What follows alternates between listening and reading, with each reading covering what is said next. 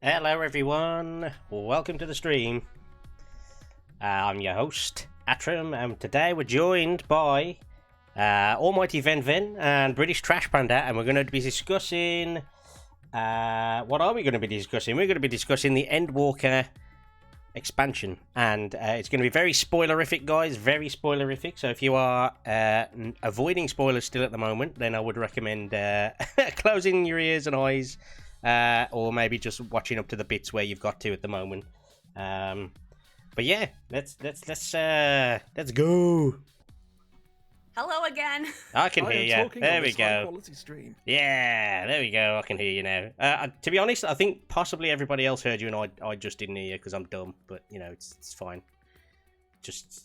Well, what is life without scuff, right? Okay, so let's introduce yourselves, guys. Go first, Ven.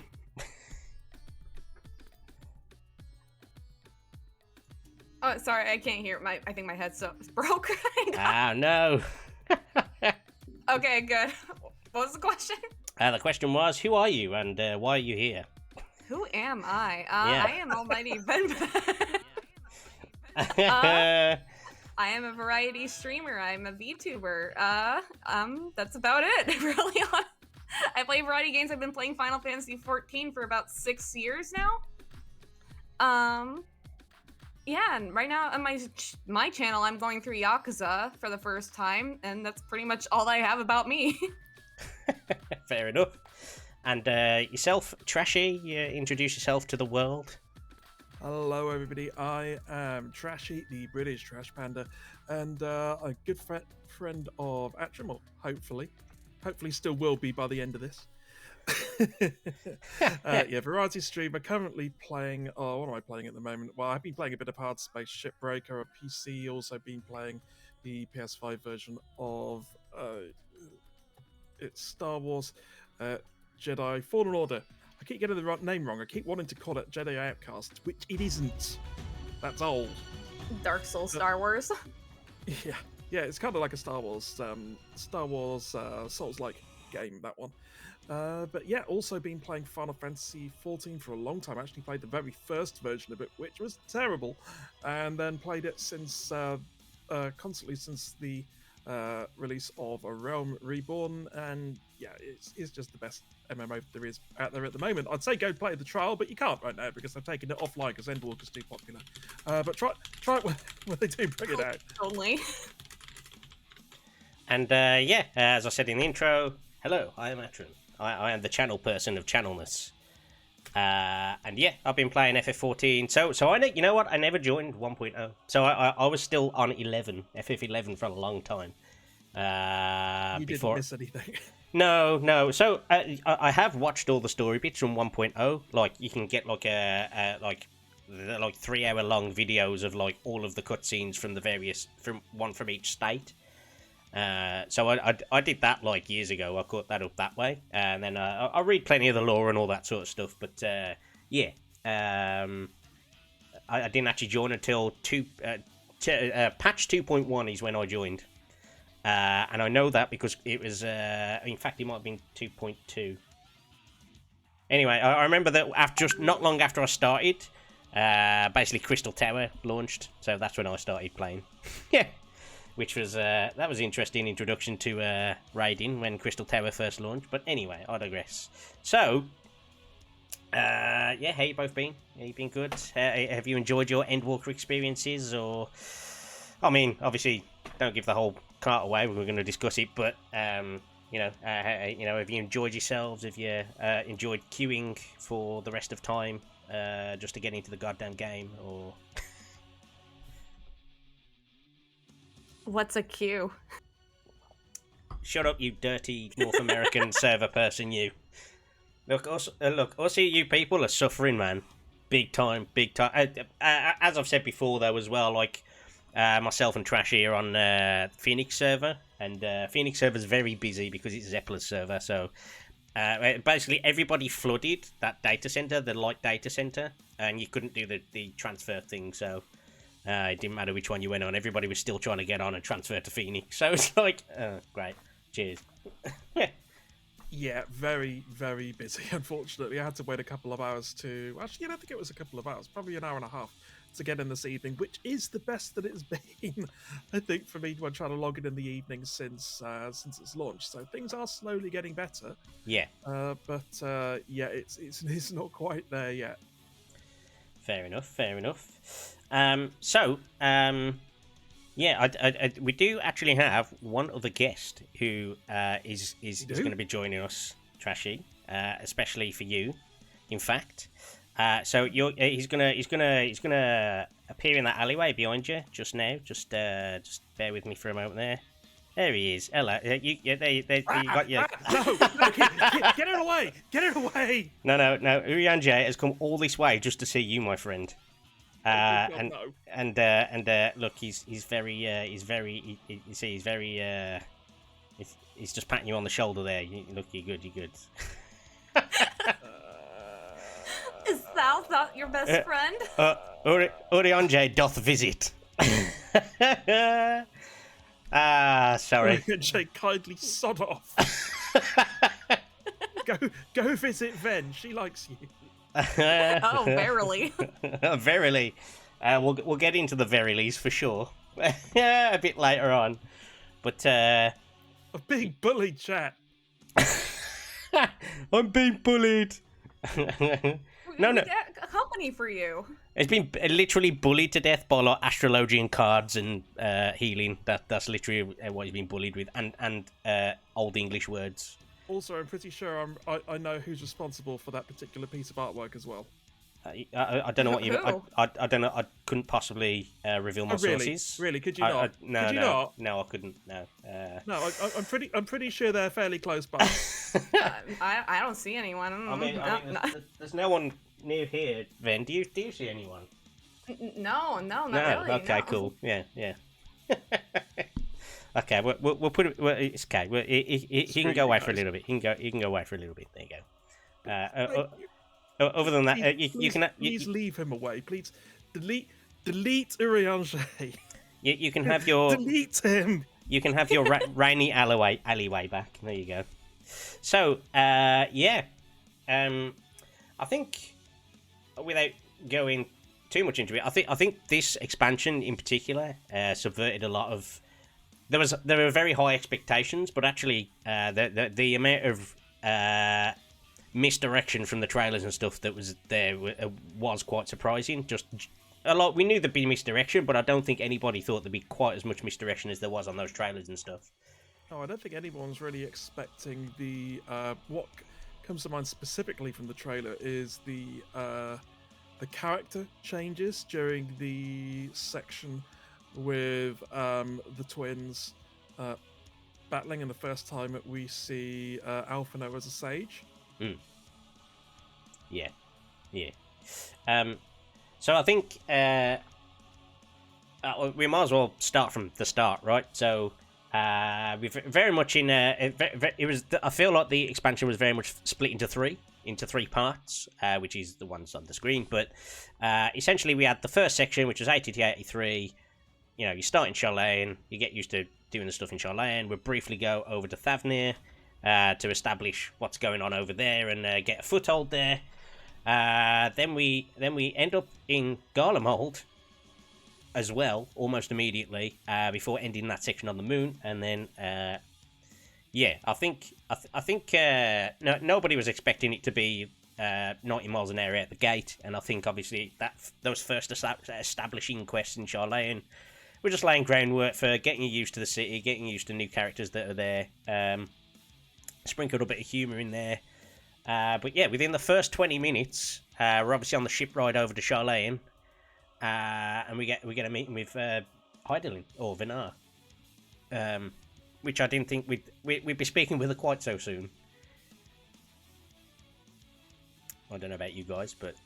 Yeah, I wasn't expecting, like, the second that cutscene started playing answers, I was like, oh no, what's happening? What's going on? So I don't know, it's sorry, I'm just slightly distracted by some Act 3. You see your Act 3 section?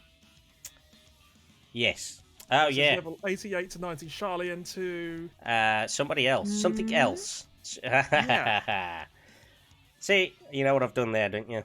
Copied and pasted and then not adjusted. Yeah. Pro stream. Pro stream. Don't know what you mean. Pro stream. We have played it, chat, I promise. Bops. There you go. Let's go with there you go. I think that's how you spell it. So, yeah. A good spot on that. Good spot on that. Very good spot on that. Trashy. Yeah, it's fine. All that hard work has just been undone by a spelling or a wrong person being put there. But you know, it's fine. It's fine. It's absolutely Serves you fine. right for your Urianger. Thank you so much for that. And yeah. Oh, good God, no. So what we're gonna do is, yeah. So should give him some head taps. I can't even move. Oh God! I'm stuck here at PNG. I can't move. I can't get away. I've trapped you in. I've bound you in PNG form, and that's how this is gonna roll now. I don't want it coming up behind me in a dark alley.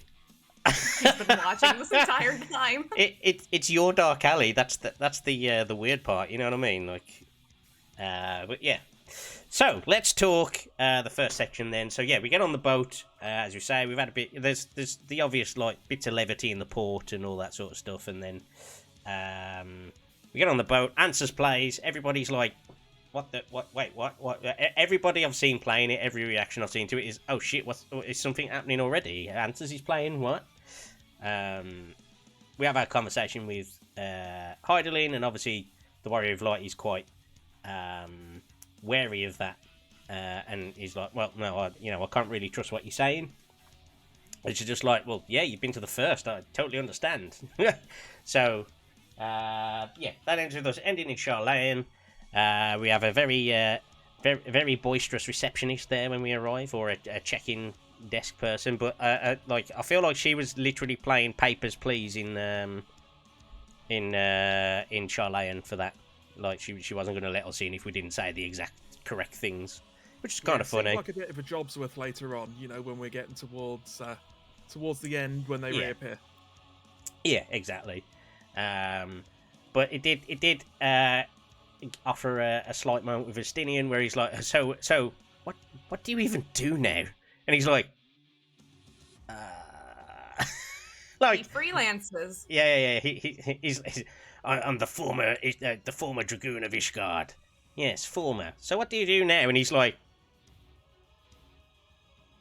I don't know. What do I do? Crawl with the save, obviously. In fact, you know, while we're on this subject and while we're in this part of the story, can we talk about that? The how much Kroll appears to be crushing on Estinian at the moment. Did anybody else pick that up? I didn't get that impression at all. I didn't get that at all. No. Most people that have kind of been watching it have gone, okay, Kroll's just literally shot a shot and failed, because he walks off, doesn't he? She says, oh, I want to go and explore the city, and he goes, no, I'm going to walk off. And she goes, but wait, I can, And it's like, no, you shot your shot and you failed. I think you're elusive jumping to conclusions. Yeah, I didn't get that from that scene. It was one of the things discussed by many people on Twitter as well, so it wasn't just me. I wouldn't have even mentioned it if it was only just me. It has been a discussion piece of, and nothing the other way around. I think just Kryl liking Estinian or giving that impression based on some of the actions during the expansion. Plus, it's just funny that she's always able to find him no matter where he goes. So, stalker. Yeah, total stalker. Yeah, total stalker type. Yeah. But okay, you know what? Let's you can have a break. You can have a break from him. Let me get rid of him. I know it's bugging you. You can't relax with him there, can you, Trashy? No. But he loves you. I was going to say about talking about people who could always find you.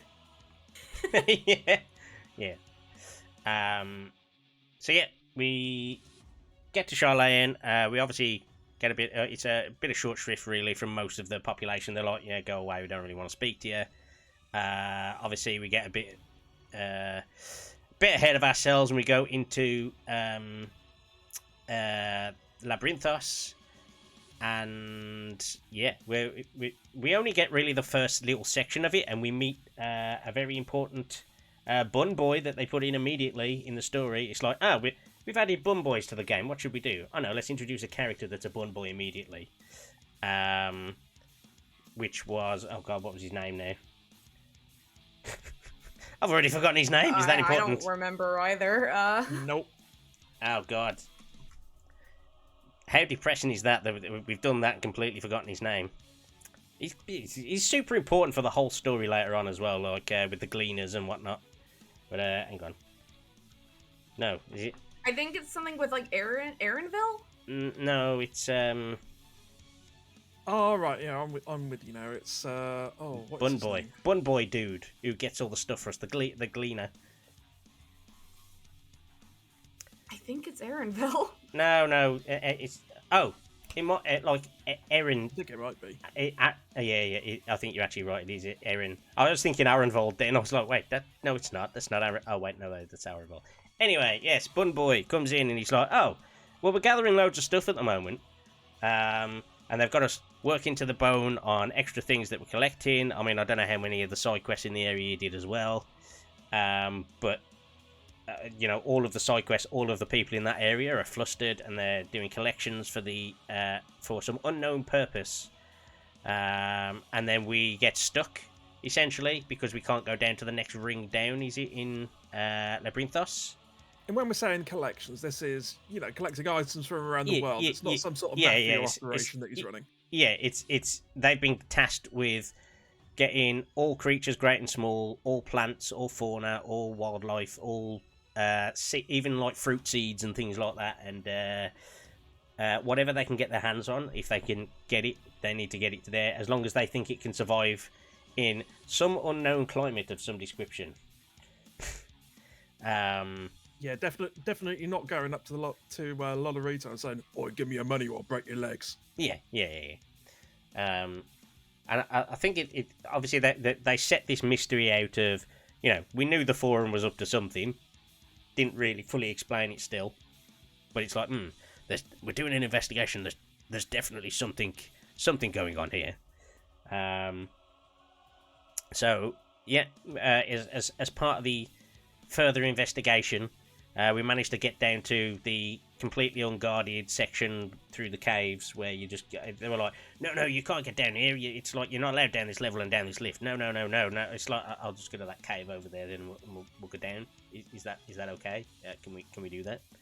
And we end up obviously coming out on the next level, where in order to gain information, Stoller has this amazing idea to turn us into frogs. I'm pretty sure I wasn't tripping at that point. We were definitely frogs, right? Right. Oh yeah, and I thought with that cave, I think, oh, that's going to be a dungeon. Then it's like, no, just walk through it. It's fine. There's like 3 mobs in there. Yeah. Have fun with it. Yeah, it wasn't too bad. Again, I don't know if you did any side quests in that area, but we met the little troll dude, the tiny troll, the tiny intelligent troll who keeps calling the person who's with him an idiot or a buffoon or something. Buffoon. Yeah. Which was interesting, I must say.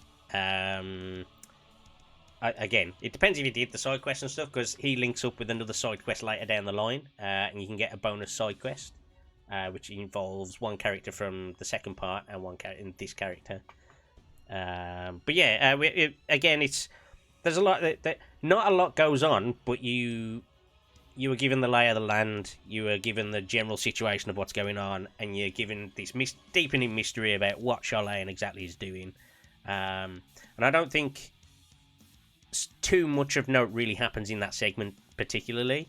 And with it being Act 1, it's been establishing. There's no harm in that being explorative like that at all. I think it's better to start off slow and then build up your pace as you go on these. So I thought it was okay. I have seen a few people say that they thought it was slow to begin with, but I'm like, every expansion's generally a little bit slow to begin with because they're establishing things. But I don't know what you guys thought.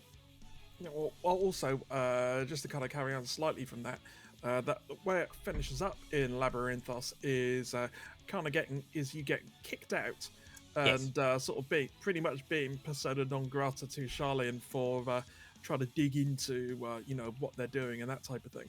Yeah, it's really weird that we're basically digging around, and then obviously Alexander Elfino's dad turns up, and he's like, "You're poking your nose around too much. You're going to be summoned to the forum immediately." And then obviously we're like, "Well, we've been trying to meet with you for ages anyway, so this is as good a chance as any to meet you.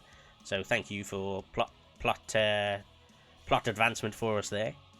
And yeah, when we're in there, we get obviously some cries of consternation and all that sort of stuff. But then we do find one very quirky individual, an older gentleman who is very happy to see Alfino back and talking in the forum. You're making that sound so wrong, mate. Only in your mind. Only if you want to make it sound like that. No strange intent there. That old man who used to teach him was very happy to see Alfino. Very happy indeed. Yes, you can have a timeout for that. There we go. So,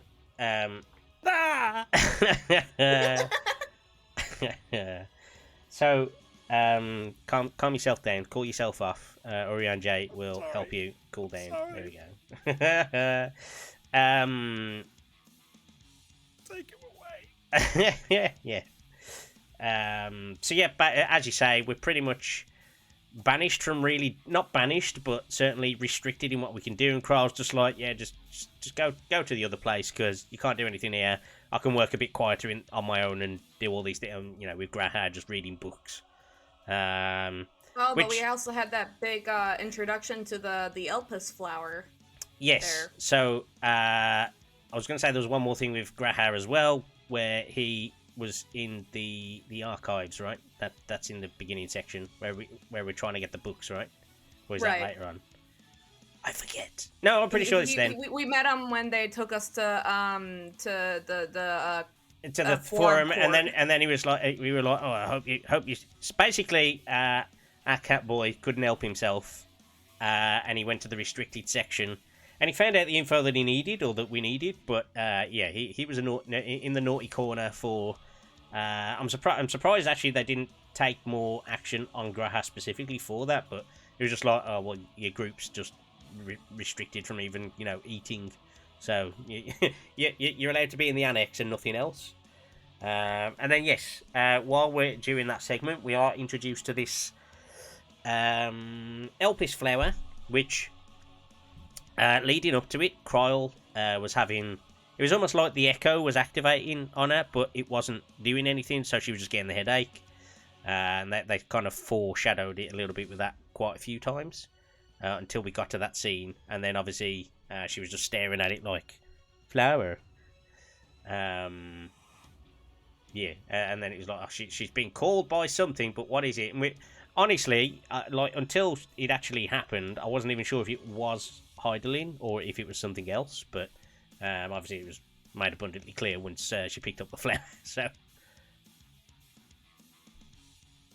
yeah, she was then kind of taken over by Hydralin. Hydralin sort of spoke through her, as it were, sort of using Kral's body to sort of help communicate with us, and giving some explanation about the Elpis flower and how it was going to be sort of really important, and we needed to take it with us. Yeah, and pay attention to it because it was important. Yes.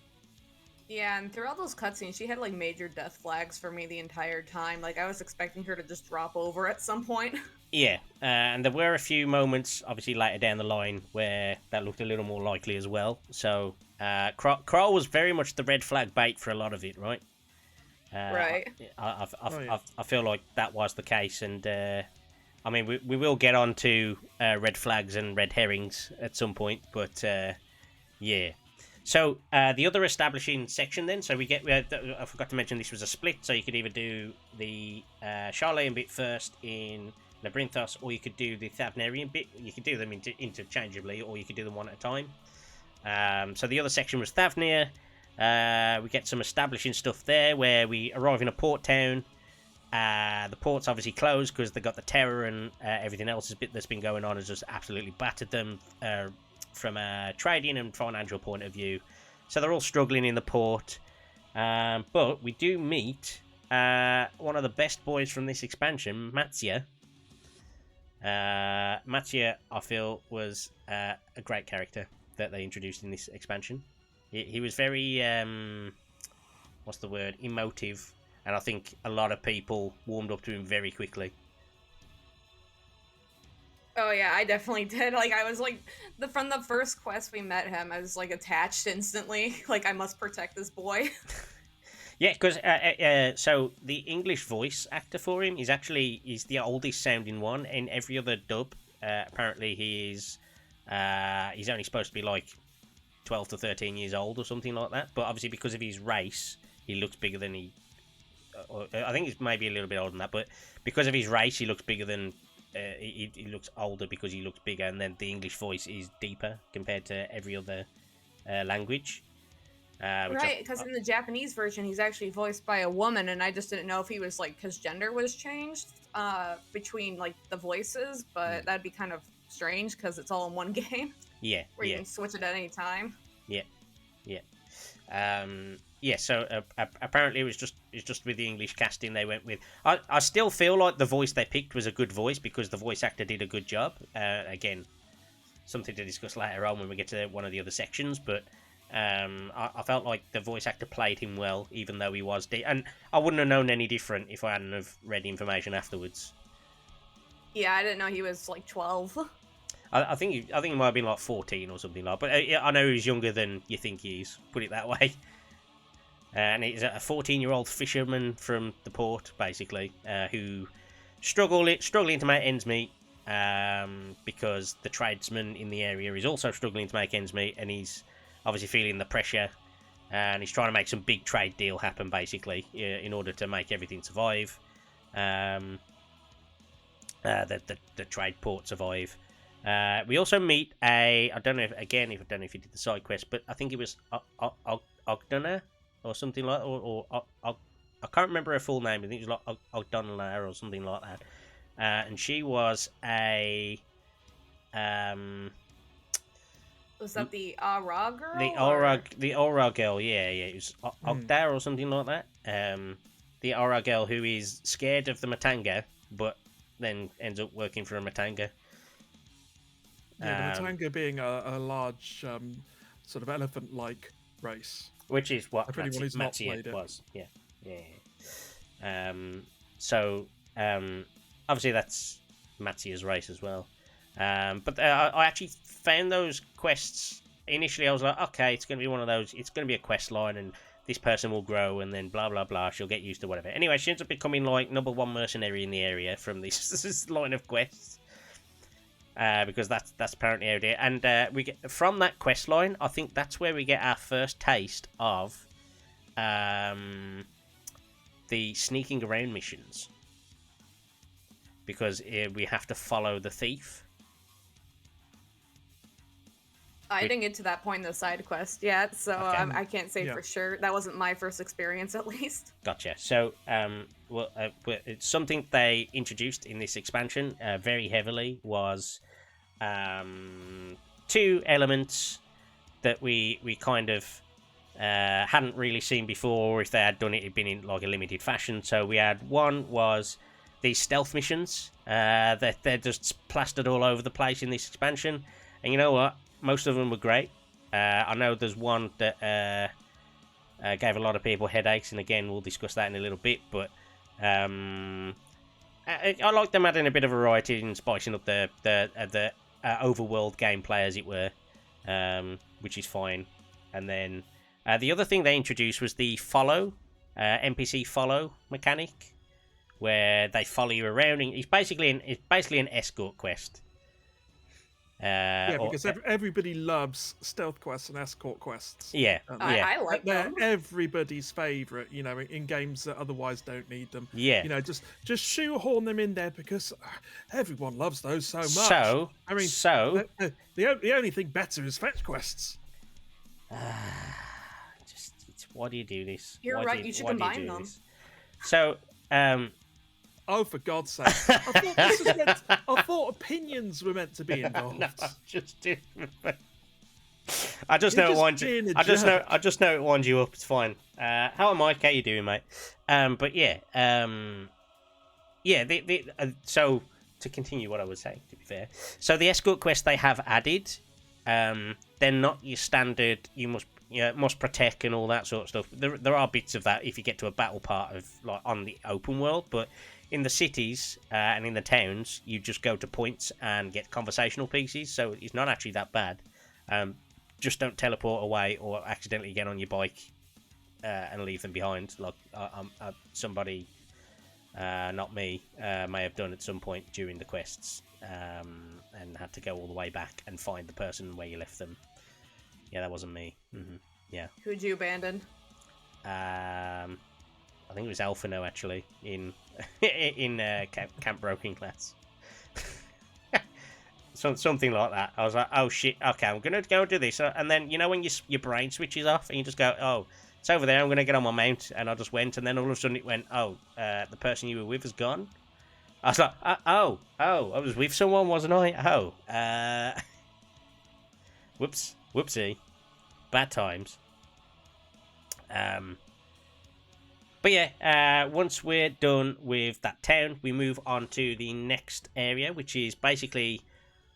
Essentially, the alchemists of Radzat are based in a place that I can't remember the name of. But what's it called? It's called the something. Oh God, I can't remember any place names. Let me check where it is. The Great Work. It's called the Great Work. Oh, yeah, the area. that's it. There we go. So we essentially meet a bunch of alchemists there, led by an Arcasadora, who is Nidana, and she's the chief scientist there, basically, or the chief alchemist there. And we also meet another person as well, who is called, if I remember the name, the person is called small person, who is basically is a homunculus. The green guy? Yeah, he's a homunculus, basically. Yeah, he's basically an alchemist homunculus. I can't remember his name. Yeah, I remember who. I'm bad with names anyway. Yeah, I mean, I remember who he is, but I don't remember who he is. You know what I mean? As we're talking about Thavnair, I might as well. It's just an excuse to put the Radzat Hands theme back on there. So it's. Oh God, what's his name? I can't remember his name, but he's the guy who's got the red eyes, and he talks a bit weird, and he's a bit like, hello, yes, I am this person, and I'm a mysterious boy who just turns up and speaks mysteriously, and it's like, okay, that boy's creepy. Why is this guy creepy? I sort of help out the ruler of this region. Yeah, it's like I'm the ruler's favourite homunculus child, but we don't know as a homunculus at that point. But yeah, and he was checking out Astidian a lot. He was checking out Astidian a lot, and that was super creepy. Super creepy. It's like we'd heard about him from Kryl. yeah. He's in the fan club with Kryl. Kryl's the the main person from the. Varshan, that's the one. Thanks, Mike. Thanks for reminding me of names. Who even does names anyway, right?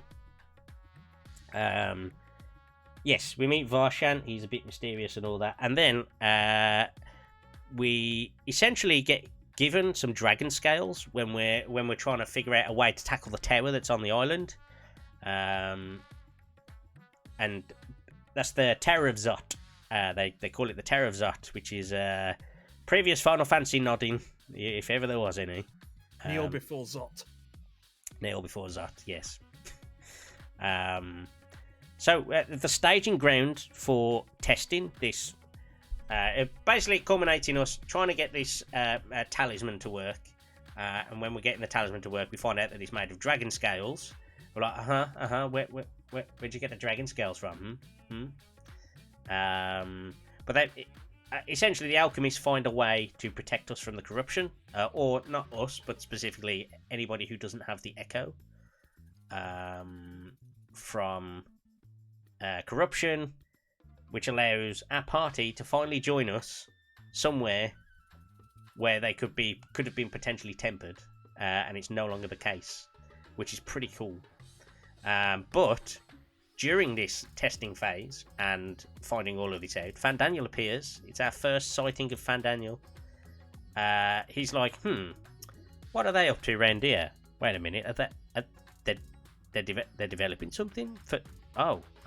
Actually, this could actually screw up my plans. Maybe I should do something about that.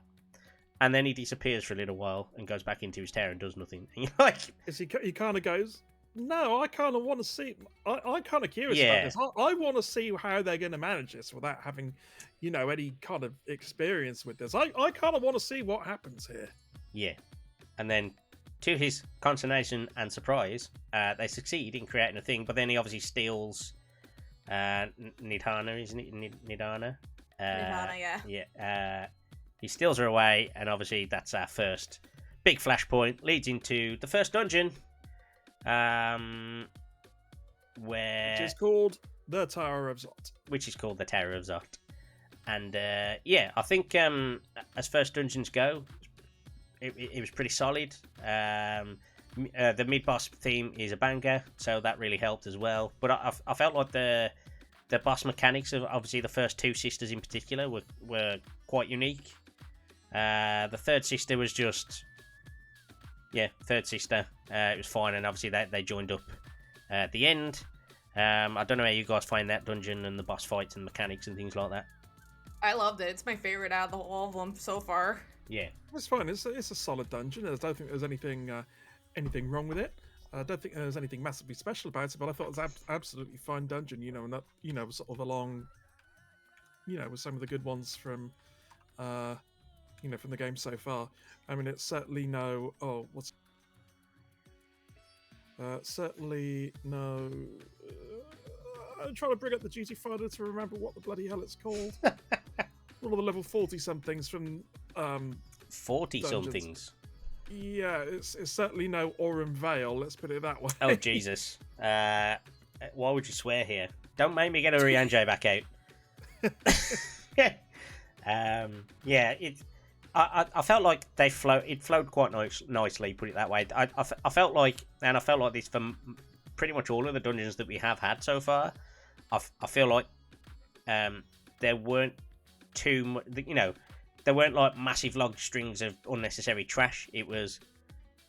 Seemed alright, seemed about the right level of distance, trash, boss, scenery, music's obviously quite cool as well. Well, they've kind of got the formula down, haven't they? Now for the dungeons, which is two to three trash groups, then boss, and then repeat twice.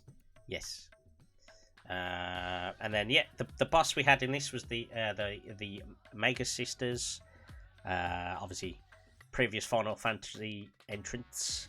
So another nod to the past there. We had a lot of past nods, didn't we, in this one for sure.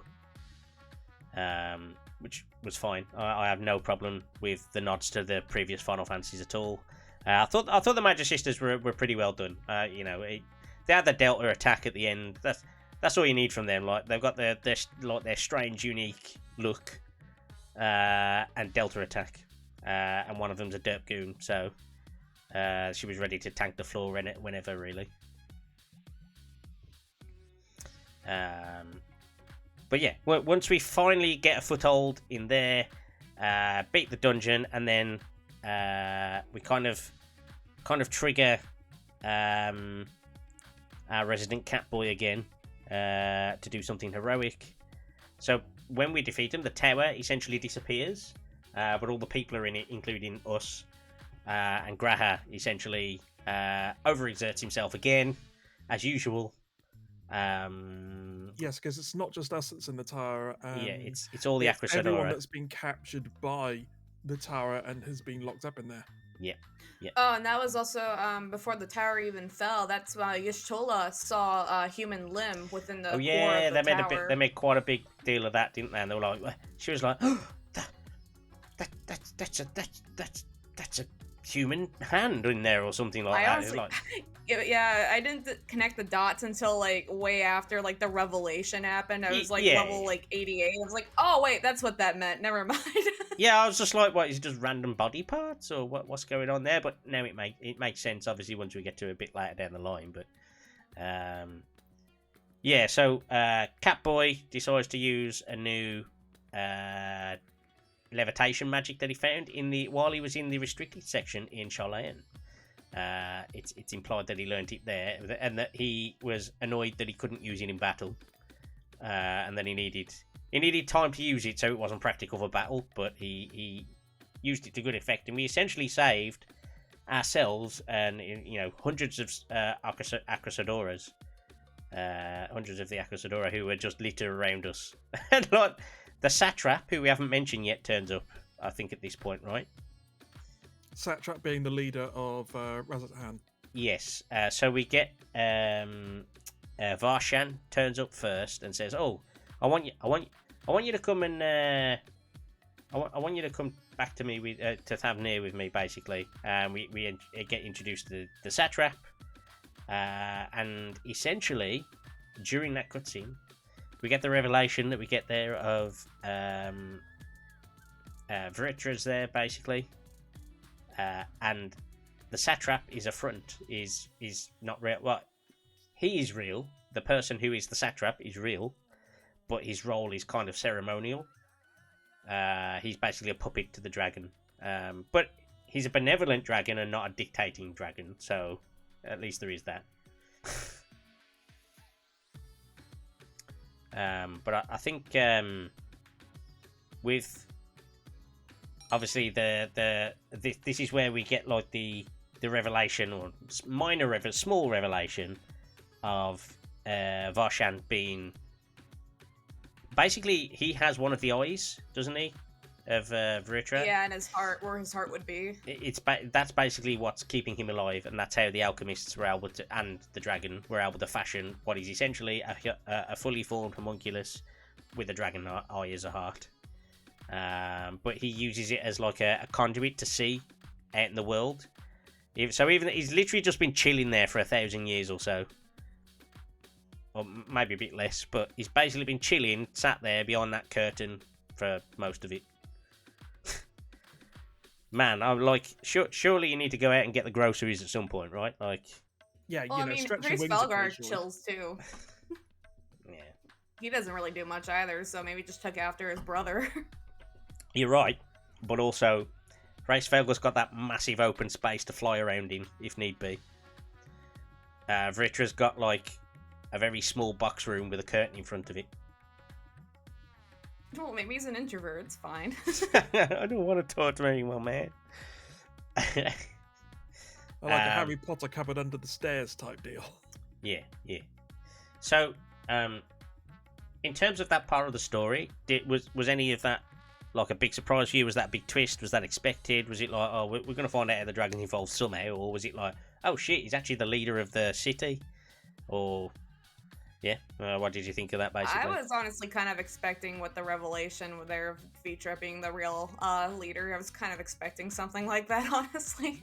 Yeah. Yeah, I mean, it wasn't a massive surprise given, what we knew about the dragons and stuff like that already, and why, they would want to, hide who they were and where they were. Yeah. Fair enough. So, once we get to the end of this section, basically, we end up going back to Sharlayan, and if you've completed both the Labyrinthos side and the Thavnairian side, progresses the storyline a little bit, and it's where we come to the revelation of, the nations want to go ahead and go to Garlemald.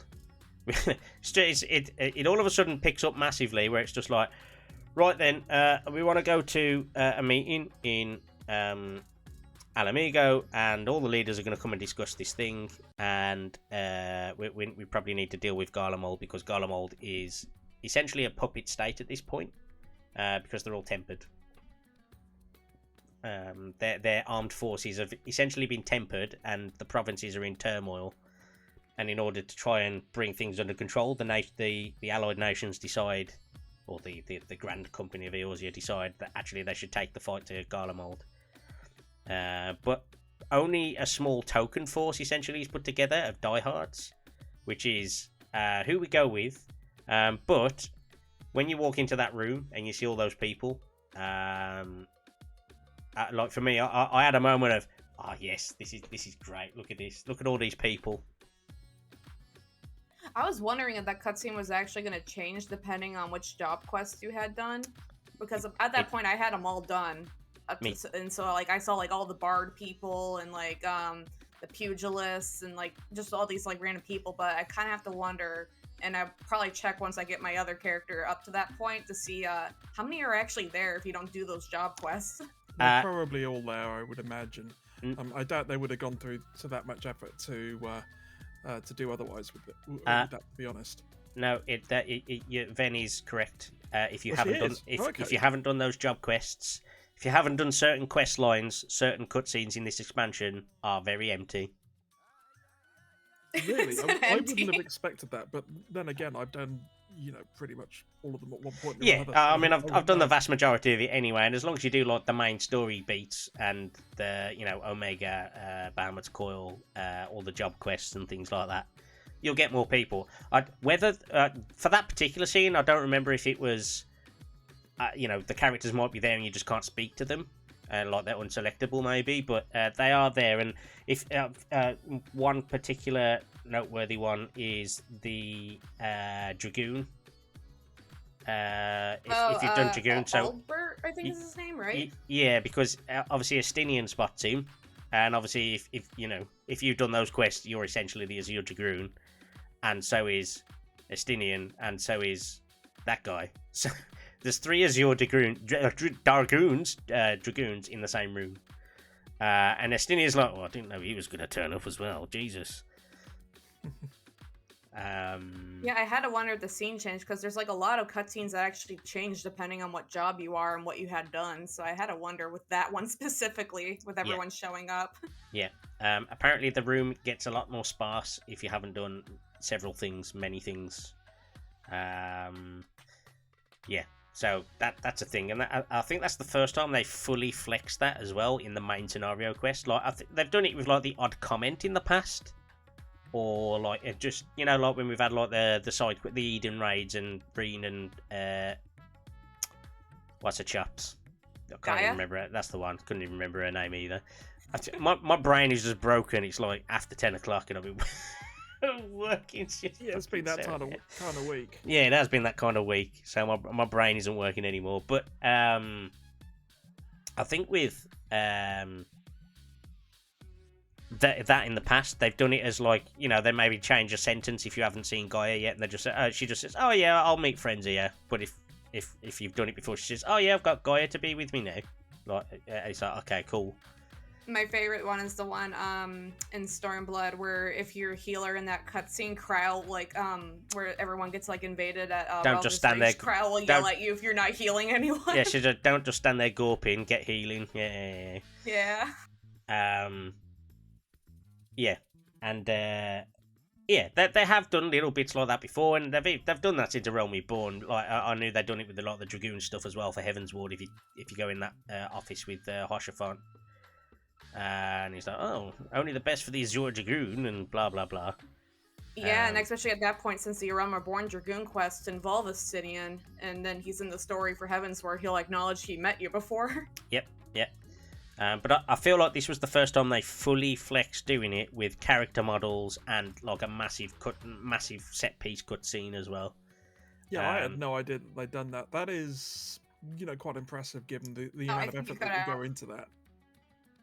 Yeah. So there is a bigger piece further down the line. On my end. Hang on. Let me see. Oh, Ven's underwater. I can't hear anyone at the moment. I don't know what's going on. Ven's in a washing machine or something at the minute.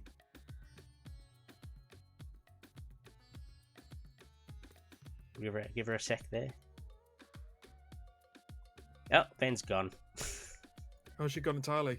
Yeah, probably disconnecting and then reconnecting to see if it makes a difference, more than likely. I think she said she had a little bit of a problem with her headset just before we started as well, so... but yeah, this was the first cutscene where we got that, and as you say, like, I was quite pleased actually with how they implemented it, because it could go horribly wrong if you don't get it right. But I would say I liked it because I did all the things. People who go in there who haven't done all the things, maybe not so much. Pretty much done all the things as well. I mean, I didn't notice it being empty or anything like that. Let's put it that way. Yeah. And yeah, hopefully Ven's gonna sort that out. Oh, there you go! Yay! There we can hear you. Welcome back. That was weird. Sorry about that. That's right. That's right. That's okay. Yeah, you were briefly underwater. It sounded like. Oh, you guys kind of sounded like you're underwater. I think it was something with my internet. I think you were jumped in that lake behind you there. Oops. Yeah. But yeah, that cutscene is both really hype and also really funny in equal measure. When we go through like the people who you're meeting and whatever, you're going to speak to them, and then Sicard turns up with Amanolin, and well, they're there. You obviously speak to the other people as Arun Senna, which is Canny Senna's brother. Then you get, like, obviously you got Lucia, who is the leader. Then you've got Sicard, who is basically been fronted up by Limsa Laminta. And he's like, well, I don't know why I was picked, but I'm here now. And then, obviously from Ishgard, you got bloody Amanolin.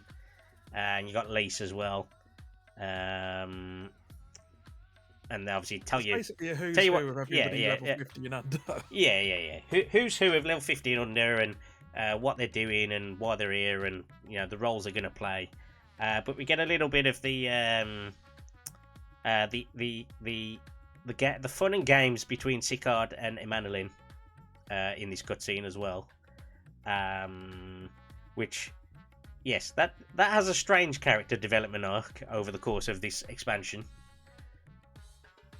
I honestly like them as a pair. I've seen a lot of people start shipping them, though. Yeah, so that's where I was going to go with this. It was like a lot of people are saying, just kiss already. Because it's like they're just kind of at each other's throats all the time. And obviously, one's gruff and rough pirate, and one's a spoiled little brat, basically. And to see the juxtaposition between the two characters and the way they argue with each other, but they argue with each other, but it's not particularly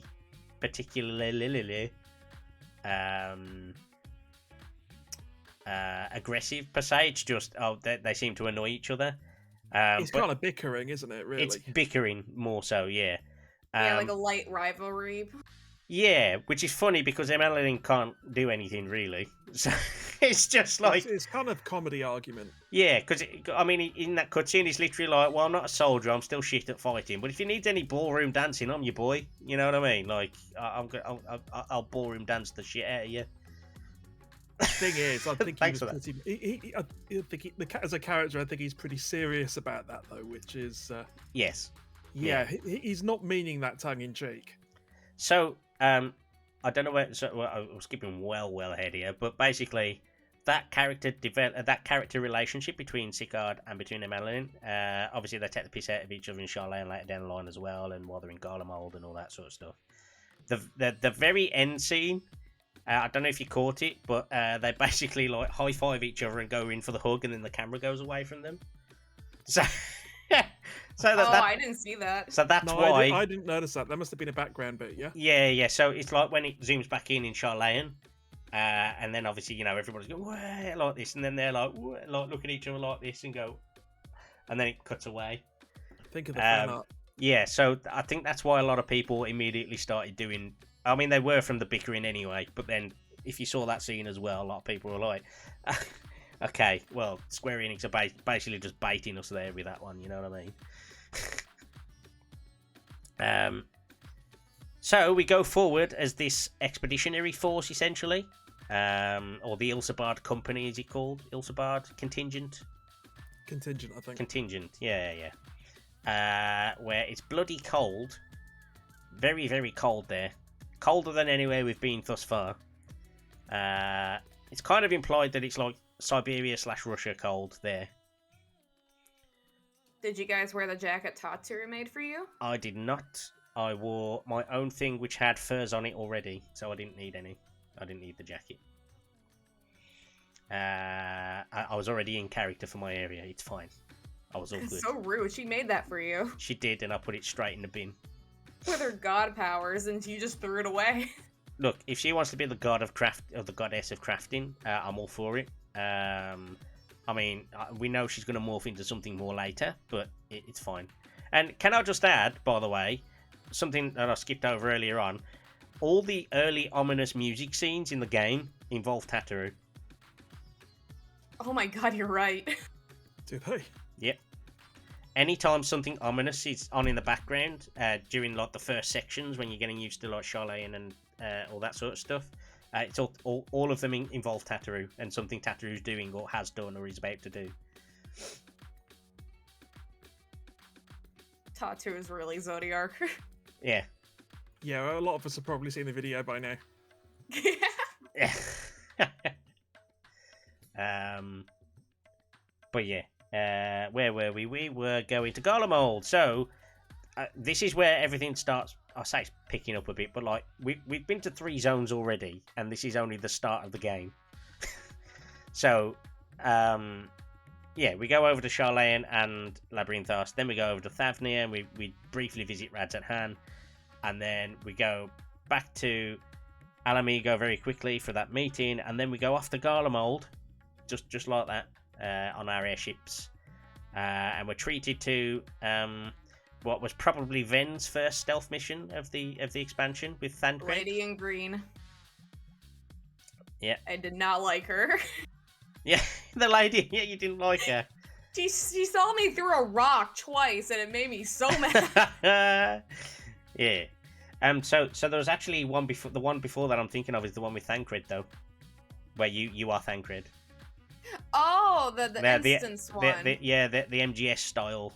Oh, that one was better because I think it being in an instance made it better, not in the open world where things are a little bit wonky, but... Yeah, I really liked it. I didn't have an issue with that one, to be perfectly honest. I finished it with about 10 minutes left. Yeah, the entrance into Garlemald in general, I thought was done very well, actually. Considering we were a small force, we're right by airship, everybody get out where you can, and then we essentially have to protect the carriages into the thing, and obviously they send the main force forward, carriages at the back, and like, you protect all the shit at the back, we'll keep you in reserve.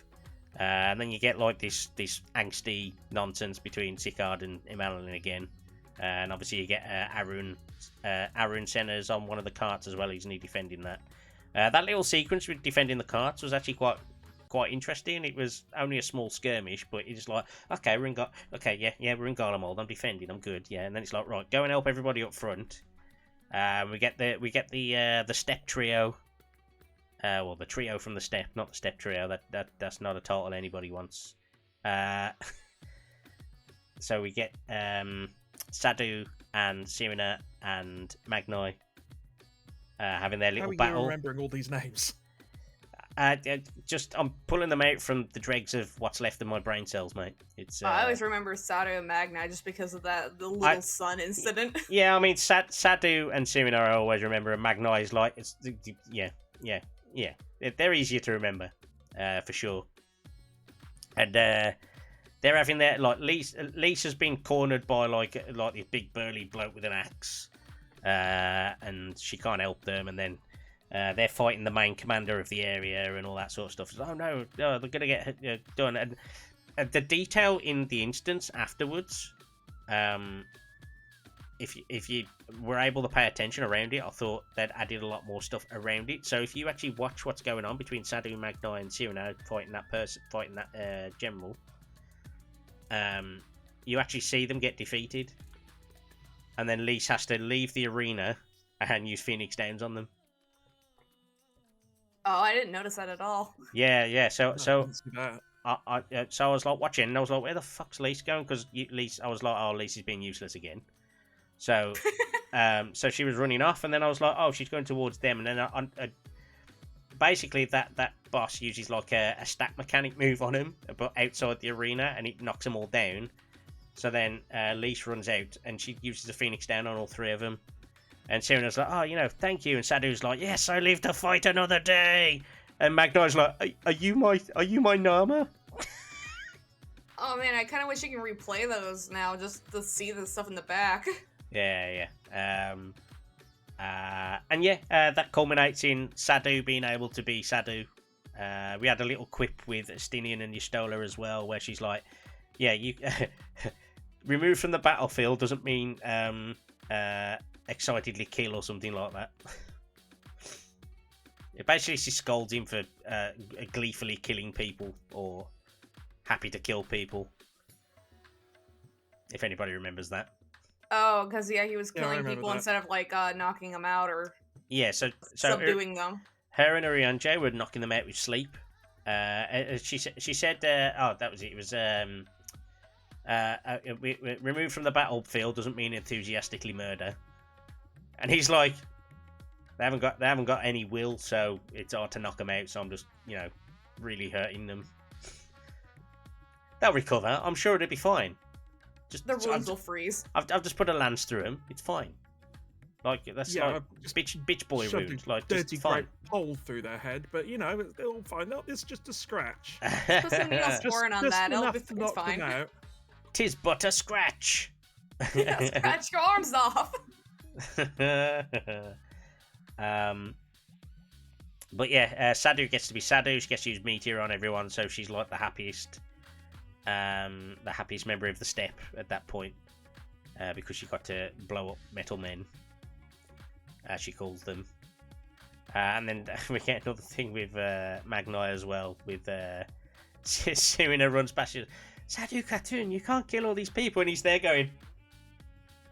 And then she runs past and he goes, oh. It's just little details like that. They put a lot of those into the game this time,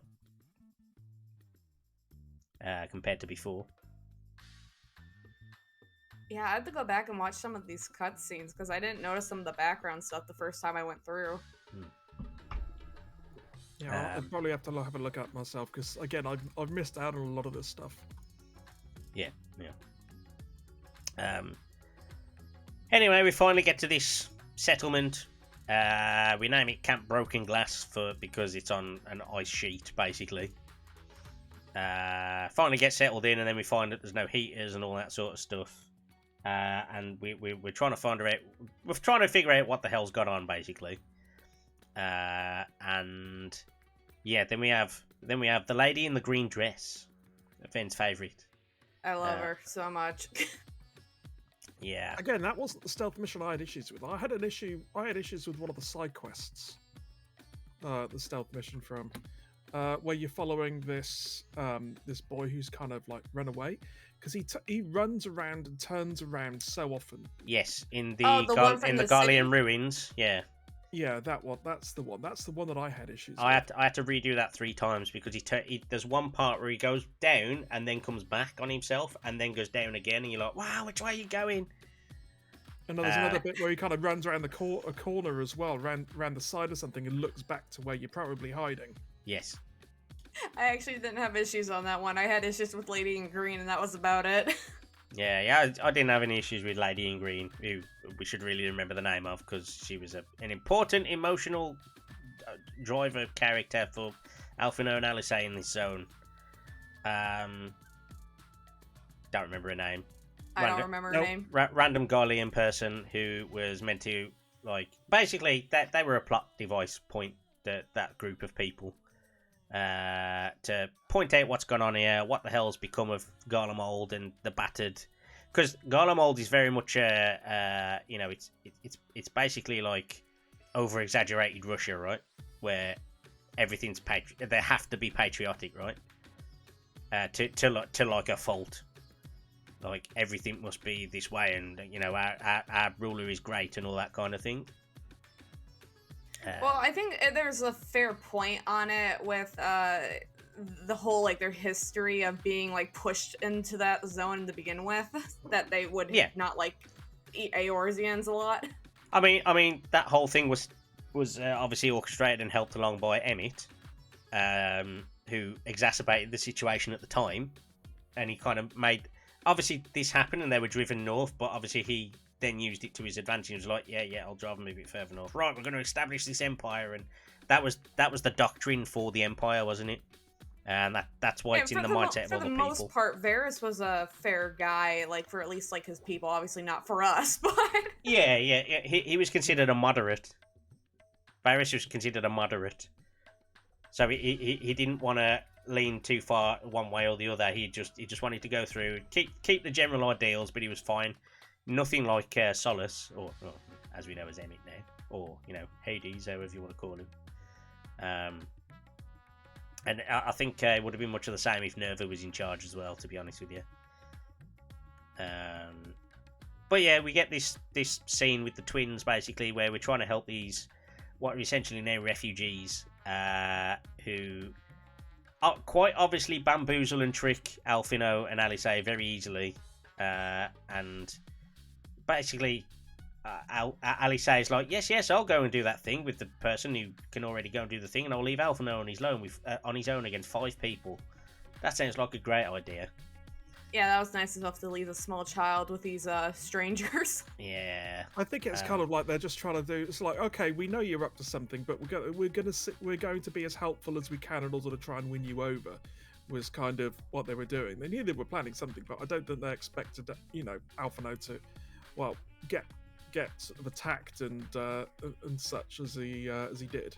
Yeah. Essentially, it serves to give them their fuel for this area, and making Alphino have the extra resolve to make sure that, or both of them really, to have the extra resolve to make sure what happened doesn't happen again, because they essentially run off. They're so scared of us and the magic and all that sort of stuff that they'd rather run off and risk it on the frozen wilds on their own even. And then we find them in a heap on the floor. is how that ends, which is a very bloody heap on the floor, by the way. Yes, a very, very messy heap on the floor, a very, very dead heap on the floor. Yeah. So not the usual kind of quest thing about, they're unconscious and we'll bring them back. Kind of no, they are most definitely dead, and they are staying that way. Cold and frozen within minutes, and blood everywhere. They use a lot of blood in this expansion. They like their liquid effects. Yeah. PS3 died for those liquid effects. So did they. But we managed to then get back to Camp Broken Glass, and then we're introduced to a new character, who, again, the name escapes me. Oh, no. Julius. Julius. Julius. Yeah, we're going to call him Julius from now on. No, Julius, we're introduced to him. He's basically doing his what we essentially go and do with him later. He's looking for ceruleum. He doesn't know that we're there initially, and then he sees the commotion. He's like, hang on, they might have extra supplies, and then he gets caught trying to pilfer our supplies. One thing leads to another. He's very patriotic to a fault. We end up going to meet his commander in the northern reaches near the city. His commander is very, very... what's the word? He thinks military first, everything else second. He's like very rigid. And he's like, we'll try and get him information, see if we can find some ceruleum. And Alphino makes it his mission to try and convince this guy that everything's all right. Which doesn't end so well, because it's kind of a theme. Well. Yeah, Alphino trying to save people, it's just not working really. But 5 minutes after 5 minutes for speaking to Alphino, oh dear. I mean, to be fair about his leader, though, I mean, at that point, we learned that they felt like a lot of Garleans thought that Varys was still alive and sending messages through the radio. Yeah. Which, to be fair, I forgot to add that little thing there with the radio. So the radios, coincidentally have the exact same effect as the dragon scales that we've got. So they stop Be a people from much being cheaper tempered. way of doing it, wouldn't it? Much less painful. Yeah. But essentially, that radio keeps people in the proximity of it from being tempered, and that's why there are survivors in Garlemald that have managed to stay away from the military, who have been, for the most part, brainwashed and tempered. But yeah, we go on like this little adventure essentially with Ulysses. We learn a bit more about his backstory, and then he learns a bit more about what we're about. We investigate the slide. Yeah, and then yes, we go and inspect the slide. We do. It won't win anything if you haven't played it, but if you have, we go and get the more cerulean for them basically, and then for the first time, it looks like he's doubting what's been done because his commander says, right, put them all in the battle units. We're going to go, and he's like, yeah, but what about the lights and the heating? No. Want to put him in the Magitech armor? We're going to go and fight. It's like, but okay, fine, whatever. One thing leads to another. We try to play our card. They get like a special code word to use, like the Vils or the Ills or something like that. And if he gets this command, it means kill everyone or try and kill everyone.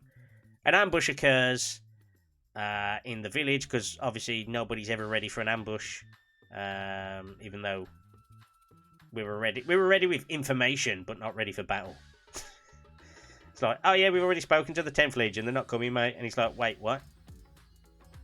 It's also important that at this point we know that Thancred and a small group of other people were watching us and somewhat nearby. Yeah. So Thancred contacted us on Link Pearl and he went, don't speak. I'm going to speak in your ear all day. Just stand in the middle of the road and don't look suspicious. Just look around normal. And just talk quietly to yourself. Talk quietly. In your ear, you know what I mean? Can you imagine it? You'd be there going, don't laugh. The link shell.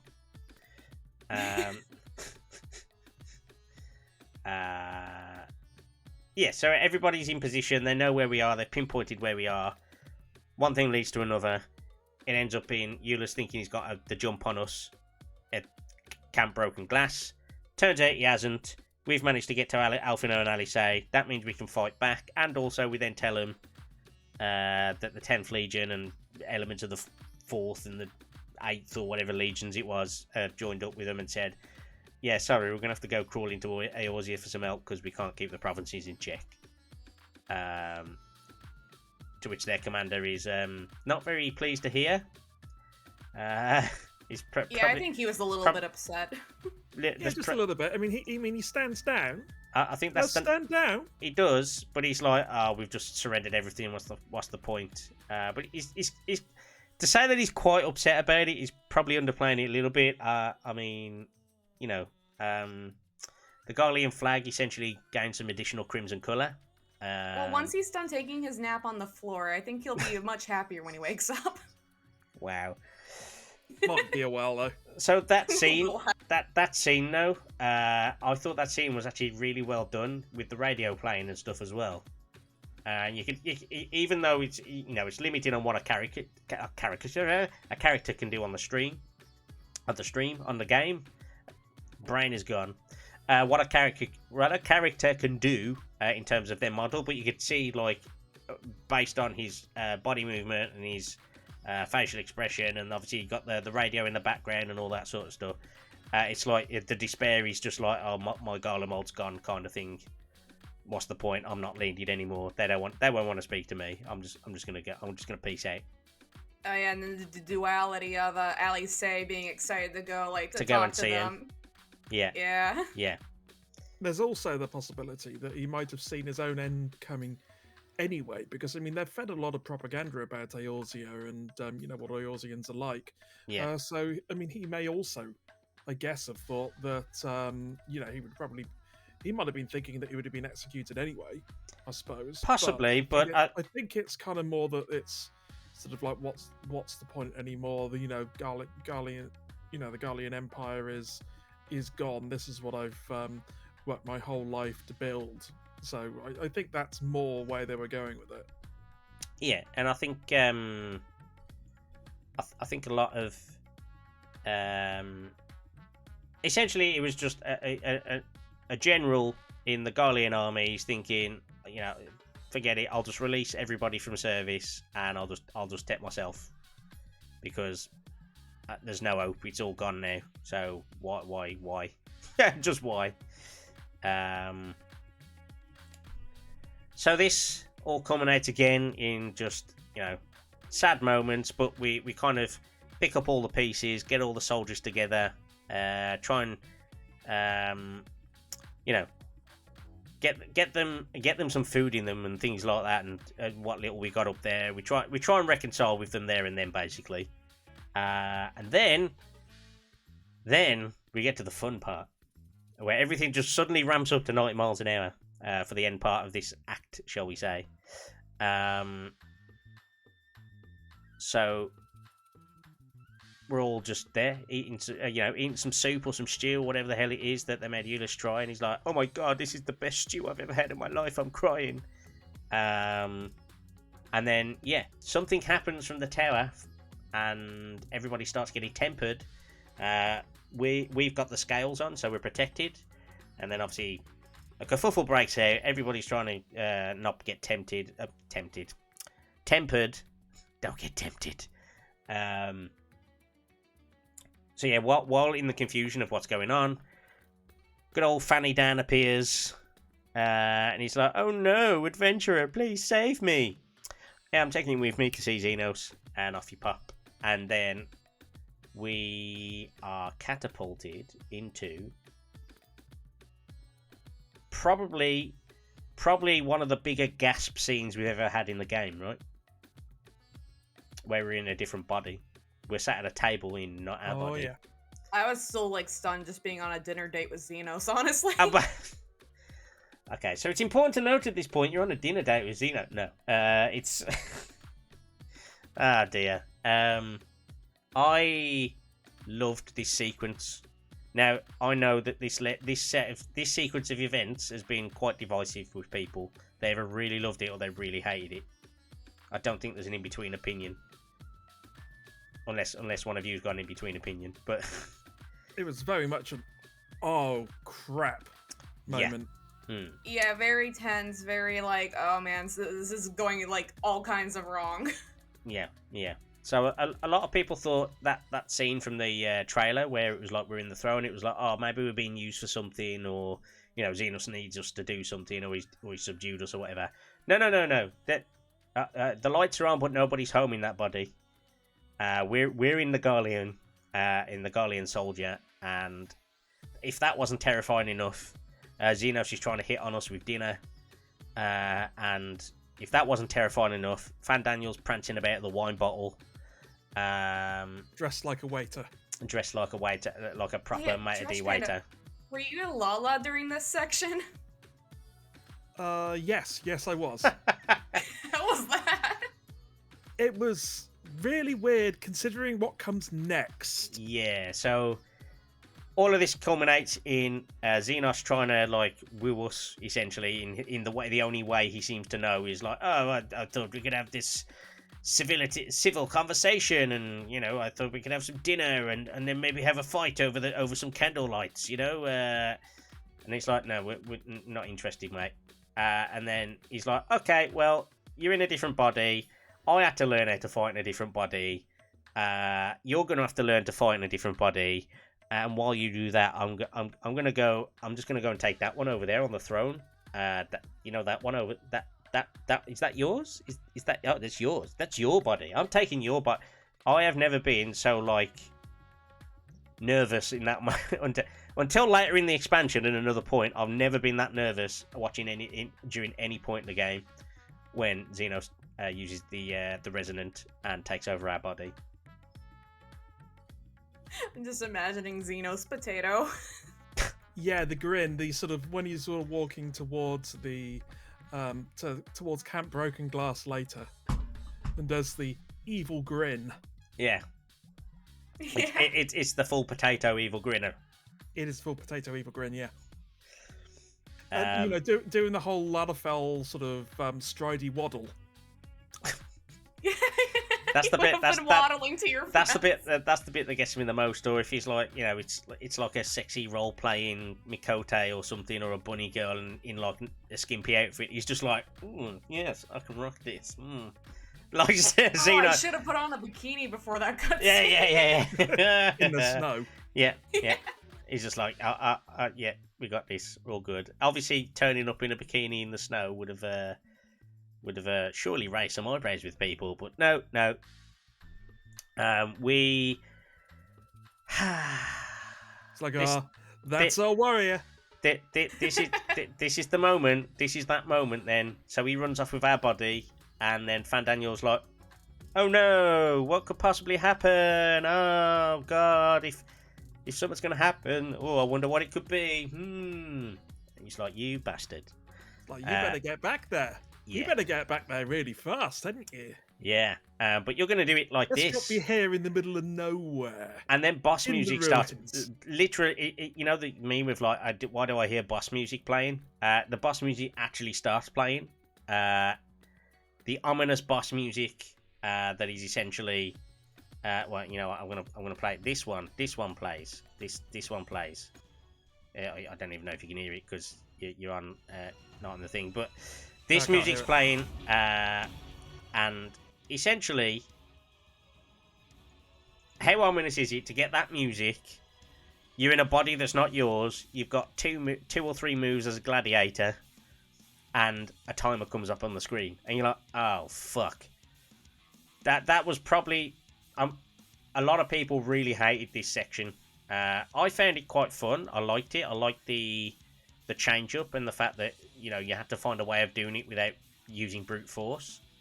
It was really tense and panicky as well. Very, that's the idea. Very and intense. That certainly works. Yeah. They definitely get that across. That very, very much works as a device to create tension. And especially if when you get to that Magitech unit that you need to pair up. There's a lot of people that just didn't get it, and they were like, "What the fuck am I supposed to do?" And it's like you got to go back and pick up the things. Read the quest text. Read the quest text, basically, and you can see who read and who didn't. I remember clicking on it, I was like, shit, I bet I've got to go back and get all them things. Went back and did it, and I've done it with about 6 minutes to spare, but I've seen a lot of people with like, a minute left on the clock when they get to the end with the crawling. Yeah, my only complaint about it was that you actually had to go to the Magitech first to examine it, and then you can pick up the items. Yes. Because I went by at least one of them on the way to the Magitech in the first place. Yes. Yeah, and then the guy you have to talk to for the key, he wouldn't give it to you until you got the other bit. Yeah.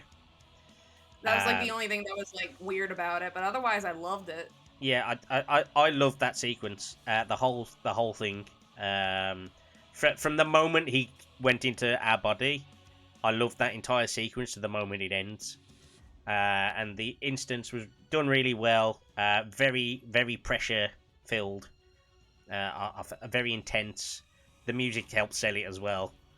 The music, the timer, the pressure, the setting, the patrols. You're in a shit body that you can't fight with. And even the way it ends, where you end up coming across a bunch of civilians trying to like fight for their lives, and you're like, okay, we'll go and help them along the way. And then obviously the bomb goes off, and you're like, yes, we survived. And then you see them canisters light up, and you go, shit.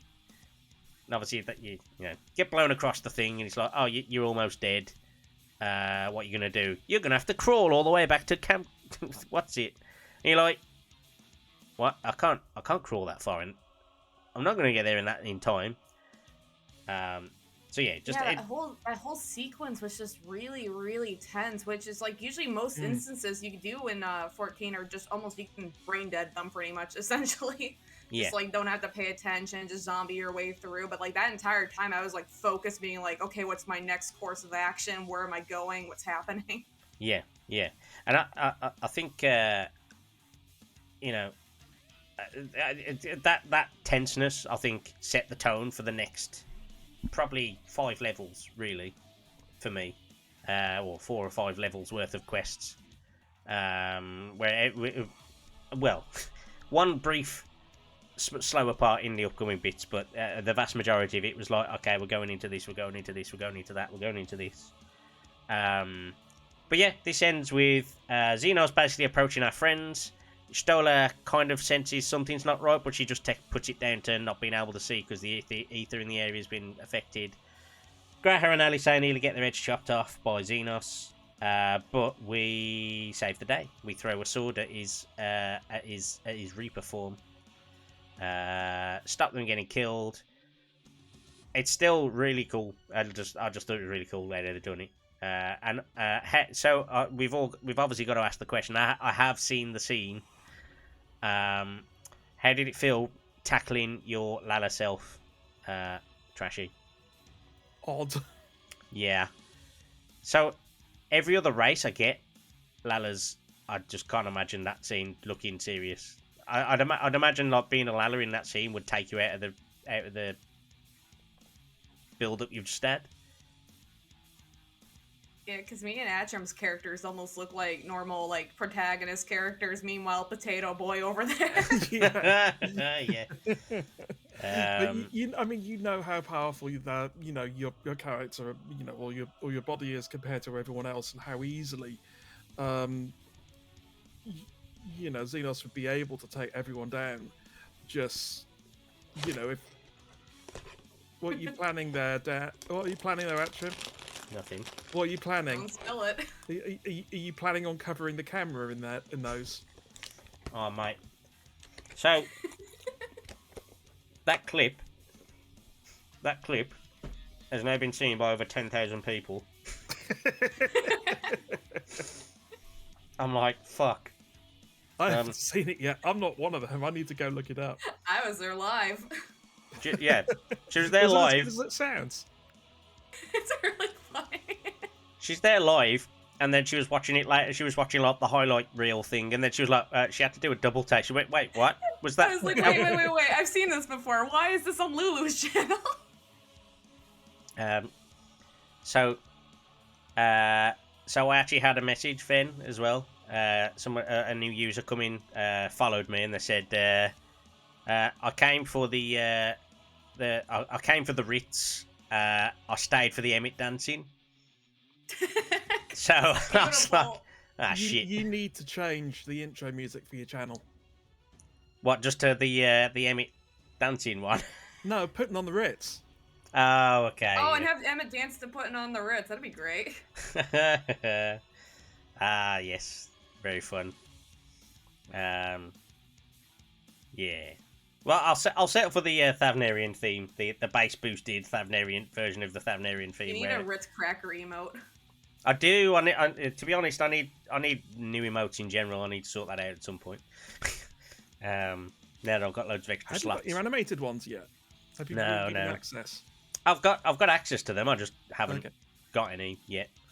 I've had moving house kind of clean me out on the money front, so I need to make sure I've got some money for commissioning first. But yeah. So anyway, yes, where were we? We were at Zenos. We get to the bit where we basically throw the sword at him. He gives us some ridiculous speech about what we feel and what he all that. He's being creepy. Zenos being creepy again. We wake up back in our own body. Everybody's like, "Are you all right? Are you sure you're all right?" Okay. Anyway, let's go back to battle now. Shit's happening, and we have to go into the tower. There's a bit of a theme about towers. I don't know if you've noticed. Towers in towers, just towers everywhere in this expansion. Just a few. Just a few. Maybe one or two. Yeah. So we decide we're going to go on the offensive with a crack team of amazing combat people and Lise. We go on this train that's basically the assault team and Lise. Get on this train, and we've basically got the three from the step again, some Bosgians and all that sort of stuff. I don't know if you did. And they all took off their jackets too. They did. I don't understand why, but they did. But it must be something to do with the character models in the dungeons being different to the character models outside. That's the only thing I think they couldn't be. Maybe I honestly don't know. It must have been they couldn't be asked to animate their characters in the other gear. Is my only thought on that. I initially thought as my game glitched and they've gone back to their old gear, but no, it was intentional. I was like, oh, okay, I guess that's a thing. I wouldn't think it would be too hard because I think the only like more unique models are Alfino and Alisaie, but I think they use Midlander female hero bodies for like their bases. By the way, we skipped over one super massive important thing that we completely forgot to talk about just now. We find out the identity of Anima during our body swap. Oh right, episode. Yeah. That added to the Eldritch horror kind of vibe they were going for. It wasn't the twins' mom, it wasn't Zenos' mom, it was Zenos' dad. It was an interesting take because everybody was expecting it to be a female character of some description. Does the Elpis flower come up there as well, or am I skipping ahead slightly? No, I think it's before. We've skipped over the bits where the Elpis flower blooms, to be honest. There was a couple of parts where it did before this point. I mean, where it disintegrates. Oh no, that's later on. Yeah. So it ends up being that we know who Anima is, and that's why we go to the tower, because we're like, shit, we've got to beat Anima. And try and find out what the hell Zenos and Fandaniel are up to. Fight our way through the tower. Some interesting bosses in there again. I thought the dungeon was pretty solid again. It was alright. It was fine. It wasn't like, oh my god, this is gonna change my life, but it was pretty good. Again, music was a good choice, it seemed like, and boss mechanics weren't particularly super hard, but they weren't like they were kind of standard, but like there were a couple of little variations of things.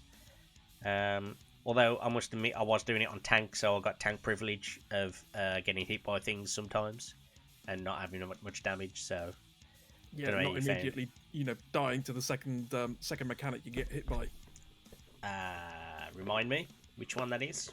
Oh, I don't know. I mean, just generally speaking. Oh, you just meant like a general, Pretty much everything. Every major boss mechanic seems in this expansion seems to give you a debuff, of vulnerability, vulnerability up. So it kind of punishes you for repeated mistakes. This expansion, in a general term, most of the bosses that you go through, it's just. So, yeah, if you get hit by 2 or 3 things in a row, then the second or third thing is probably going to kill you. Whereas, if you're a tank, then you're a tank. You don't get quite so affected by that. Yes. Very much so. And I think they pretty much brought that across from the raids from before, because they introduced that in some raids where if you get hit too many times, you start getting... debuff issues, and I think I think level 70 raids is where that usually started. Yeah, so I think them bringing it, they've slowly brought things into the MSQ that they didn't before. Even tank LB, like you'd never have to use tank LB before until the last expansion and this one. So like 5.3, and then later on in this one. But so we fight our way through the tower. We get to the top. We get the fight with Anima, which is goddamn cool. Visually speaking, the fight was so cool. Were you guys surprised it wasn't a trial? Yes, that's just exactly what I was about to say. So that's what I was going to follow up with as well. Dungeon boss and not a trial. The fact that essentially when that was the dungeon, it was like, okay, what's the trial then? So this is the first inclination of what we're going to get, really, isn't it? And we have that cutscene sequence where Fandaniel's decided, right, I'm going to fire in my laser at the moon. If anybody wants to do it, they can. But basically, he fires this cannon thing at the moon with all the energy of the ether. He's trying his absolute best to get rid of this shit. Kryl turns up as Heidelin, or Venat turns up as Kryl, whichever way you want to look at it, I suppose. And he's like, oh, I've teleported all the way from Sharlayan on a whim just to tell you that the thing can't be broken and wasting my energy. I was like, okay, he didn't really need to be there, but cool, you're adding to the drama, I guess. And then he fails. He actually fails to break the seal. Yes. Because he just runs out of ether. Which is funny because we broke one of the towers and prevented him from getting a bunch of ether from that last tower. Oh, speaking of the first tower, did we talk about Fandaniel's true identity? We did not. We did not. So yeah, I forgot that. So was that in this? It was in. He was in there. You're right. He was in the tower. Yeah. It's And funny because I kind of teased that as well on Twitter. I don't know if anybody saw that. I saw. no, I didn't see. What did you do? Let me grab the image so you can pop it up if you want to. But let me just grab it and see if I can find it. So when he revealed who he was, I knew. The moment he said Allagan, I went, oh, this got to be Amon. Or I said Amon because I pronounced it wrong. But you can look. Feel free to go and look at the VOD. But I was like, if he's an Allagan, then there's only two people it could potentially be. And I was like, I don't think it's going to be Zandai. I'm pretty sure this guy's going to be Amon because he's mad as a box of frogs. So he's like, yeah, must be Amon. And then the next sentence says, Amon, at your service. I was like, yep, got it.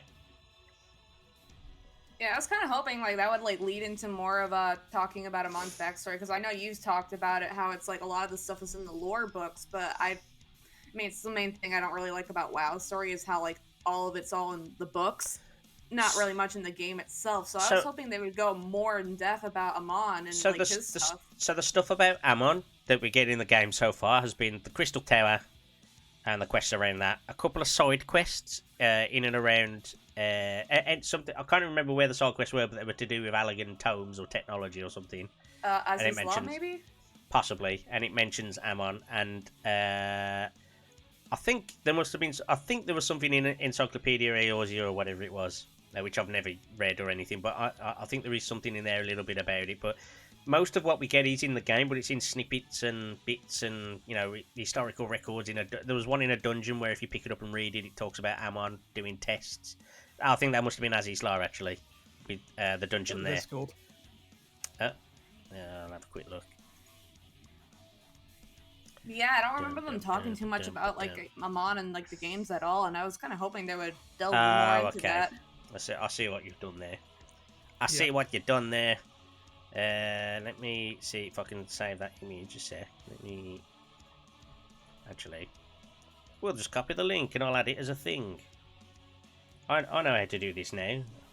I'm getting almost good at actually doing scenes. Pro streamer, by the way. Oh yeah. We're learning as we go. Is that going to work this time? There you go. It's on screen now. Your hat is so huge. Yeah, because I last time I said I put if you know, you know, because I didn't want to give anything away or do spoilers or anything like that. But I thought as soon as I knew that Fandaniel was Amon, or Amon was Fandaniel, I thought I've got that armor set. I'm sure I've got that armor set somewhere. So I did. You were just so really. I glamoured it, and I did that. You were just really hoping everybody thought, "What's this guy on about the Crystal Tower? Like, what the?" Yeah, fresh out of Crystal Tower. I was talking to Venat at the time, so I was like, "Oh God, I've got that set. I need to go put that on right now." Took it out of storage and went around glamoured as Amon for the next 3 or 4 levels. Nice. So I just need to go for a really quick bio break. You two carry on. I will be right back. Okay, no worries. But yeah, I think those lore bits we were just saying about, like, most of it is contained within the game. It's just scattered across quests and dungeon entries and things like that. So it's not quite as bad as like where like you don't get told any of the story and then you get told in a book after a year or something. Yeah, it didn't feel like a lot, and it was all like disjointed and unconnected, and I just kind of like, especially since he was going to be one of our main antagonists, I thought like, oh, this would be interesting if they delve more into maybe some of the questions we had about like a log and Fandaniel and just in general, but it seems like that portion got pushed off like really like far away. Yeah, so I think obviously we get this battle in the tower. He tries to break the seal. It ends up with he's like, right, fuck it then. I'll go and break it my fucking self then, shall I? It's just like, the thing didn't work. We did just enough with that tower to deprive him of being able to break that last seal. So actually, even though we were saying, oh, your efforts are futile, it's like, well, stopped you from breaking the seal, mate. So even though it was only one tower, it's not, we're gonna, you're screwed, mate. You're screwed. And then he goes to the moon. Kryldalin does a little magic and sets them off course. So to buy us a bit of time. And then everyone's like, in fact, Fandaniel's like, yes, chase us if you want, but you'll let everybody die down here. So it's like, okay, you can go on your own then. And like, wait, what? It's like, you remember what happened last time we went somewhere on our own, right? We were Right. like body snatched. Like, do you not remember? Like, we're just standing there with PTSD, going, what? Yeah, still haven't fully emotionally recovered by that point. But Yeah, exactly. So yeah, that was fun. I liked the story. I did like the story beats for that. It was fine and it matched that moment, I guess. But it was just weird. Like, oh yeah, go on, you bugger off to the moon and we'll stay down here. All right yeah, then. it's so nonchalant about it too. Like, Yeah, there was no the fanfare for going to the moon wasn't a lot of fanfare, was there? It was just like, okay, I guess we're going to the moon. it's like, well, I've been to another dimension. It's like, this isn't no big deal. Like, in fact, again, they're so nonchalant about it when we say, so I've just been 10,000 years in the past. Does anybody want to... Is anybody... and then Kral goes, oh, you've come back with loads of information, but perhaps Kral has more important information. I'm like, you bitch, no. yeah, more important. I have than more the important unsundered information world. right now. Yeah. I'm pretty sure I have the bigger revelation of stuff right now. Anyway, I'm jumping ahead. But, we end up on the moon. I quite like the moon zone. It's pretty good. It's a bit like a weird map layout to begin with, but obviously when you first get there, you're not going to get a very nice layout to get to all the places on the moon. So it's a bit weird. Obviously, the first place you go to, I think it's basically an observatory where the Watcher is, right? Yeah, and the first thing you see is like that shadow of the old Amaratians. Yes. Who I think are... that's like the very first thing you see too. Yeah, because they're essentially ethereal spirits that have been drawn to that place, aren't they?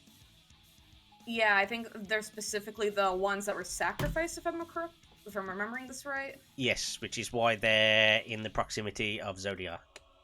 Who's on the moon, by the way. Moon's haunted. Moon's haunted. we were kind of right. It's sort of an egg. We'll get to predictions a bit later. We'll get to predictions a bit later. Don't worry, I've blanked them out at the bottom for a reason. But yeah, so we meet the Watcher. We get a bit of. He just needs sleep, man. He hasn't had nobody's come to relieve him of his watch for 10,000 years. So he's kind of like, bro, I'm just tired, man. I just want to sit down. Overtime, and some guy blows up his little totem things. Yeah, it's just like I just really want some sleep. Are you right for a bit to go and explore?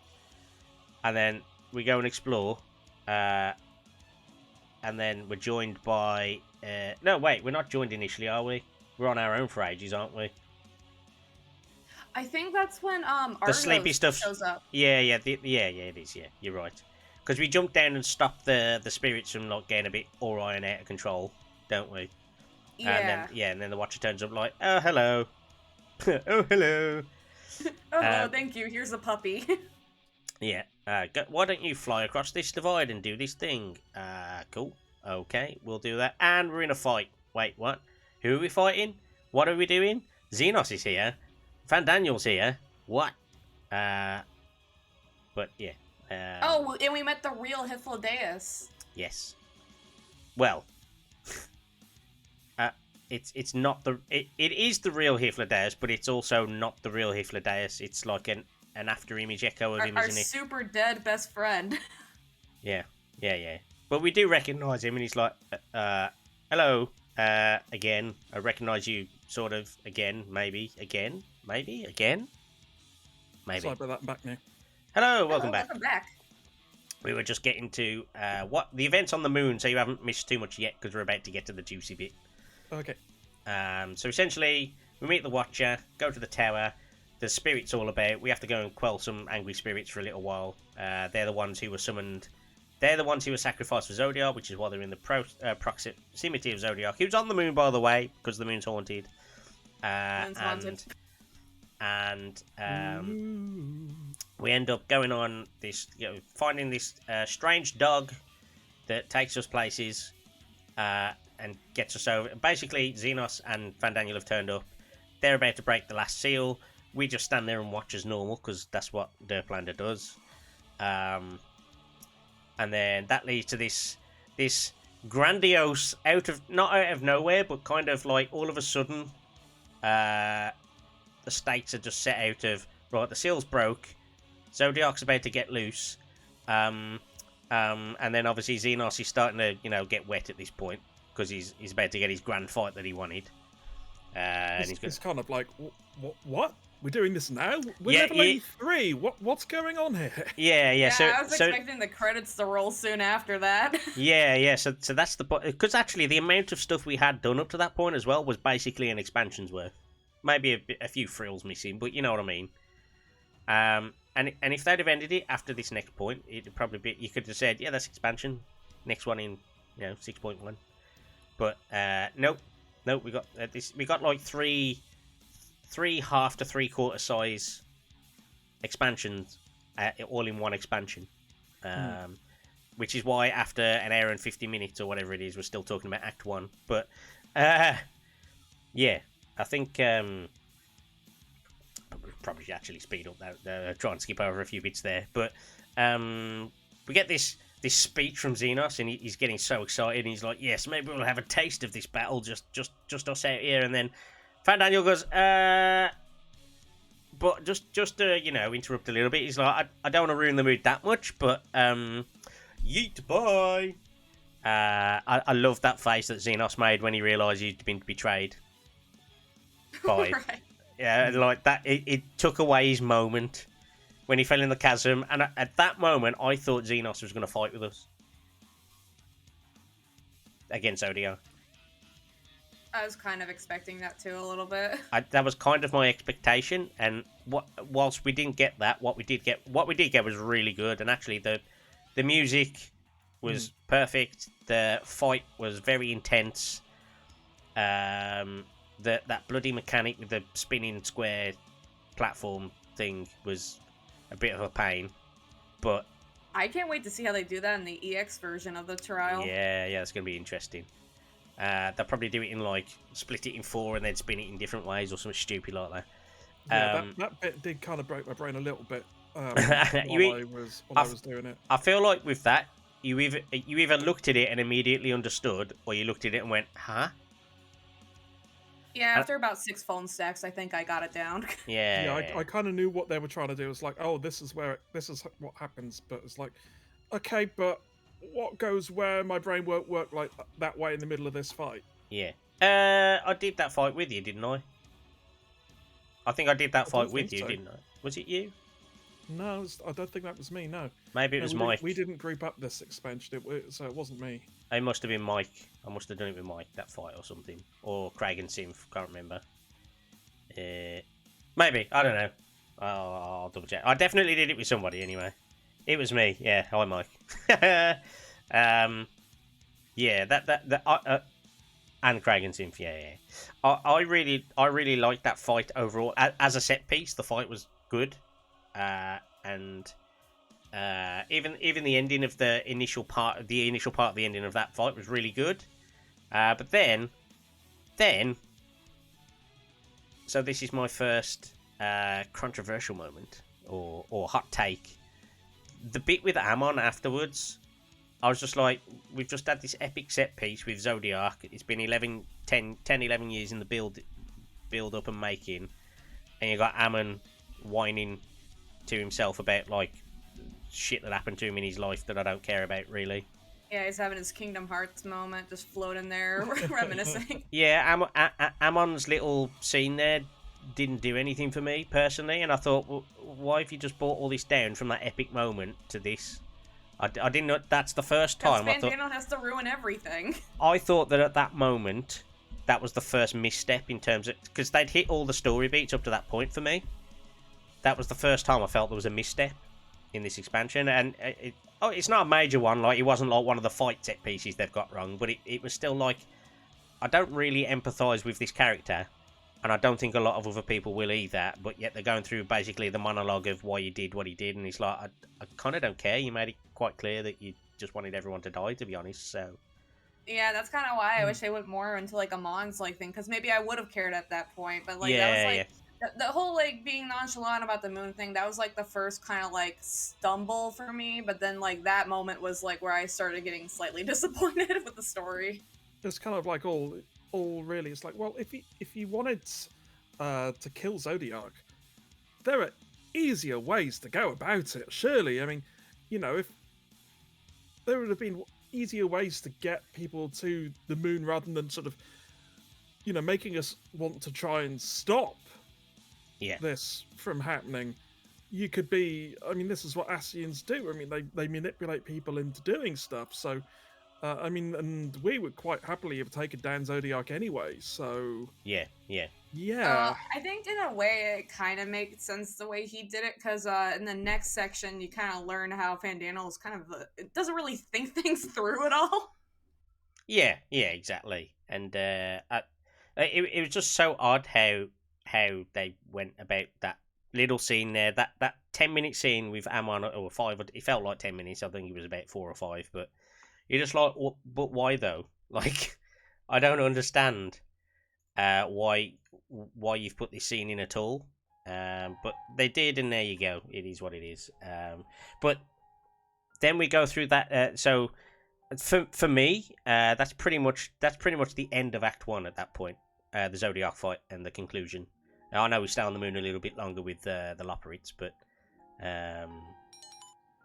hello, I'm not finished just lurking. Oh, hey Mobo, how you doing?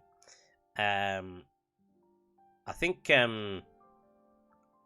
for me that closed the act, and actually if they'd have probably ended the expansion around there, most people would probably have been, okay, cool, what's next in 6.1? Yeah, I mean, like I mean, the scene where then suddenly you see like the Aetherius, as I like to commonly refer to it now. Yes. Where you see it, like, the flash red in the final days, and it almost made it seem like Hydaelyn was really evil in that scene. Yes, it did, because it wasn't made clear who exactly was what we end up fighting at the end. Yeah. Right. So they make it sounds almost like Hydaelyn, and like, oh shit. It's just weird that we have that moment. It's like, oh, so here's more of the tension, and then we just hang out with some bunnies for like an hour or so. So yeah, they were. So yeah, I think after this bit, this is where I was saying about, like, there's a weird pacing moment, but then obviously you need the cool down after what's just happened from the main fight. So I think when they do that cool down, you meet the Lopporits. I didn't mind it. I didn't mind, like, the comedic levity in it and all that sort of stuff, and you know, the others coming to meet you, and we went over to them. It's very much a switch being flipped, though, isn't it? It's kind of gone straight from, you know, sort of serious, sort of end of the world type stuff to, oh look, there's some bunnies. Let's help them, you know, with their trees made out of like glass and stuff like that. Yeah, I mean, I didn't mind them, and you know, it was a little bit odd in a way, but they had to inject them into the story somehow, and the best way they could find to do that was to do it via a comedy element. Which for some reason, just fine. You know, really like level ship. 83 mobs in an air, you know, inside a spaceship that's meant to be saving everybody. That's where most of the fates are too, and they're all inside the little sanctuary place. But most of those are like guard robots and stuff, right? I think some of them are like enemies, but it's just weird that it's dangerous being in this place where everyone's supposed to be. Yeah, I suppose, yeah. But yeah, I didn't mind it. I like the introduction to the naming ways and whatnot, or the whatever they're fucking called now. Humming ways, yeah. Or Lopporits, as they're called in this game. Yeah. I still keep calling them humming way. Yeah, it's fine. I think it's interchangeable at this point if you've played the game before, FF4 before. But Oh, yeah. by the way, kind of on a side thing, did you see? Did you happen to find the later on the Lopporit in Sharlayan who you can play at Triple Triad? Oh no, I don't play Triple Triad, so I don't know. Yeah, he's called Cheating Way. Oh really? Yeah. Did you guys meet the one in the ship called Nothing Way? Nothing Way. I didn't see that one. No. He's super nihilistic. He talked to him. He's like, "What's the point of even living and going on?" It's like, okay, dude. Wow, is he Amon in disguise? Probably. Yeah. I think yeah. The whole bunnies thing is quite fair. I mean some of my favourite funny scenes come from that section as well, with the like the dress up thing where they're like, "Why don't you try on all these outfits?" And they're all basically plays on the Amaratine look because they're all cloaked with masks. Yeah. And then you got Urianger, your favourite man. All food is carrot. All food is carrot. What color carrot did you guys pick? The big heavy red one. I think I picked. Oh, I did too. I know I didn't pick a normal one. What was it? Was it red, purple, or green? Red, purple, or orange? Was it, or something like that? It was like red, purple, blue, and green. I think it was purple. I picked. I can't remember what it was. It was the one that gave like super intelligence for a brief amount of time. Yeah, I didn't pick that one. I picked it's like red and really heavy. Oh, okay. Or something, and just pick that one, last one on the list. Yeah. But I really cracked up when they're trying on the outfits, and then that like Thancred goes, yes, trying on all the outfits, and then Y'shtola, who we know likes her fashion, was like, that made me try on everything, and then everyone just like, oh yes, this is most he's really digging it, he loves it. In his fluorescent green fucking bug suit looking thing. He got the coolest gloves. He did get some very, very swish looking gloves. I've mentioned him, so I'm sorry he's got to appear at this point, but I like those funny scenes, and with the obviously the carrots, and the bit where they find out that they've made all these domiciles for us 3 times bigger than what we actually are, and she's like, they'll have like their mini panic moment, which actually leads to a dungeon, by the way, later on. Oh yeah, what's it called? Smiley Town. Smiley Town. Or Smalton, or whatever the fuck it's called. It's Smalton Something or Smiley like that. Town. It's same thing, pretty much. Because of the changes that we've told them to do, and then obviously it run. Basically, the thing making the stuff from the changes being asked for goes insane because it's like, what the fuck do you want? So yeah, it's bit weird that a small thing in the MSQ becomes a dungeon that sounds like it's gonna blow up the moon if we don't deal with it. I think they did something similar in Shadowbringers. Isn't that kind of what led into like the twinning? There was something weird in the Crystal Tower. Yes, so like, off limits. So the twinning is basically the combination of Omega and Alexander, and that's how Graha was able to get back. And then just before you go in the room with Omega, with the Magitech, or the not Magitech. The Allegan and Omega escape, like things at Ironworks. Ironworks, that's the thing. So the Ironwork Magitech thing, basically, that is basically the amalgamation of Alexander and Omega. Before you go in there, there's actually 7 enemies that you face, or 6 enemies or something like that. In fact, it's 6. It's 6 enemies that you face, called Graha's they're called something Grahas something. I can't remember what it is. While it's never explicitly stated, he's just summoned all of us across, and it's implied that those 6 shades are the 6 things that he's expended while summoning us over to the first through the time travel thing, so that they're like shades that have emanated from Omega/Alexander hybrid thing. But anyway, I'll have that's to go back and do like that quest. There's like a lot of story stuff in Shadowbringers I don't even remember. so that's Yeah. Shadowbringers anyway. But yeah, there's that small moment led to a dungeon in this one as well. So with the domiciles and there's if you stay in the area, there's plenty of quests to do. You do all the quests, you get to know all the bloody rabbits in the area. Urianger is going off on his super secret talks again in the background, and that's why he's come to visit you, Trashy, again, because he wanted to apologise. And yeah, I think by this point it's like I didn't think Urianger would have much of a place in this story, but actually he's ended up being one of the linchpins of it again. With a few, He was like one of my favorite throughout the entire thing. You know what? Like, I actually thought You have him then. You have him. I'll take him. No, he's staying there for today. Okay. It's I can't afford the flight ticket to get him to where VenVen is, so We'll work out a custody arrangement later, okay? Yes, please do. He's staying in the alley with you for now. So yeah, he had such a big role in this expansion. I wasn't expecting it at all, and he had quite a lot of character growth actually, which was surprising because I thought he'd already had a lot already, and now he's really been brought to the fore, like a full change of stuff. So Urianger's the only one that made me cry this expansion.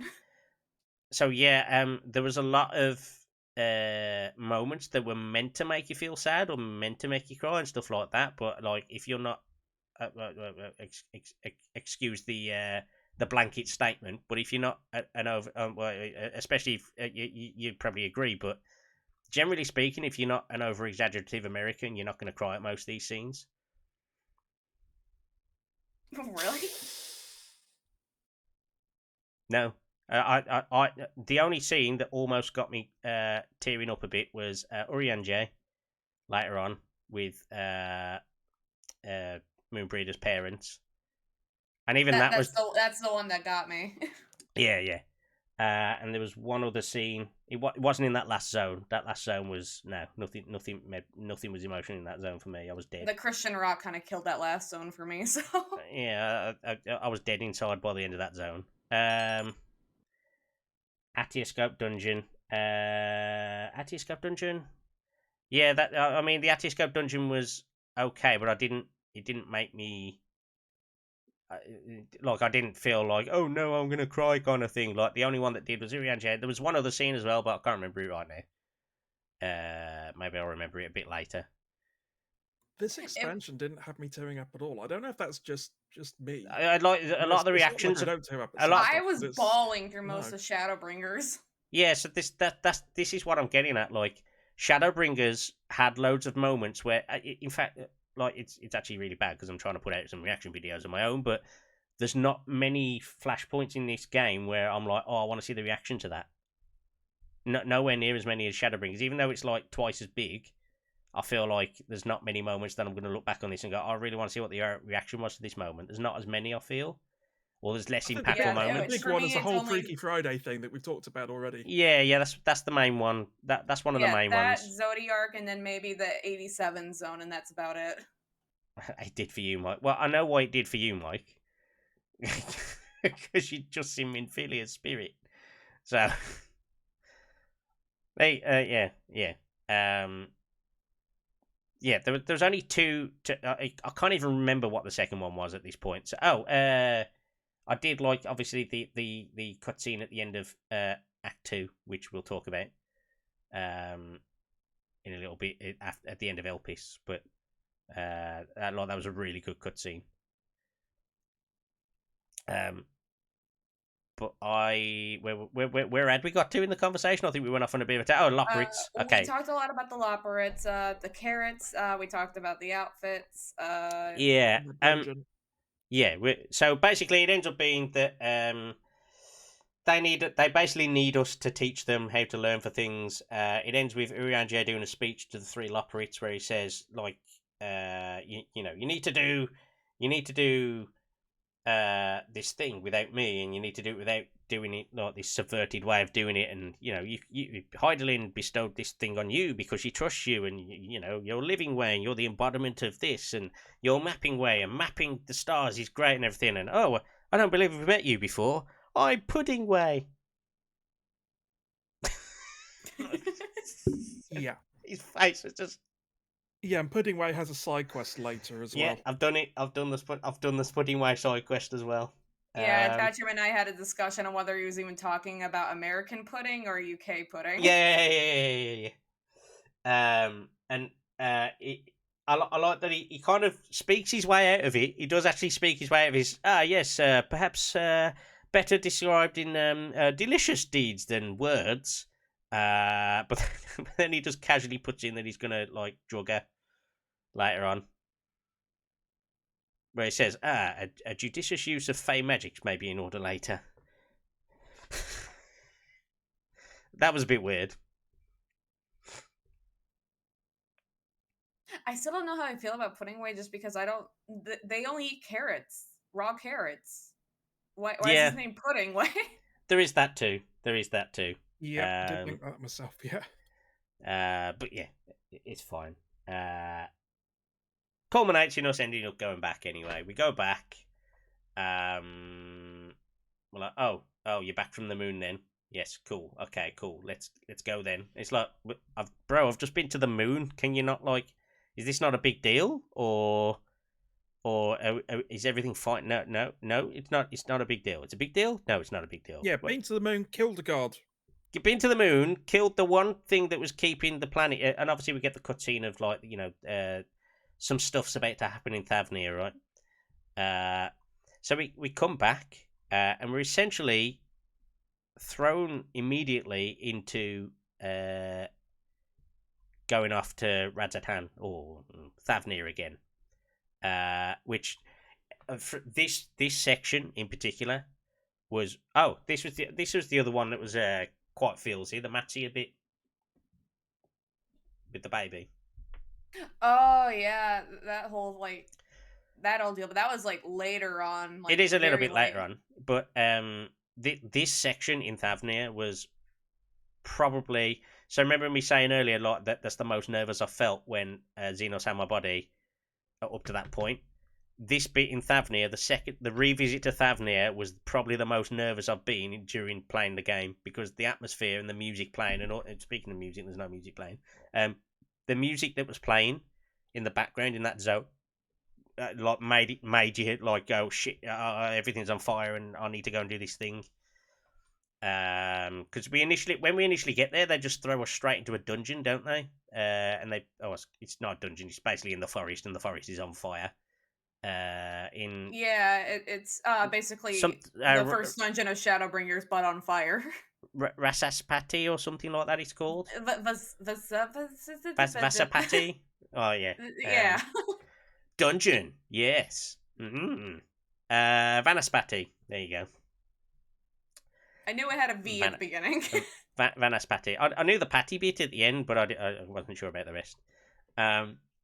So yeah, we end up in Vanaspati. We're in Thavnair. We do the dungeon again. It's a pretty well done dungeon. There wasn't anything. There wasn't anything major that was wow, this is groundbreaking. But again, it was well done. The atmosphere was very good in it. Music was very good in it again. To me, it was a lot basically, it was the first dungeon of Shadowbringers, where not only an appearance, but in the mood, because in the Shadowbringers one, you see all the people turning into Sin Eaters, and in this one, you see them turning into the Final Days monsters. And everything's on fire as well. Yeah, it's the first dungeon from Shadowbringers, isn't it, that does that? The Holmister Switch. Holmister Switch, yeah, that's the one.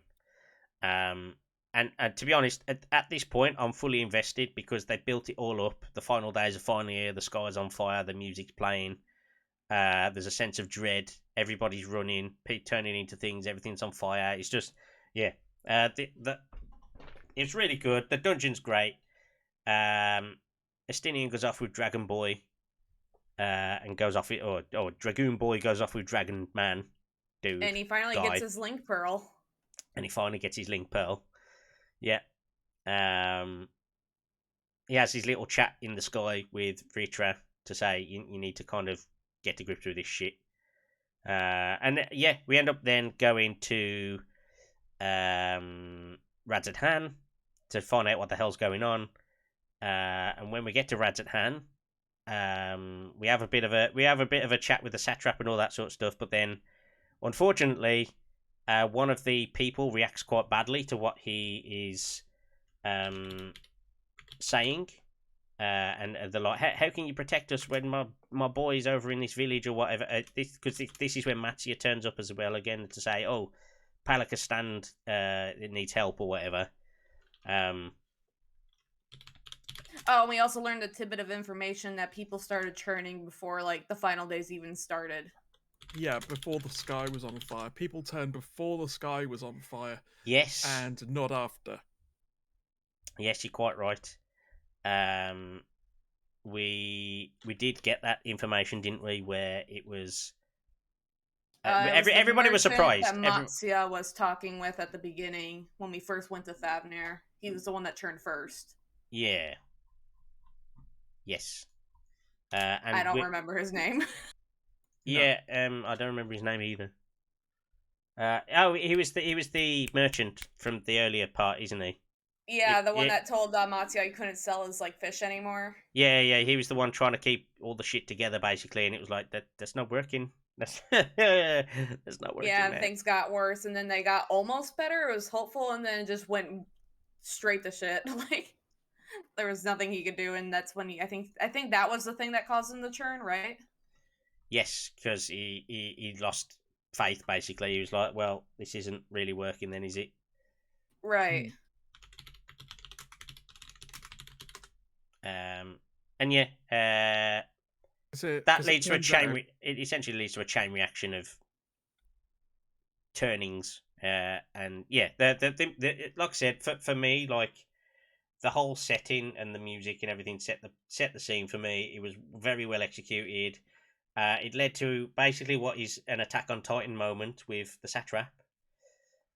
Oh, when they're eating people. Yeah, when the child gets turned. And then in front of his dad, and then he literally gets squished within seconds as well by this giant one. The satrap goes in to save him, gets picked up and eaten. It was very Attack on Titan-esque, I felt. Yeah, I can see the parallels with Aaron's mom. That whole scene. Yeah, because they did the slow thing where he's going like that, and it's interesting.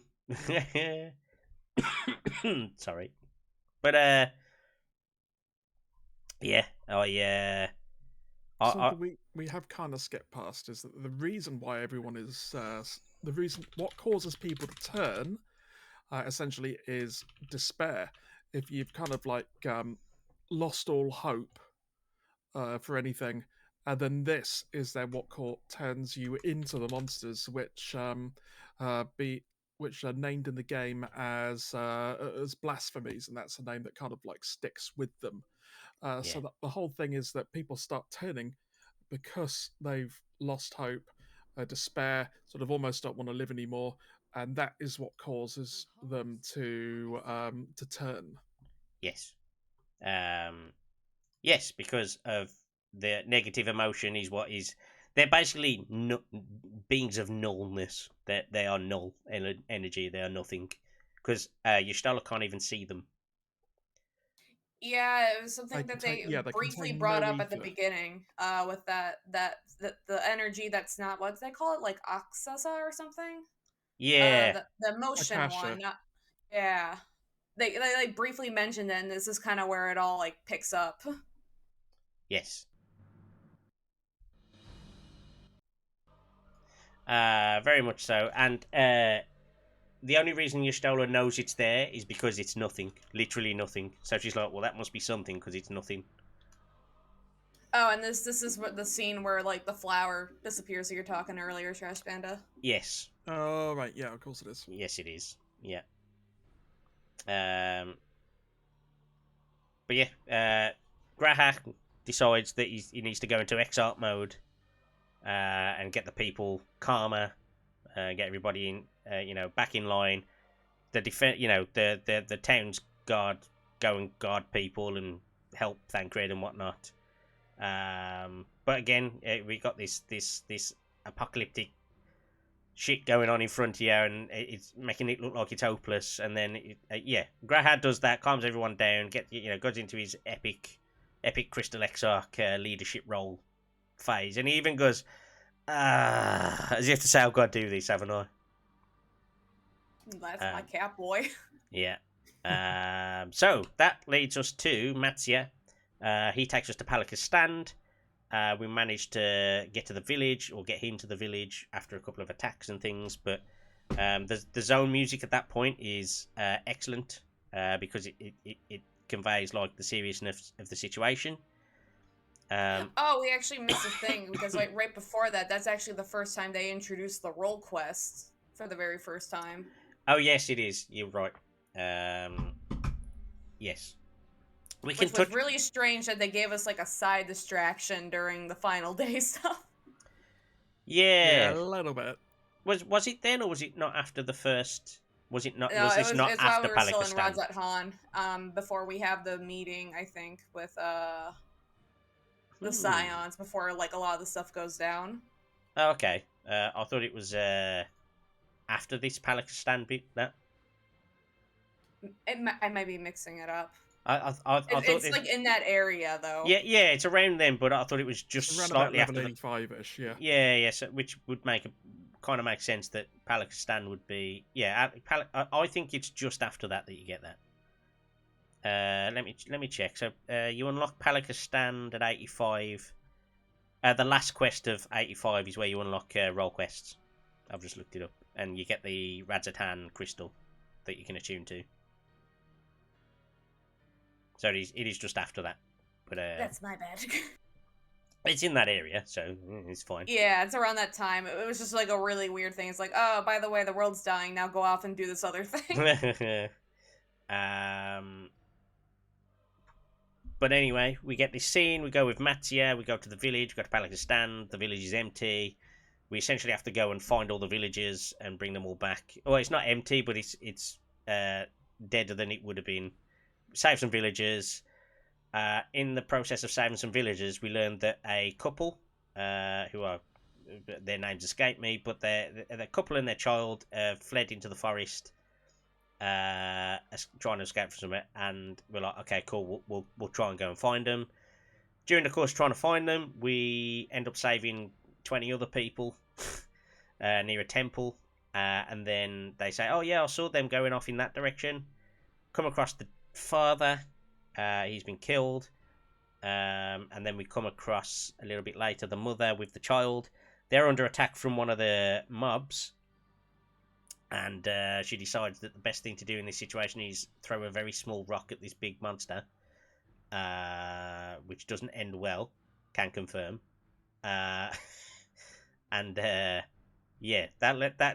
sequence of scenes from there is really nerve-wracking. And I feel like they executed it very well. Everything from her being thrown in the water, us jumping in, getting the child, giving it to Matzia. Matzia's speech as he's running with that baby is just the voice actor for Matzia is brilliant for the English version anyway. Honestly, too, the quest where you even have to like go like fetch the baby, that was like the first time like my brain forgot like, oh, I can actually take all the time I want doing this quest. I actually felt like, no, I gotta go in there and save that baby. Yeah, exactly. It's very good for setting the mood. Yeah, I didn't feel like at this point I was like, hang on, let me teleport back and get my market board stuff done. Gotta check my retainers. Yeah, oh, my retainers are done. I'm gonna go back now. No, that didn't happen. And And yeah, you know, you want to jump in, you want to go and get the woman, you want to go and get the baby, you want to save the thing, you want to be the hero and save the day, right? That's kind of the point. But let me do that there. There we go. So we do that. The scene happens with Mattia. It's brilliant piece of cinematography, I feel, within the game. From a personal standpoint for me. I was like scared for him that entire time. I was like waiting for something to come and like kill him, and I was like on edge the entire time for that whole scene. Yeah, same. Honestly, I was the same. It was because it's that speech he's doing as he's going across when he's talking about like life being cruel and all that sort of stuff, or life being like that prayer or whatever. Yeah, and walking through the darkness and stuff like that, and the baby's like changing in his hands, and then he gets cornered, and then Astinian. Yeah, they just kind of like dropped in, didn't even realize what was going on. When suddenly Astinian. Yes. It's Astinian, the Dragoon, the Azure Dragoon. And then Mattia's like, "Here, dragon, take this baby." Yeah, so Dragon breathes on it and saves the baby somehow, but you know, dragons work in mysterious ways. And then we finally beat everyone back in the short term, clear all the baddies, the bad monsters. I mean, the sky's still on fire and all that sort of stuff, but we've stabilized in general the region. And then we go back to Radzat Han, where, as you quite rightly say, we get the unlock for role quests. We can have a chat about role quests if you want, a little thing, because I mean, Trash Panda did the same one. I don't think we need to really quite so much, to be honest, because I mean, it's not part of the main story, is it? No, it isn't. Kind of like a side thing where you're taking on these other blasphemies that have appeared. So yes, but it's not an MSQ, but you need to do it in order to complete the MSQ. So no, you don't. No, you don't. No. In fact, no, you don't anymore. Do you? It's optional again, isn't it? Yeah, this is the first one where they didn't let you have to do that. But it's really weird because like all of the role quests include all of the city-states leaders, apparently. Yeah, I'm assuming me and Panda did the same exact one because we both did Dancer, right? Yeah. Yeah. Okay. And then you did the tank one, right, Atrum? Yeah. So the tank one, I actually really liked it. It's the first time we've properly delved into a story with Kani Senna. That one has Kani Senna in it. Yeah. And it's the first time, you know, like normally she comes across as quite serene, a bit boring, and all that sort of stuff. It's the first time they've added proper character to her. Are you going to do all of the role quests, or because obviously it's a spoiler, but I don't want to like completely spoil it. I plan on doing all of them, but I don't mind talking about them. Okay. Yeah, ditto. So, essentially, one of the blasphemies is roaming around Gridania, started bringing back what they called the Black Death, their version of the Black Death, basically. But there was quests on it, like from A Realm Reborn as well, with the Black Death stuff, and you have to get the antidotes and things like that.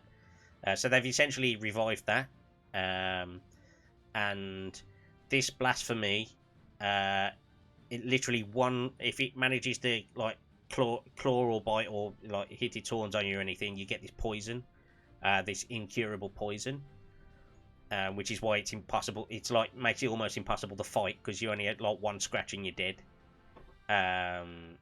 So you go through this sequence with her and her main guardsman, you know, the one who looks a bit like Derplander but with black hair.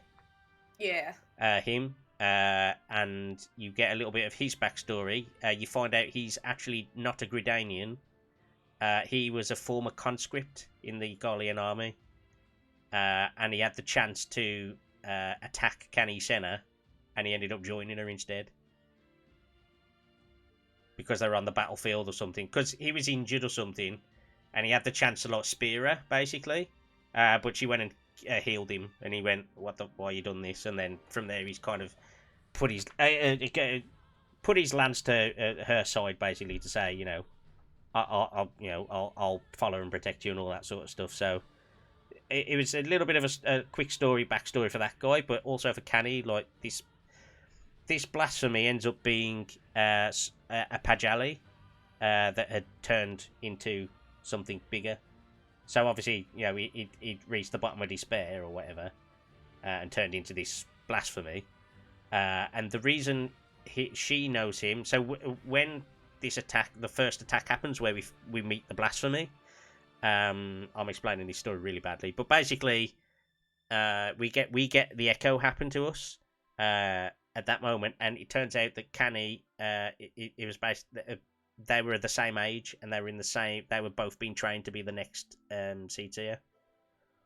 And he obviously didn't get it, and she did.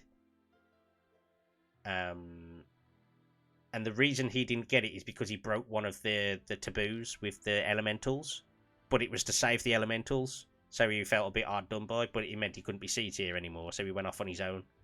And then since then he's been like in the pit of despair and all that sort of stuff.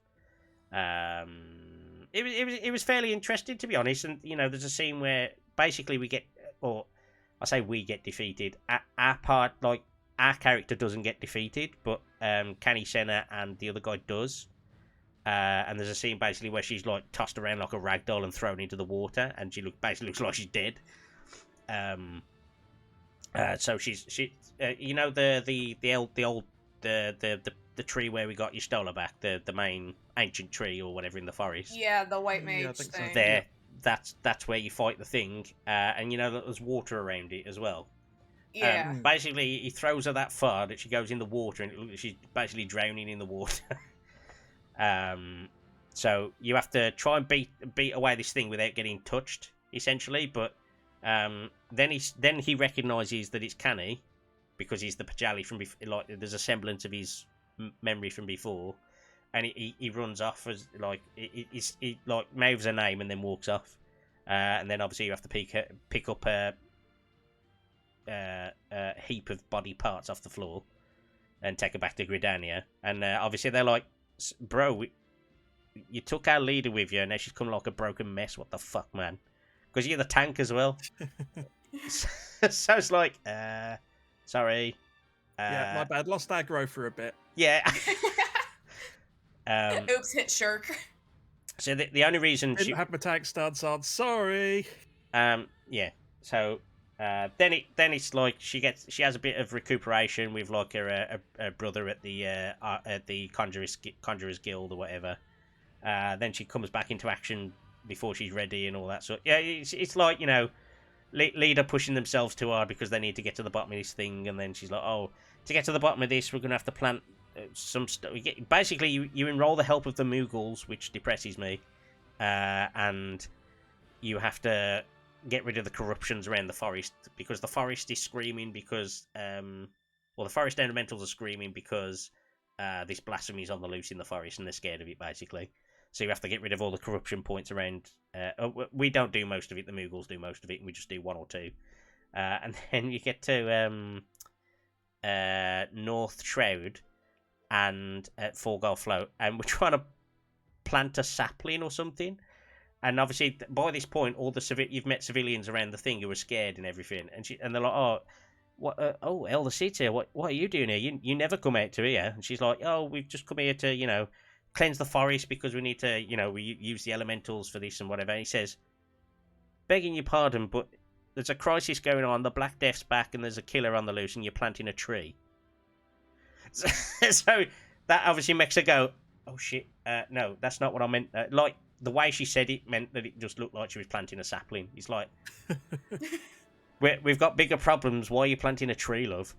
Like, obviously, once he understands the reason, he gets it, and then you end up fighting this thing. She comes into the fight as well, and you end up speaking to. The fight happens at the elemental tree while she's trying to converse with them to help, and then all the civilians that were there before basically like help. It's a really bad way of explaining it. They don't directly help in battle because they can't, but anyway, they're like, yes, we've got your back, we'll do this, we'll do distractions and all this for the smaller enemies and stuff, and then you fight the big guy. Battle culminates in you winning, obviously.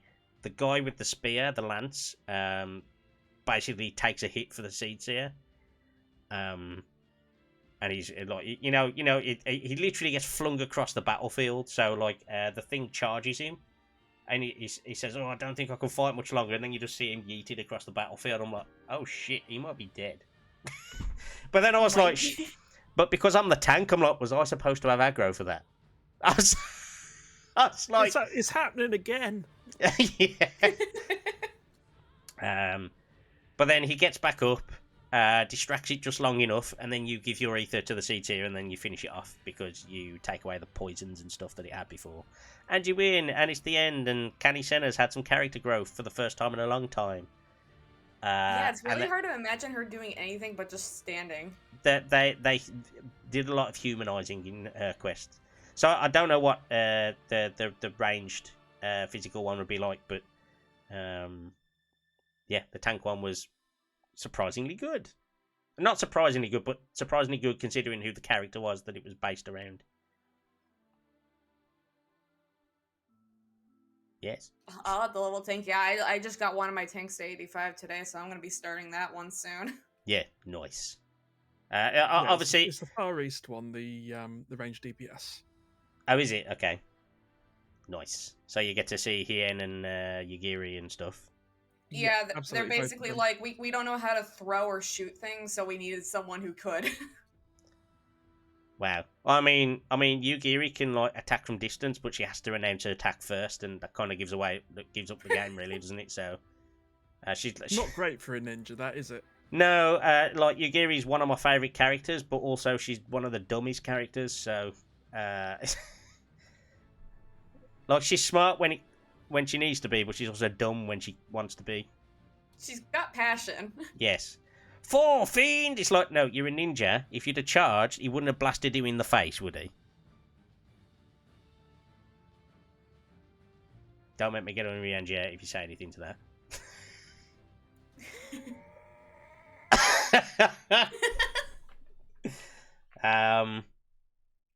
So yeah, we saved the day in Thavnair anyway, and yeah, we progress to the next bit. The next bit is we're a bit stumped. We don't really know where to strike out, and then Graha comes with the idea of going to see Elidibus, who it gets like pulled out the drawer in the Crystal Tower, and I actually didn't mind like the scene with him, to be fair.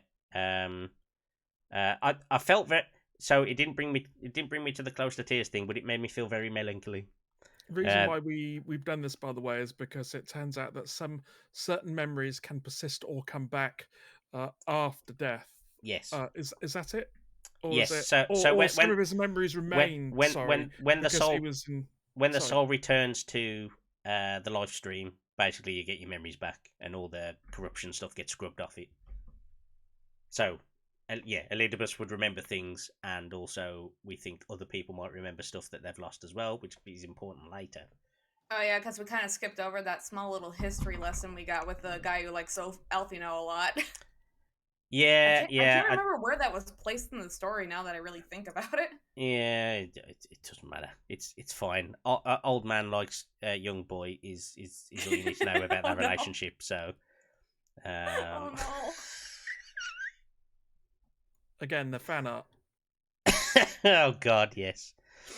So yeah. From this point, now we are sent to the first. So at least Reen gets a little bit of a moment, and we meet up with library bloke that I forgot the name of, and I think his name's something like Morin, because I thought it was funny because he worked in the library and it almost looked like Moron. Yeah, he's Morin, and we meet Best Doggo as well while we're there, and Reen and Lise. Yeah, not Lise. Fucking Lena. Jesus Christ! If Lisa's in the first, no wonder she's been useless. Yeah, Lena. And she's like, "Is everything well?" And he's like, "Well, no, the world's kind of ending, but it's fine." And she's like, "All right then." And so is yours, by the way. I'll go and get Reen. But it's kind of cool that Reen could see something was wrong. But again, it was only mentioned really in passing.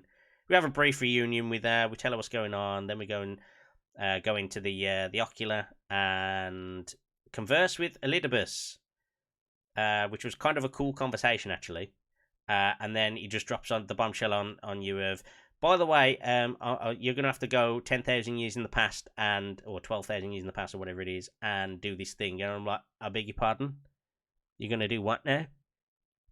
And he's like, oh, this is gonna expend all my energy. And then we act really shocked that it's his last act. He's like, I did say that this would be my last act because it's going to expend all my energy. But now we can always go there. We've attuned to a crystal 10,000 years in the past. And yeah, it's weird how that works. That makes a lot of sense, doesn't it? Yeah. Yeah, and it only costs 1,800 gil, so... and also, I don't know how that goes into Labyrinthos coffers, but there you go. Because Labyrinthos owns all of the crystals in the world. I bet you do. Labyrinthos owns the past, I guess. Apparently, he must have been an Amaratine who made all the crystals and made the money and stuff. I don't know. I don't know. Maybe he just saw that we teleported off a crystal that was existing as his, and did like a return to sender, and it came back to us as a bill. So I don't know. I'd believe he's an Asian. I'd believe it. Yeah.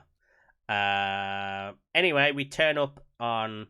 We go into the past after a quite I know a lot of people will have been sad to see Elidibus do his final action. So there was some feels there. It wasn't like an overwhelming sense of feels, but there was some feels there for a character that had been humanized by the time we defeated him. And then we go to the small thing of going into the past. Just a small thing, not too drama filled or anything like that. Just 10,000 years casually into the past. No. Unsundered world, not important. Yeah, not important or anything. Then two very familiar characters appear. Fun and gaiety is resumed, and then they spot us. If you're a Lalafell, you get different text dialogue there. You get different dialogue if you're a Lalafell in that scene. Oh, do you? Yes. Because I wasn't. Because you are still small when they've grown you. So because okay, that makes sense. Because I didn't think about that. So we do it. We do it as normal races or whatever. You were already like a third of their size, but he's like, give him a snifter of your bounteous ether or whatever. He's like, oh, for fuck's sake, really? I don't want anything to do with this, especially as it looks like as him. It's like, you cheeky bastard. Anyway, so he gives us the energy. He says, oh, you've made it bigger as well. And then there's a different dialogue basically where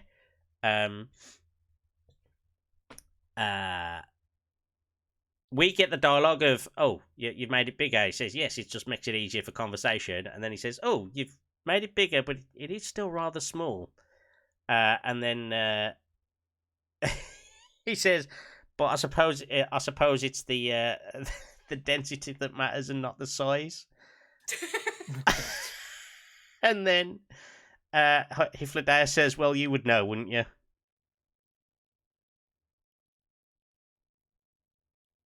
I gotta go back as a Lala. You can probably look it up on YouTube. There's probably clips of it. I have a Lala alt, so I gotta do it again anyway. Oh, okay, yeah, fair enough. You'll be able to do it then. Doing that as a Lala, you get different dialogue there, but it's a very interesting little addition if you're a Lalafell. Yeah, the only thing about Endwalker that I want to go back on is just like, what does this look like if I'm a Lala? Particularly it's seen later on, but... Yeah. I am mindful that we've been going for like 2 hours and 40 minutes or 45 minutes. So we've been going. So we're still on Act 2. So yeah, we go through Elpis. We get a bit of background story on Hyphlodea and on Emmett, which is very welcome. We also meet a character called Hermes, who is currently being vetted for the position of Fandaniel, and the character that we are going to find out is going to be very important later on down the line. We meet a character called Meteion, who is a creation of Hermes, and she's not the only one. She is part of a group that were created, and we learn later were sent out to the stars to go and find out civilizations with a really dumb, broad question about what is the meaning of life, basically. which is impossible to answer. But we don't get all this immediately. We get like this in dribs and drabs as we go through the zone. Meteion appears to have like a strange connection with this Dynamis, which we're introduced to. And as Ven alluded to earlier, it all of a sudden became absolutely fine to interchangeably call the world Etheris, which had never been done in the past. They just kind of dropped that in one cutscene with the Lopporits, and then it was called Etheris from then on. Yeah. And also, Dynamis is Feeling turns out to energy be, yes, which is the Akasha also that was mentioned earlier. by Nidana, yeah, which we kind of glossed over a little bit. Akasha is feeling energy and can't quite be quantified.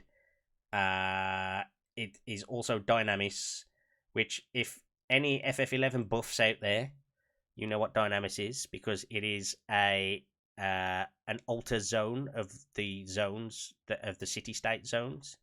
There was an instance that they used to do, and you had to like book time on this instance, and it was called the whole instance raids were called Dynamis, and it was negative energy basically.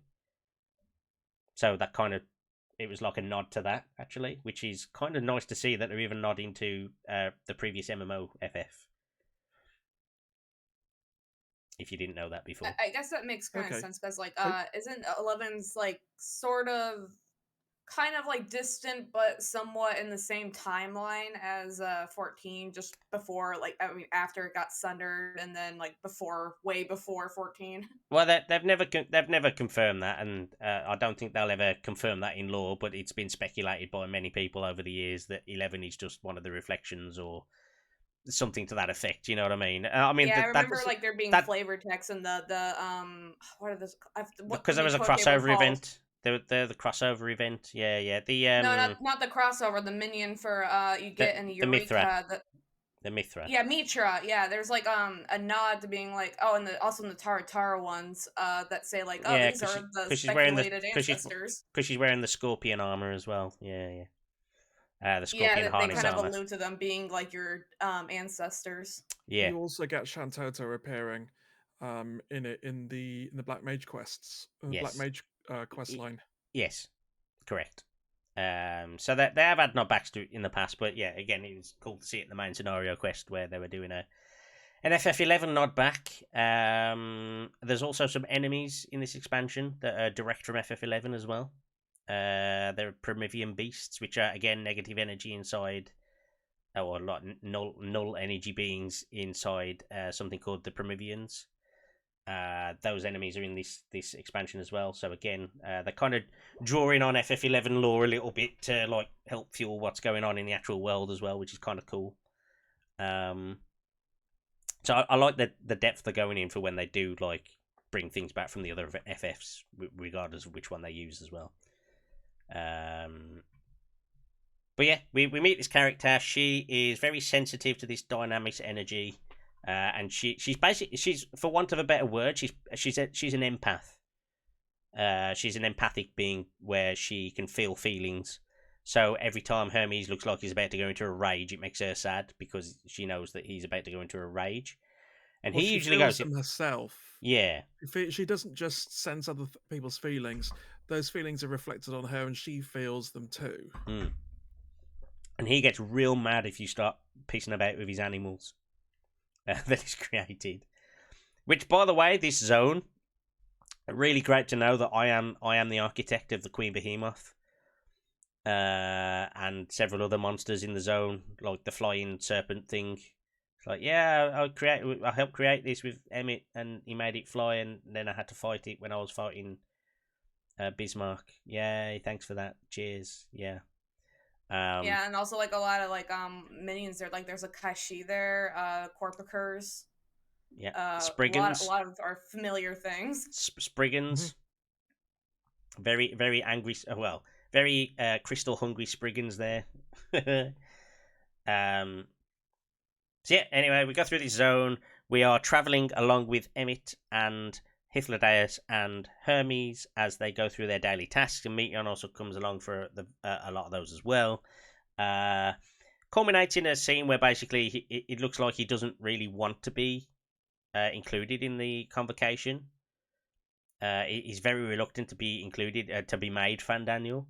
And also Um, before that, with Meteion, Meteion decides she likes us and wants to be our friend. yes, Very she specifically asks to be very, our friend. very creepily asks us to be our friend. To which we do say yes, possibly in a kind of like, okay, why not? I'm only going to be here a short time, but yeah, sure. Yeah, yeah. But this investigation kind of there was something else wrong with something happened with Hermes where I think like a group of monsters escapes or something, and we have to go and deal with them. That kind of pushes the agenda forward again because Hermes is kind of acting a bit sus at this point. I mean, he was acting sus before, but he's doubly sus now. And that leads into basically we look into his work to the point of okay, we're going to go up to this other place, and we bump into none other than Venat, who immediately recognizes that we are from the future. Because yeah, she kind of blew our cover really quick. yeah, to which Emmett's like, "What the It's like, well, you didn't tell us that part, did you? No, I didn't tell you that part at all. But yeah, we finally get that contact with Venat. We end up going on to Point in Oikos, which is where her base is, and yeah, we bear the whole story to them essentially, and say this is what happens. And do you remember that thing where Elidibus basically implied you shouldn't change the past because you can't affect the future? So don't even try. Don't try. Don't do it. Don't change anything in the past. Don't you fucking do it. So what do? We immediately go in and change the past, or we try to. Yeah, we try to. We're like, this is what happened, and it's really weird how like that scene pans out and it all happens. But it's also Emmett goes into a massive sulk. He goes into full sulk mode by saying, like, I wouldn't possibly behave like that. yeah, I wouldn't possibly do that sort of thing in the future. How dare you? yeah. You know, He's and like all really that. really cross that you would even suggest such a thing, and it's like, bro, it I happens. Like, I was more like because the convocation, they can tell when they're lying to each other, and since in a way we're part of the convocation, I took it more as he didn't believe that he did that. It's that he believed you, but he couldn't accept it. yes, very much so. And again, this is where like the story starts like really starting to tie together now, because we go off with Venat. Venat decides she wants to test us, and we get that really cool fight sequence with her, where it's basically a preview of what's to come. And I really liked that scene. It was very well done, I thought. Even though it was a fight, it was basically a cutscene fight, I felt. I know there was a couple of mechanics that you had to dodge and stuff, but for the most part, it was kind of like I'm Venat, this is what I'm about, and yeah, I'm gonna test you with this, and then it felt like it just felt like a test for what was coming later. Yeah, in a way, it was like fighting with yourself, but like also not you. Yes, because technically she's not Azim. She was the former Azim, wasn't she? She's not. Yeah. We're Azim, and she was the former Azim, which is really weird. Yeah, she does like all the job changes, so she never really sees someone doing a fight. Yeah. That's pretty cool. And it plays into it's all leading up to something later on as well. Yeah, absolutely. So we're rushing through a little bit purely because we've been talking forever and a day already, and I could probably talk for another 5 hours, but work in the morning. But yes, we have this fight with Venat. Venat then decides, I think you've got the resolve. I like. Tell me about your adventures, and we have a chat with her about that as well. One thing leads to another. We end up meeting back up with Hyphlades and Emmett Selk. And it's around this time that Hermes starts losing the plot, because we end up chasing Meteion, who's gone a bit cuckoo after being contacted by her sisters, who were sent out to the stars, who I mentioned earlier. And yeah, she starts getting a bit cuckoo, which means Hermes starts panicking, and it feels like he's trying to hide like his dirty laundry that has just been aired all over the place. Yeah, it's like he wasn't even like ready. It's like he wanted an answer, but he wasn't ready to accept another answer. Yes. And then, yeah, he runs off.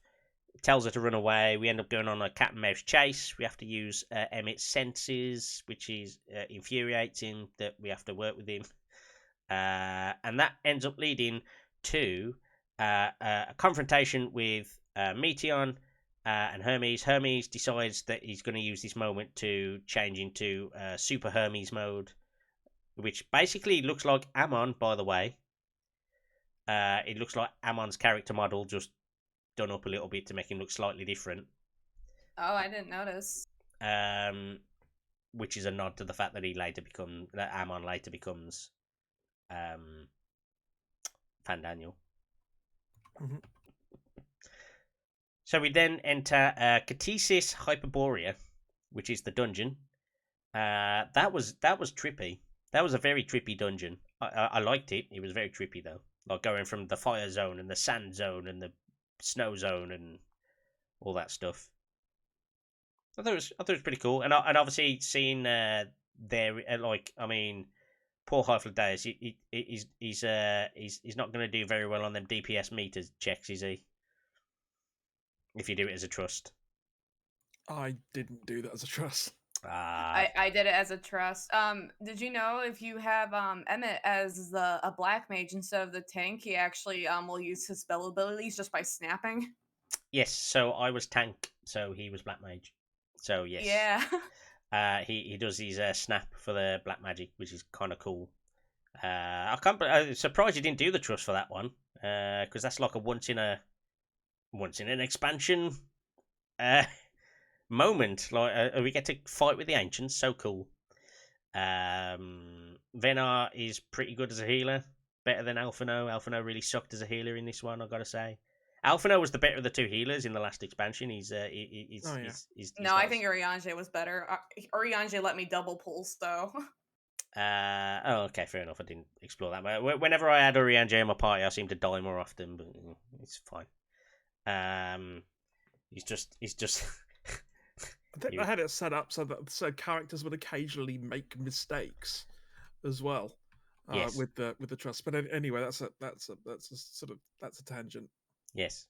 So yeah, we go through this dungeon. We get to the end of the dungeon. We fight fight Hermes, who is, as I say, in like that Ammon-esque form, which is really funny because we fought Ammon as Zodiark, and and later on we do another one. I've jumped ahead a bit, but we fight Ammon as Ammon and Ammon as Zodiark, and now we're fighting this Ammon-esque character in Hermes.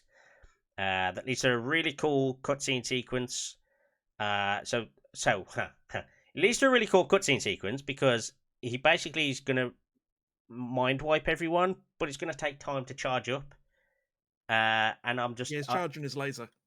So, I'm sitting there, and this is all going, and we're chained up, right? When we're chained up, we can't do anything, right? That's fine. Like, he's going, there's 3 charges to go until this thing happens or whatever. The moment Venat gets out of them chains, I'm like, can you free us? Can you free us? No, okay, you're going on the dog. Okay, you chasing me, okay. Can you come in? Okay, no, it's alright, I'll get myself out, it's fine. I got myself out the chains, and I was like, right, break the clock. Okay, we're standing around doing nothing. Let's break the clock that's about to, like, mind wipe us and shit. Because it looked like a clock, I called it a clock. So I was just like, yeah, can we break it? So he's like, there appears to be a problem. For some reason, Hypnodeus' voice actor decided to go really slow for this section. And then he was like, this thing is about to happen. I guess there is no time. I'm like, break the clock! And then we won't have our minds wiped. Better just walk away. Anyway, I mean, the cutscene is cool, and it was niggly because I'd already caught onto it. I'd grappled onto it in my mind, and I was going, "Why don't we just break the thing? We could just break the thing, and then the thing wouldn't happen. And we wouldn't have to fucking break the thing." But then there wouldn't be a narrative story. So there is a much bigger plot hole that I will come to later. But yeah. Yes. So Emmett ends up engaging against Hermes. And he's blocking with his shield, and it's like a bit pedestrian. And then Venat's chasing on the dog, and then can't catch her. And then it leads to a sequence where basically we go towards a confluence point, that Hyphaladais is like, oh yes, I'm going to break this confluence thing now, but we don't know this at the time, and he's not going to do this, right? And then Hermes turns to us, looks at the guy, and he says, oh, I can't let you escape, and then we take the hit, and they do that brief slow-mo moment where it's like, oh shit, are we actually fucked? Because that was probably the only big jeopardy moment in the entirety of the Elpis section, to be fair, but that made me go, just while the slow-mo was happening, and then once you're going over the edge and it kind of goes into fast motion again, you're like, no, we must be fine, surely. They won't just let us drop off the edge like that in fast motion all of a sudden. Which it was the little jeopardy moment, but then like obviously the ruse is laid bare, and Emmett says, no, it's been over there the whole time. You're just dumb. And then we go through the rift. We pop back up on the dog. Then he comments about the fact that it must be a prerequisite for all Azems to be mad as a box of frogs to like just jump in the way of shit.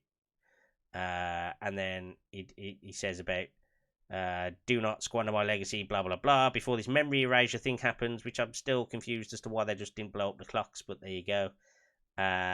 We escape, they get mind wiped, and that shoots us back to Elpis with Venat, who is like quite tired, quite spent, so she's like, she sort of drops to the floor a bit. She's like, okay, yeah, I'm sorry, I'm fine, just carry on. She's like, right, you've got to go back to the you're gonna have to go back now and deal with this, and I'll deal with this here. And yeah, but go on, you had something about a continuity thing or a gaping hole. Well, the whole thing is right with the Lopporits, of course, that the idea is to get everybody to the moon to escape Elpis, right? Mm-hmm. Not Elpis, sorry. No, Etheirys. Etheirys, yeah, that's what I meant. Yes. That one. Thing is, how do we even know that's going to work? Because okay, yeah, Meteion might take down the might take the place down, but is she not going to realise that that a load of us have gone? Is that not going to not something that's likely to happen? Is she not going to notice the absence of the sodding moon? So I mean, how is the whole escape thing even? I mean, that's not guaranteed to work. And she's only trying to kill the whole universe to begin with, so it's only just pushing it off. Yeah, because I mean, she could quite easily come you're right. and find us and cause even more problem, because wherever we're going isn't going to have any kind of, is also going to be lacking the sort of ethereal protection that Zodiark's presence on the moon was providing. And so, as far as I'm concerned, that is an enormous plot hole that's never ever addressed at all. Nobody even mentions it. It doesn't come up as a possibility that it's only a plot hole if they it's only a plot hole if they use that method though, right? And they decide they're not going to use that method, so that kind of plugs itself up by not being used as what they do. Yeah, but I agree. I agree. It is a bit everybody's weird. Treating this as being a solution, and it's quite possibly really not, and a massive waste of time. Even before I mean, they don't go with it as you've said, but it's not sort of the the solution. It can't necessarily the solution it presents itself to be in the first place. Yeah, and that's just never mentioned. I think you can kind of argue maybe it was more like she set them up to maybe like so the Lopporits would think like, oh, this is going to be the solution, but she was thinking more of like this is like a way to survive in case something goes really wrong. Yeah. I don't know how else to like take it, honestly. Yeah, it doesn't mean that you're going to survive either. Something could well happen to you elsewhere, and even on, the moon, even on the moon, as it were. Yeah, I mean, I don't think it's something to dwell over long on. It's a plot point that wasn't used in the end because we went, no, we're going to do this other thing instead. Yeah. But yeah. Obviously, this scene also culminates in possibly one of the most well choreographed cutscenes in any game that I can think of. with Venat. As we go back through the portal, through the thing to go back to the ocular. We go through the time bubble thing, and we obviously see the moment where what's his chops that I've forgotten the name of. Hermes becomes Fandaniel. We also get that little bit where their minds are wiped. They don't remember. They know that Venat was there and another, but they're like, oh, I don't remember. So they know something happened, and they're going to ask Venat at some point, but it didn't really happen. Hermes becomes Fandaniel. And then the end of days occurs, and we get to see the whole sequence of the moment that Venat sundered the world, essentially.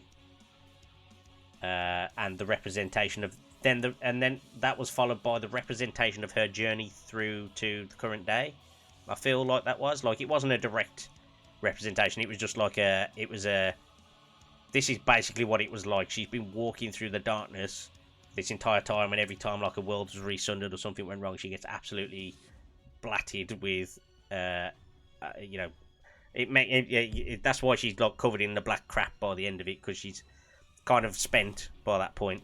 We even know she's got barely any energy left, as it were, to I was do kind of anything. confused by that scene. I didn't know if it was more of like she like sacrificed the people herself to like make herself a primal, or No. So she was saying that she sundered the world. So this is the plot point. The plot point is that she sundered the world in order for them to be able to not actually be bathed in too much ethereal energy, and therefore they could actually interact with Dynamis. Mm-hmm. And that was her plan. So she sundered the world so that people would be more susceptible to Dynamis, so that they could detect it, use it, and this is how the limit break thing comes along. But then, in order to do that, she had to make everybody weak, and making everybody weak meant that she had to watch them suffer through disease and general weakness and starvation and all that sort of stuff. And she watched these baby races that had been created from it like really struggle. And the walk is basically, to my mind, the walk was a representation of her journey from sundering the world to present day. And they tried to kind of zone that in by like the last moments of Us with Emmett, where they're like, when the last of our hope's gone, we still kept walking, kind of thing. They're trying to show that she did the same thing, even though she was battered and broken from 10,000 years of walking. yeah, I guess that makes more sense, because like I kind of got some of that, but like later on, more with like the line and answers where I forget exactly what the line is. It's something like when live, you die, and learn. Live, die, and know. Yeah, that one. Yeah. So it's she lived, she died, and she but she knows what she has to do, kind of thing. Is how I've read that, because she was the only one who knew. Everybody else had their mind wiped. Yeah. Oh, I took it more as the live, die, and know as more for humanity to grow stronger, because she was waiting for humanity to become strong enough to even fight Meteion. Maybe. I took it as it's her journey. She's answering the questions from answers and saying, I lived, I died, but I was the only one who knew, so I've got to carry the burden, kind of thing. That's how I took it. I'm sure other people take it in different ways, but I think that's kind of the beauty of that scene. It's so well done that it's easily one of the best cutscenes I've ever watched in a video game, personally. But it was cool anyway. It was very, very emotive. Not like, oh my god, I'm tearing up emotive, but it was emotive in like, it made me think, cool. But it was kind of hit home because, excuse me, sorry. When we come back as well, and we're in the ocular, and you got that moment of silence after everything that's just happened in front of you on that cutscene. There's that moment of silence, and actually the music in the ocular is the perfect music, because it just goes dun dun dun dun dun. It's like, what the fuck just happened? It's like the perfect music to make your brain go think. It's like the thinking emoji music. I guess it kind of is, yeah. I can't remember what the music was, to be honest. It's just the music in the ocular. It's like the dun dun dun dun dun. Like dun, very, dun, very dun, light dun, piano. dun. I mean, I can probably play it, to be fair, but I won't hear it if you do. oh yeah, you've probably not got the thing open. Okay, fine. Look it up. Just look up Ocular Music FF14 or something, and it'll probably come up. It's the one where it comes up with like the it's essentially it's bagpipes in it later on in that. Every time you spoke to the Crystal Exarch, that music was playing in the background, basically in that room. It's that, but it starts out with like some really light notes, and it's like you've just had this epic cutscene. That's just happened. All this stuff's happening. Loads of really cool things have just happened, and then it kind of goes to your character. There's no sound effects. There's no music or anything. Your character just like, opens their eyes, like. And then you sit up, and then that you get them first few notes of that song, and it's just like, yes, this is the thinking emoji song. It's very good, very well done, and I've spent 5 minutes gushing about it, so maybe we should move on. So yeah, then we rush back, we're catapulted. So actually, you know what? That's the end of Act 2. We've got to the end of Act 2.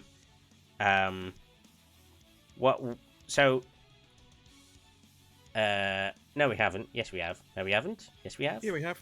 Yeah, we have. Yeah, because it's kind of... In fact, so much... You know what? We technically haven't, because... It's really weird how they cluster those things together, where the next few things that happen get clustered together in a very short space of time. It is the end of Act 2, basically, that section. So yeah, we've got through 2 acts. Go us. But if they'd have ended the expansion on that, I think again people would have gone, okay, cool. I'll wait till 6.1 now. Like it was that much of a punctuation mark. Yeah, honestly, I think I would have rather them preferred. I mean, just my general thoughts. I think I would have rather them preferred to go to 6.3 because like they just try to pack so much stuff into this expansion. So I actually think, so everything up to like level 87, where this Elpis bit, right?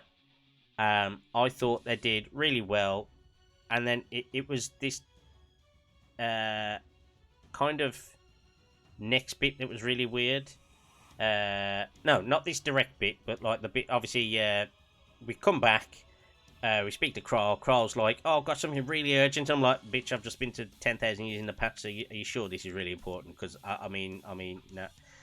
So this next bit in Garlemald was, I still kind of liked it. It's kind of cool. Quick sequence battle. The trailer scenes happened with Alisei, didn't they? Graha with his little battle cry speech. Yeah, this is the scene that I was talking about from the trailer, where in the trailer it's shown us the warrior of light as a paladin, sort of helping Alisei and Alphino out against sort of a massive enemy, where it's actually Graha who's doing that. It's pretty much this. It's with a different enemy, but it's pretty much the scene from that scene from the trailer extended, but with Graha in the place of yourself. Yeah, it's the same enemy. It is that enemy. Oh, it is the same enemy. Okay. Yeah. But yeah, yes, I think the only thing different was just the backdrop, because I think in the trailer, wasn't it in like Lenosha or something? Yeah, it was in the Lenosha near the floating islands, wasn't it? The floating shards. I can't remember the name of the place where it is. Nim, I think? Nim, yeah. The floating shards of Nim, yeah. So, we go there. It's a fairly bread and butter action sequence. Obviously, they're trying to impress their dad, who's there as well, who's lost control of the situation, by the way. They've landed and immediately lost control of the situation because he can't. I feel like Fortuno is an excellent leader in a controlled environment, but when there's no control in that, like if it's wild card things that he can't deal with, he falls to shit and he can't control anything. I think that's. And by this point, we know that the forum knew about the Lopporits and the moon thing. Yes. Sorry, yes, we did find that out. Yes, you're quite right. Yeah. So I've had a lot of people ask me like, "Oh, well, it doesn't really make sense that like he, disowned the kids." It kind of doesn't, but it kind of does. They needed a dramatic. It was kind of a story carrying event rather than an actual meaningful thing. Like, they did it as a means to an end rather than... I think it was like the sledgehammer approach, wasn't it, on that one? Which is a bit weird. They don't normally try and do the sledgehammer approach on, like, plot devices, but... I mean, personally, I think that's just, like, a little bit of bad storytelling if they only do something to move the story and not it actually makes sense within, like, the world. Yeah, I kind of didn't look at it in too much detail, but it was like, okay, it doesn't quite make sense. Like, I kind of get it if he's trying to G them onto, like... He either wants to distance them so he can get on with his work, or he wants to actually draw them in unintentionally because he wants to be found out. But it's like... Okay. I don't think he would have been nice to them at the beginning of the conversation if the whole thing was try to be mean to them. Yeah. So that it was weird, but I think it was a means to an ends maybe, and I kind of brushed it under the carpet because not every story beat is going to be perfect. They're not usually quite that ham-fisted, but I can let one slide. You know what I mean? Maybe it's just something that got lost when they maybe had rewrite stuff for the story. Yeah, so sometimes stuff when it's in Japanese doesn't translate well into West, and they have to make do with what they can make it sound like, basically. Because it's kind of like a switch. Part of the story, it's like a switch flips almost instantly with his attitude towards them. It really is, and he just kind of goes from one extreme to the other. Yeah. Without really having anything in the middle. There's some revelatory moments for him, which make him change his mind. But also, when he realises what's going... Once he gets the gravity of the situation, he knows they're not going to back down. He's like, okay, I'm going to have to book up my ideas kind of thing. And I'll get it. I'll get it in that way, but it didn't convey... There wasn't a lot of emotion conveyed, but Fortuno's not a very emotional person, so... that's why. But yeah, I think he's really good in a controlled environment, like I said. I don't think he's very good in the environment that was happening there in front of his eyes. He was like, for fuck's sake, I'm not dying in this snowy wasteland and all that sort of stuff. Just when all looks like he's fucked and lost, Ulysses turns up with the Imperial Army, what's left of it, turns tide of the battle, and then we turn up just as Alisai's getting her ass kicked by a dragon, take the piss out of her a little bit and just say, ha ha ha ha, you shouldn't have skipped squat day. And then turn the tide of the battle as always. I didn't mind the instance. It was, like I said, it was like a bread and butter battle sequence for us, really, wasn't it, at this point? I don't think there's much more to add to it, really. The battle itself. The after sequence where... we meet up with Ulysses, and Zenos turns up just out of nowhere and kills that monster that's chasing the guy. It's like, oh, Zenos is here. We haven't seen him for about 5 levels. Honestly, this was one of my favorite moments in the expansion, just because of how annoyed everyone was at Zenos. Yeah. Yeah, he's just like following you around, and you're just like kind of looking over at him. You're like, really? No? Really? Really? No. I didn't even have that. I barely had any reaction to it. I was just like, oh, it's this guy that I haven't seen for about 40 hours of gameplay. Well, even Alizé was just like, oh, seriously, bro, you're doing this now? Yeah. Just how annoyed everyone was. It was great. So, honestly, again, the weird shippers and art people, artsy people, the fucking fan art again, when Alizé fucking basically shouted at Zenos, or scolded Zenos, and Zenos was like, somebody stood up to me, and walks off. I've seen some crazy conversations. Don't tell me Zenos and Alizé I've seen some crazy conversations, man. I'm like, are you guys insane? Just because Alizé actually stood up to him. Things about that. Yeah, there is. Where were you looking at this? It's just, when I finished the game and I was like, right, I can press the spoiler button kind of thing now, and you just go searching for stuff, and I was just like, the fuck am I reading? It wasn't just like 1 or 2 things. It was a few. I was just like, why would you think that? I don't understand. That I didn't get any of this sense from the game myself. It was just Alizé scolding Zenos. What, Zenos is bottom confirmed. Yeah. And Zenos. The thing is, though, what Alice did say to him did land on Zenos. Zenos actually took it to heart, and actually that's how the thing later happens. Because he realizes the only way he's going to get what he wants to get is by actually taking into consideration the situation, which he should have been doing before, rather than just turn up and go, "It's me again." Fight me. Fight me I want to fight. All now, right. now seems like a good opportunity. Fight me this time. Yeah. How about now?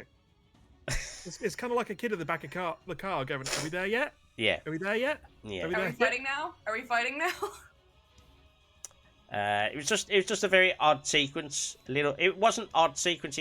Odd is the wrong word. It was just a curious sequence of events where he sort of just walks off, and we just let him walk off, and we're just like, okay, we were a bit busy. Fuck off. And then we go back to Sharlayan out of nowhere again. We go and do the central parts of Sharlayan. I won't like go into full detail because this is where for me the story missteps start a little bit. Those little missteps start with the pacing and the way that the like, don't get me wrong, there's still some good moments, but this is just where it's like, are we trying to fit a little bit too much in towards the end, as Ven's kind of alluded to a little bit. This is where the kind of like scions are semi-infallible and the whole backslapping starts. Yeah, because we sort of do like the we find this engineer. I'm sure there's a couple of other bits in between that I've missed, but we find this engineer. He needs help with the engines, basically. Oh, we meet with the forum. They tell us the plan. They tell us they've got the ship. We say we'll help them with you. And then that guy who really likes Alfino is like, yes, you're going to help fix this thing that you didn't know about 3 seconds ago. It's like, yeah, that's what we do. It's really weird we didn't call him Sid once we heard, like, engineering issues. Yeah, I don't understand why we didn't immediately call him, but I guess he was busy or something, even though he said, I'm available. I'm always available for you, because you're the warrior of fucking light. You know what I mean? He's just sitting by the phone all day. Yeah. And I think, like I said, it was a very strange set of events. Like that Lalafell character is amazing. The engineer, Cockle. Oh, I love him. He's great. He's literally the embodiment of an engineer from up north in the UK. The voice actor did a great job, I think, with him. Yeah, definitely. So yeah, he was really good. Just think what we could blow up. But yeah, he was kind of cool, and he's like, oh, I need all these things, can take forever and a day to find them. Then we're just like, we got you, bro. Everyone, can you go and get these things? Yeah, all right, cool. Although Alfino did kind of not think that everybody would go and get all the things. He just thought some people might get some things. Anyway, we go through this zone. We get to the center. Oh wait, no, we get all the stuff first. Let's go do this in order. We basically try and get some stuff while the stuff is being procured. We do some extra quests in the area to try and help people out and all that crap. While that's going on, the Urianger scene finally happens. With such a good scene. Can my Urianger scene stop now, please? No, we're talking. He can go at the end of this bit when we've talked about him. So, I'm sorry. I'm so sorry. Fuck off, book. You're gonna die today, shithog. I can't concentrate with all this bullshit fancy talk. Damn it. What in the... Oh, you fucking be on the kidding VOD me? later, Ven. Let me go. Fuck you, I'm Dad. almost sad that in that kind of redeem, it come doesn't on. have Do the I look part like a where it's just goddamn like, oh, I love locksmith you, to you? Shadow Lord, I love you so much. I did have the longer version of it, I think, at some point, but I had to shorten it. I can't remember what the reason was, but I shortened it in the end. But yeah, we get to this bit with Urianger anyway, where we meet Mumbreda's parents. Their names escape me right now because they're complicated Rogadin names, but yeah, that was like the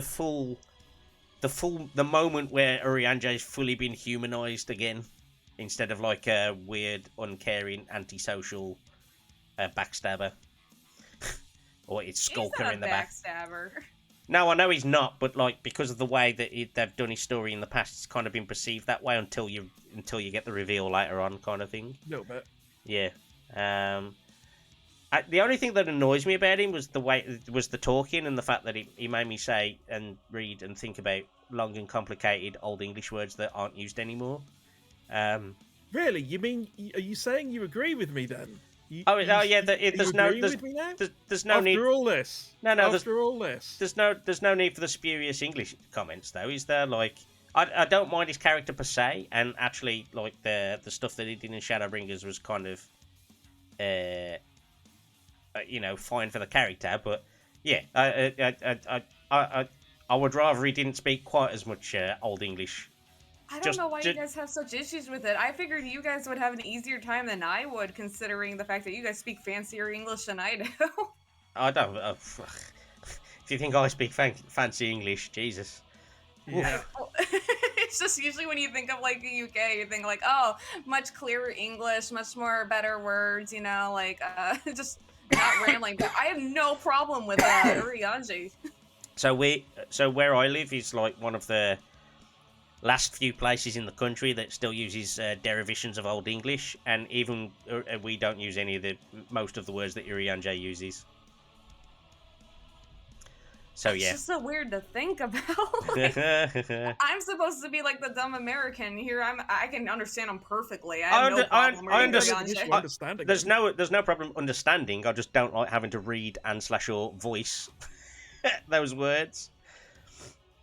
Understanding completely. It's just annoying that he takes 5 million words to speak one sentence. And he sounds like a pompous twat.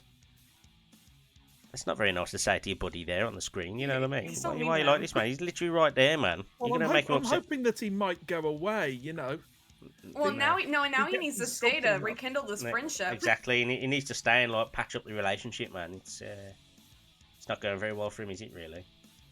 If only I had a shiv or something. Yeah. So we have this moment with Urianger. It is one of the better character moments in the expansion with Urianger, and this moment where he meets the parents and they kind of have this it's almost like a reconciliation, really, isn't it? Of what happened and why didn't he contact them, and he read this letter in a shaky pen and all that sort of stuff, and they actually give him some emotion where he actually needed a hug, basically. Yeah, and it brings a lot of closure to something that we've dealt with for years and years with the whole Moonbrita situation. Yeah. I thought it was a very good scene, very well done. And then we pretty much move on pretty quickly from that point, and we find out we get the cutscene in the port where all the stuff's arrived. So, as we were discussing earlier, this scene massively changes depending on what you've completed. And if you've completed literally only the bare bones, it's a very, very short cutscene with barely any people in it.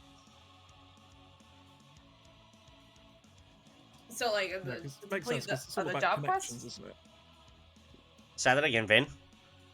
Was it the completion of the job quest kind of stuff, or different? No, so it's the Omega Raid, the Sky Pirate stuff, the Ivilis raids. There's some other stuff as well. Can't remember, but basically, if you don't do any of those raids, the sky's empty. There's no Sky Pirates. There's no airship. Sid and the boys don't, or Alpha doesn't turn up with Sid and the boys, and Ramza and Alma wouldn't be there. Yeah, correct. So, that cutscene is very different if you haven't unlocked stuff again as well. So, I'd imagine different people who've done different things or they've either rushed through to do story or they've just not done it because they're not been interested in side story stuff. Then they kind of miss out on that scene because it makes it a little bit more impactful.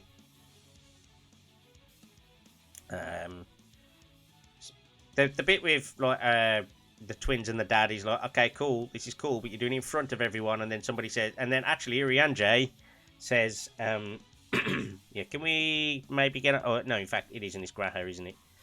He says, can we get on with this now because everybody's looking a bit confused. Everyone was staring at them. It was so weird. But by this point, we've kept our part of the bargain, and we basically asked tell the forum, can we use the ship to go and do this other thing, to go somewhere instead, to go and face this threat, because Heidelin knows where it is, but we've got to go and speak to Heidelin first. So, can you take us to Heidelin, please?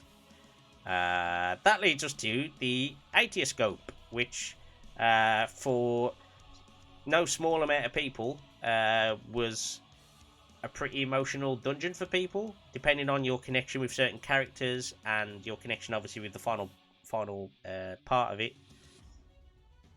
I thought it was okay. Very emotional seeing Mr. Cape Westwind again. Fucking Retotin, yeah. I mean, poor Retotin, he just gets shit on all the time. They knew that there'd be an outcry for like more Cape Westwind extreme, so they're like, let's throw him a bone. Let's make him a boss in this dungeon. Ilbert turns up again, but he's smited by Papalimo. We get a bit with Mbrida where does she buff us? I know Harshafont's there and he buffs us. Anything specific, because I've only been through it once. Did you go with trust or people? No, people. All with people on this one. Okay. I went with people on this one too. I went with trust, and you get a lot more dialogue. Basically, whenever it was helpful for me to spot people, put it that way, because they were saying, "Oh, look, it's so and so." Because I could probably figure it out, like the staff of a friend, and the axe of a fallen archon and stuff like that. And they did the Harshaphont bit, and then in the fight at the towards the end, you get the Spirit of Minfilia, which, if Mike's still here, if I even saying the word Minfilia, he'll probably be like, "He said Minfilia."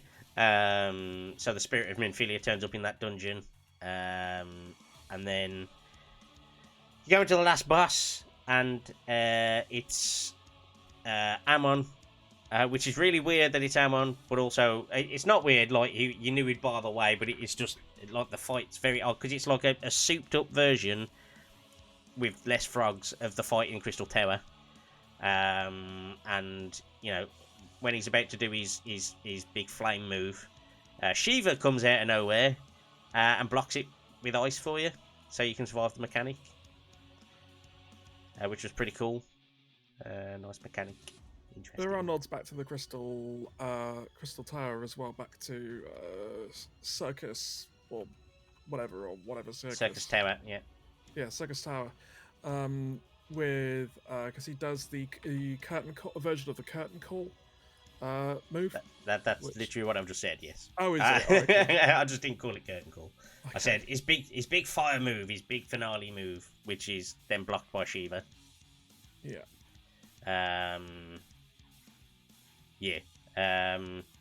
Again, the dungeon was fine for me. There was obviously they tried to give you a couple of more emotional gut punches on it.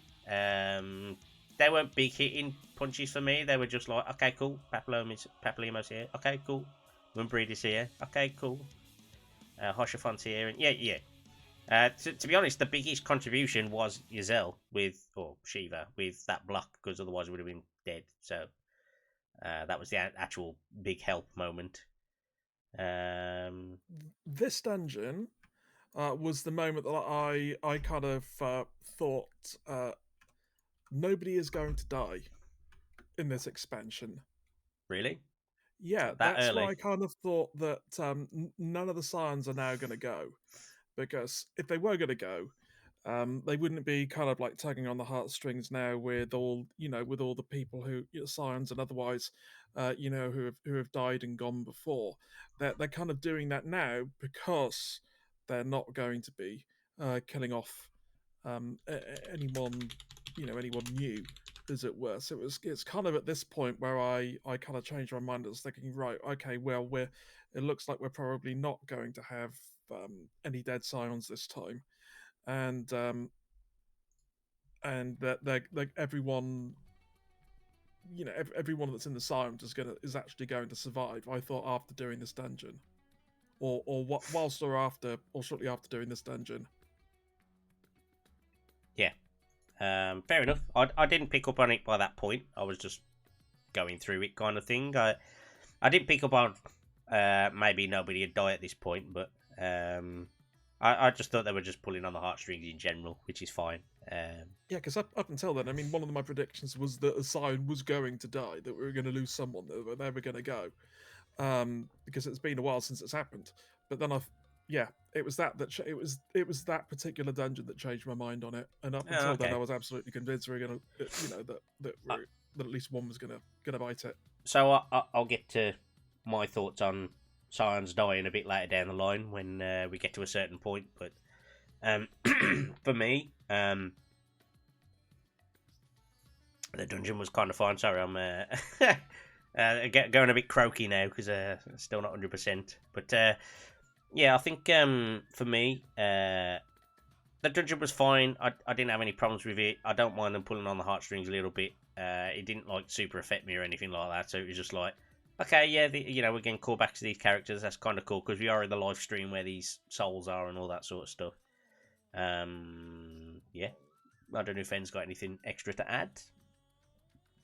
I honestly don't remember much about the actual mechanics of the dungeon because I've only been through there once and I was kind of tired when I was going through it, but I just remembered, I think it wasn't even until like halfway I realized, oh, my friends are here, my old dead friends. Yeah. So I gotta run through that dungeon again at some point. Yeah.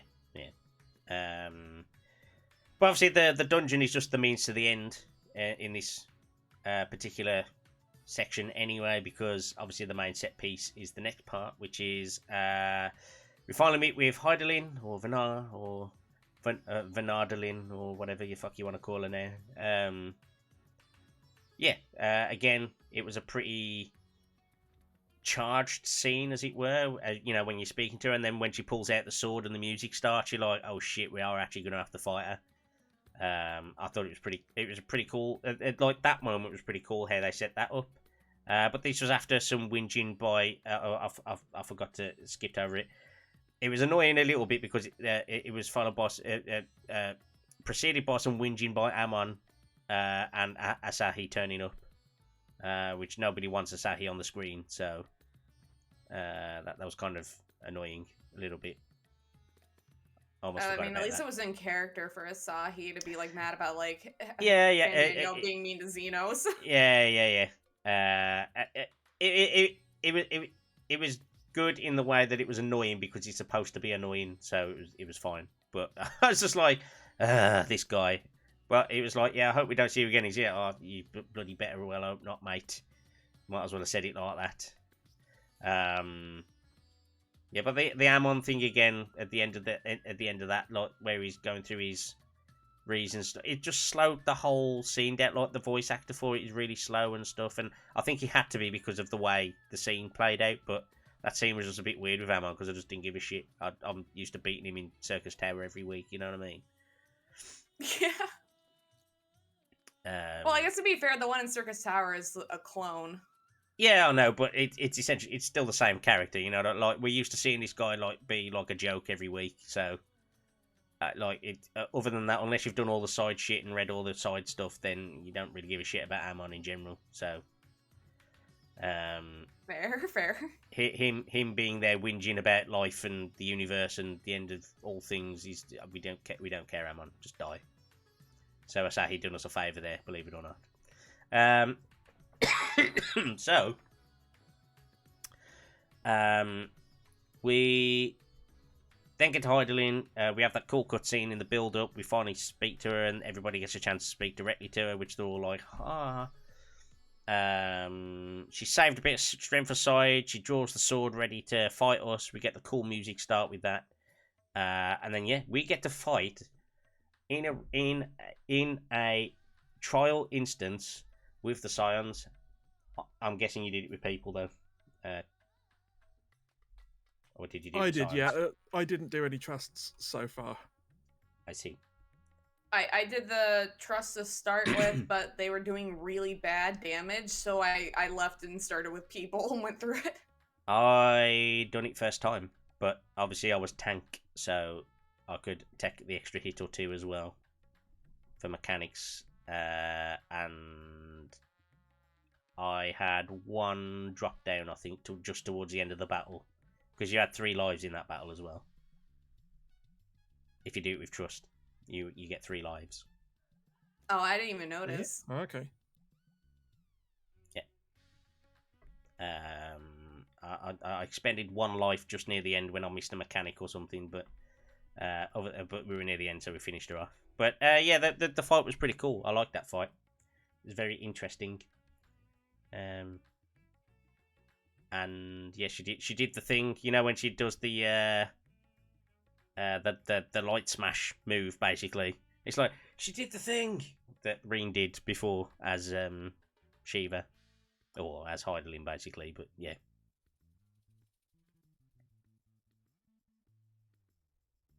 I honestly can't remember much from the Savage fight, Eden. So I'm trying to like think what the move was. No, not even in the Savage fight, just normal fight. When she does the normal one? Yeah, she does the sundering move. Hmm. Where she jumps into the middle and jumps into the middle and just does the light thing, and then we fight. In the Eden normal mode raid, she does the move, and then we fight the crystals before we come back. Oh, where Gaia comes in. No, before that. No?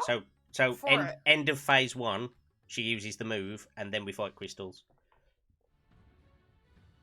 I cannot remember the last time I even done that fight. So. Okay, so phase 1, she's switching between Shiva and Heidelin, and then at the end of the phase 1, she does the sundering move, and she jumps up and jumps into the middle and cracks the floor, and then it blacks out, and you're on the little platforms with the tiny crystals. Oh, the DPS check part. Yeah. So that move, Heidelin did that move during this fight as well. You guys need to do those fights again. It's been a while. No, I mean the Heidelin fight. It's been a while. It's been a week. It's been a while. Well, I've slept since then. I just managed to complete all the story stuff before the stream. I only finished it last night. Yeah. Fair enough. But yeah, I thought the fight was cool. There's a couple of nodbacks to a couple of other bits. The music was very good. Set the scene, and then obviously we get the finalized scene where she basically empowers the crystal to make us Space Jesus. Because she gives us the ability to use creation magic using the stone. Albeit temporarily. I don't remember that. She empowers the stone. She says, "Have you still got your crystal?" And we go, "Yeah." And we give her the stone crystal thing that the stone of Azim, and she starts empowering it. And she says, "I'm giving what little I have left. I'm giving you, and you will now be able to harness the power of creation magic, basically." So she says, but you need to use it wisely because you won't be able to use this forever. It won't be permanent. But she gives us the ability to use creation magic, so she makes us Space Jesus.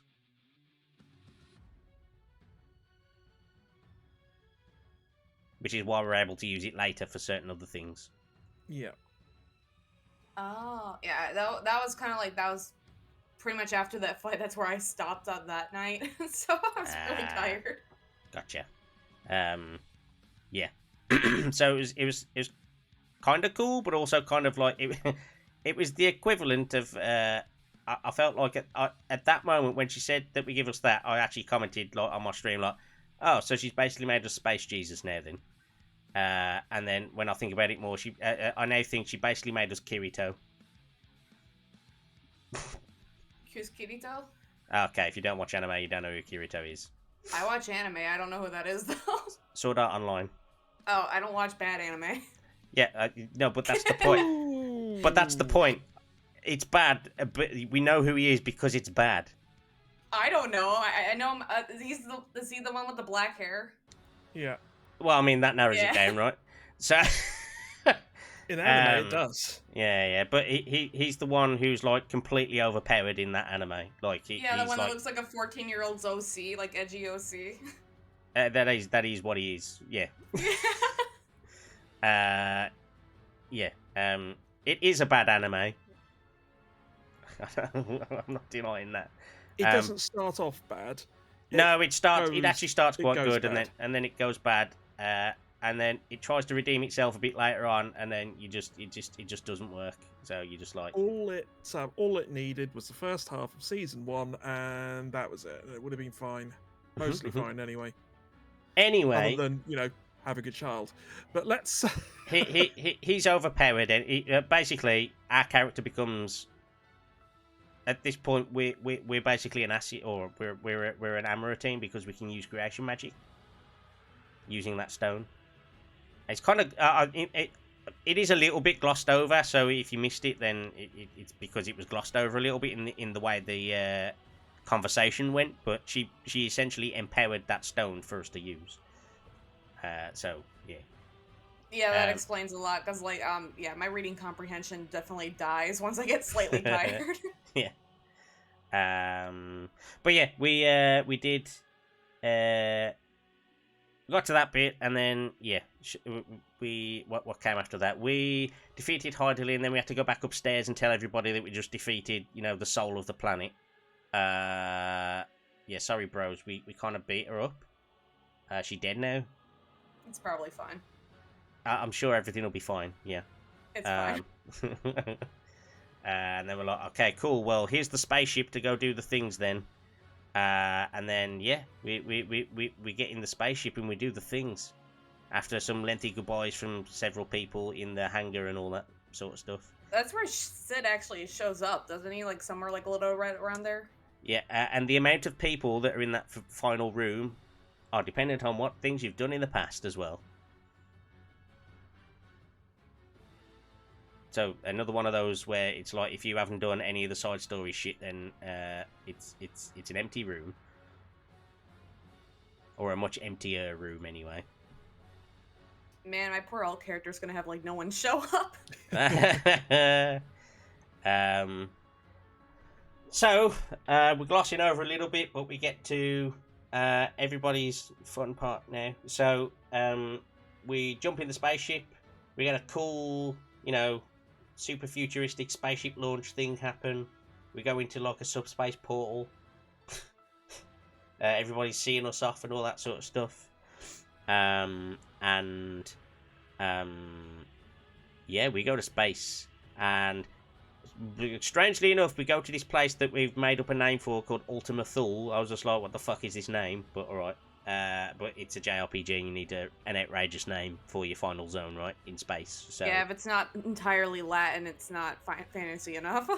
Yeah. So, we goes to space, we get there, and then, Meteyon's waiting for us. Oh, what a surprise that is. And she completely overpowers us, and then leads to moments happen. And we know that Thancred can fight while holding his breath because we've done it in Shadowbringers with him. So he's able to stand up a bit longer, but then we black out before he's about to do anything. And then we find that he's disappeared. Meteyon's disappeared, he's disappeared after waking back up, and everybody gets off the ship and we look around. And you immediately think, this place... Well, I did anyway. I got off the ship and I went, this looks like the battle zone that we fought Midgard-Summer in the Omega series. And it turns out it is. It is the Dragonstar zone part of the area. But I'm getting ahead of myself a little bit. We bump into Meteion along the way, and she basically tells us... no. First of all, we're in a zone with dragons, and obviously it's the Dragonstar, but not everybody can see all the dragons, which is really weird. Only us and Estinian can see them, for whatever reason. But then Alphino can see the ghost ones. They really glossed over all that, didn't they? Yeah, a little bit. Yeah, it felt weird. Because even though I made a joke about it, and that's on that goddamn clips highlight thing, where I went, I was like, I'm sure I can see something over there, and it was looking at the dragon. It was like, oh yeah, the big massive dragon that everyone can see. And then they go, I can't see anything, and I'll go, what? So that's because your character also does like a what? So that made it into the clip's highlights. Cheers for that. Yeah, because I was kind of waiting for him to. I mean, I know it's sort of silent protagonist and all that mostly, but it was. I was kind of waiting for him to kind of put his hand up and go, excuse me. Yeah. Big fucking dragon over there. Yeah, like there's nobody gonna ask me about my mental faculties at the moment because we appear to be in the middle. I took it more as like it didn't matter because they gloss over everything. Like we went to the moon, they didn't care. We went to like 10,000 years in the past, they didn't care. Thancred's probably dead and no one cares.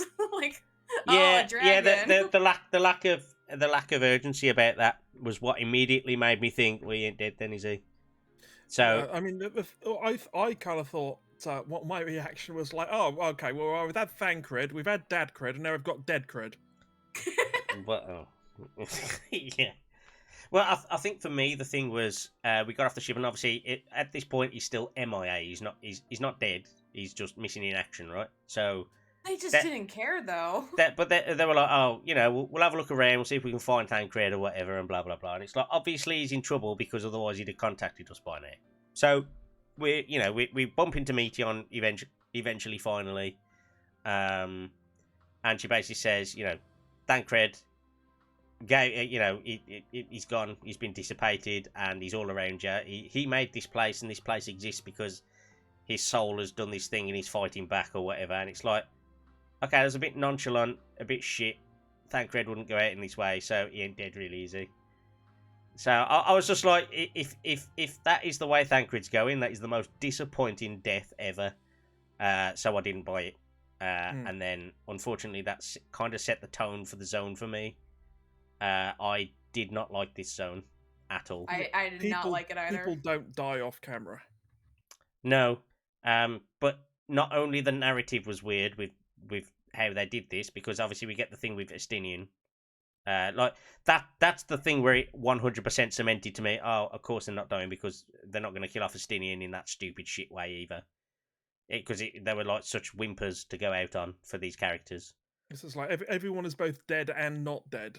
This one. Yeah, and for me, Ishtola just made it like way worse, being like, "Oh, we'll be fine."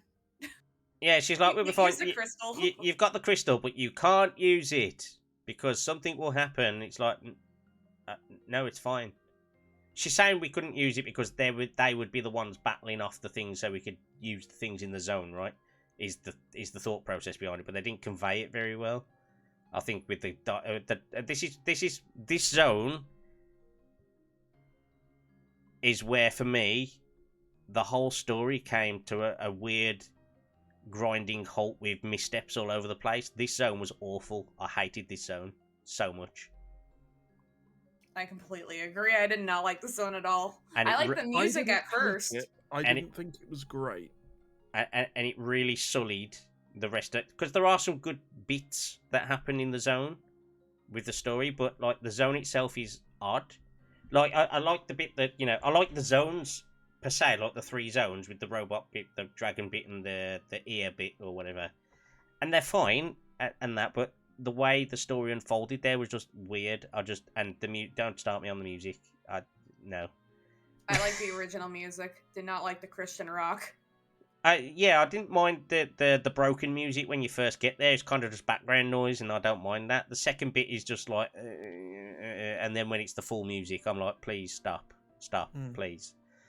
It's actually the one song from the entire expansion that I dislike, and it plays on a 90-second loop in that zone. So. Yeah, and then there's no nighttime music there, so it's the only song. Yep. So that's kind of annoying. But yeah, I kind of digress a bit. As I say, we kind of spoke with the dragons. Estinian decides that this is the best way to do a thing by sacrificing himself to, essentially, because it turns into a crow, which is basically Meteion's familiar form, isn't it? So they're basically the versions of the sisters on those what's left of those planets. And then we go and meet they're quite funny actually. I like that. I like that they're like logical to not logical, just bereft of any like feeling because they've become like these globs of energy that just the goo people. Yeah. They are really funny. And I didn't mind that. And then obviously the thing with your Stola is like, one, they'll never kill off your Stola anyway. I just didn't like the way they handled this. Like, there's no anybody who I don't understand like some of the reactions I've seen where it's like people are getting emotional over these things. It's like, if you've ever played an FF or a JRPG or anything like that before in your life, you know full well they ain't dead. So also with those things, I did think that they overused the kind of the head animation. Yeah. On them. It kind of like it's like a little bit. Yeah. It's did it a little bit too much. Yeah, I didn't. It didn't bother me so much. There's a couple of times where you're like, okay, he's doing the thing, and then, but yeah. Well, to me, it felt like it was just they just made a minion. They're like, oh, let's use this as a race, and they upskilled it without changing the animation. Yeah. I think that's a minor gripe in the grand scheme, to be fair. So I didn't mind that too much, but yeah, I think the AI are probably the most strange race there. Like the dragons you can speak to, they're a bit boring. The AI are interesting because they're a bit strange. They've got different ways of thinking, and then obviously the last area, which is really funny because that they've got an interesting name. That race, really well timed name for that race. Might be named after a variant of something that's currently going around. I'm under the impression Final Fantasy XIV just predicts diseases now at this point. Yeah. First it's the Corona strat, now these guys. Yeah, it's the real reason that we delayed the 2 weeks, right there. Yeah. Yes, the Omicron race of robots, which is basically the world that Omega is from, which was kind of cool. I like that. Like, this is the thing. Like, there's this zone did have its high points. It's just that the amalgamation of the story in that zone was really weirdly done, and the pace was weird, and the music really put me off, specifically, to be fair. Yeah, I kind of like the robots as well, to be honest. I do think they were probably a high point of the zone. I mean, I just a lot of mediocrity. Yeah, I mean, I quite like I like doing the robot voices on stream, so. The only issue I had with that section of the zone was just that one quest where you gotta like do the target thing, and like that one was just going so fast. It was hard to keep up with them. Yeah, I can imagine that being more difficult on a controller. Oh, I don't use controller; I use a keyboard. Yeah, I use keyboard mouse as well, but I don't understand how people can play with controller. They're gods in their own right. Yeah. So yeah, I think this is the weird. It wasn't even like a super bad zone, right? It's probably like a 6 out of 10 zone overall, because there is some high points, but like the way they kind of dragged on this faux death thing really rubbed me up the wrong way, I think. And they tried to make it dramatic by the time we get to the twins bit at the top. And it just didn't really do anything for me. I think the only one that kind of had like some emotion towards it with Graha was like with his like speech thing. But at that point I was like, yeah, you're gonna be fine. Just go ahead. It's fine. Yeah, we'll talk later. Who's the next? Who's the next one? Who's the next to go? You know you're gonna lose everybody. I didn't feel when Graha went. I was just like, all right, hurry up then. Come on, get on with it. I was just like, come on, hurry up. Let's get to the end and get you all back, because that's what's going to happen. And by that point, that's where I was with it. I was just like, this obviously is nothing that's going to happen, is it? So, yeah. Yeah, but like I said, by the time we got to like the twins and stuff, it was just like you've been overly dramatic about something that's obviously not going to happen. So you're just losing me now. Stop, please stop this. It's just kind of whose turn is it now? Yeah, I even said when like the twins went, I was like, well, there better not be any more obstacles because there's nobody else left. We've used them all. I think we've run out of people. What are we going to have to do? Call back to the ship and get the B tribals team out here. Get some more people. Get some more bodies. I say, can you go back and get Ori Boulder for me and that team? We'll get Team B. Yeah, you know what I mean. Ori Boulder comes in, saves the day. Yeah, and we'll use him in the party finder instead. So yeah, we get to that moment. We've used everybody up, and then obviously the bit that was done a little bit better than the rest of the zone was the "You're Not Alone" section, where you start with Ardbert and then you speak to the little ghost apparitions along the way. Like I thought that was done a little bit better. It was okay. I like reminiscing about like old comments and stuff like that. I didn't mind that. That was fine. It didn't make me emotional. I think it was supposed to, but it didn't. I was just like, okay, yeah, cool. We got some comments from the past here, and that's cool. I was irritated. They made me walk really slow. Yeah, that I was irritated. They made me walk really slow. But it was a nod to FF9 with the section in there where that is literally called the "You're Not Alone" when that happens. It's basically the same thing that you do there. You're just making me think of a Michael Jackson song by saying that. Wow. What? You're not alone? Yes. Why is that? Like, if somebody says you're not alone to me, I immediately think FF9. Like, even if in normal world situations says if I hear that, I think FF9. I don't think Michael Jackson. I didn't play all the way through FF9 actually. You definitely wouldn't have got to that then. That would be why. It's one of the more memorable scenes in FF9. So if you'd got to it, you'd remember it. Or if you haven't played it, you just won't know. Nope. I don't think of either of those things. I think of Scott Pilgrim, honestly. Okay. What a weird mix. Now I think of Scott Pilgrim. FF9, Scott Pilgrim, and Michael Jackson. Yeah, what a trio. What a mix. Come on.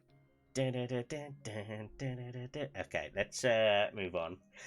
So, we go through this walk of nonsense, and then we get to the top, and then we're like, oh, Meteion's here, and we're on our own, and let's use the crystal, but they said not to use the other people, so we're going to bring these other people. Oh, and it's Ithildaeus and Emmett, and it was okay. Like, didn't really do anything for me. It made sense for them to turn up and be the people that we called on, and obviously Emmett's little quip that he was like, for God's sake, I told you to remember, and I'd forgotten. Which was kind of funny. I like to think that you were trying to summon back your friends, but Emmett and Ithildaeus came there for like a quick ad before your friends came back. This is for the next expansion. Yeah.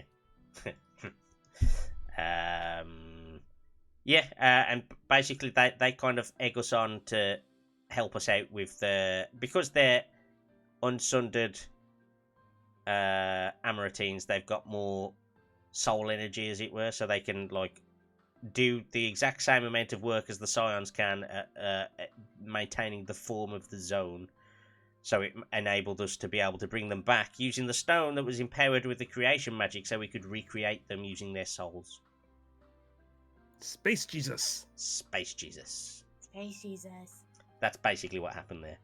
Then everybody comes back. Activate. And he says, oh, think of this thing and blah, blah, blah. And then, like, the field of flowers things happen. I'm like, okay, why?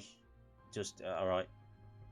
It was pretty. It reminded me more of Metal Gear Solid than anything, so it took me out of the moment. But it was pretty. It took me out of the moment because I was just like, this is a bit, okay, all right, it's a JRPG. We just got to roll with it.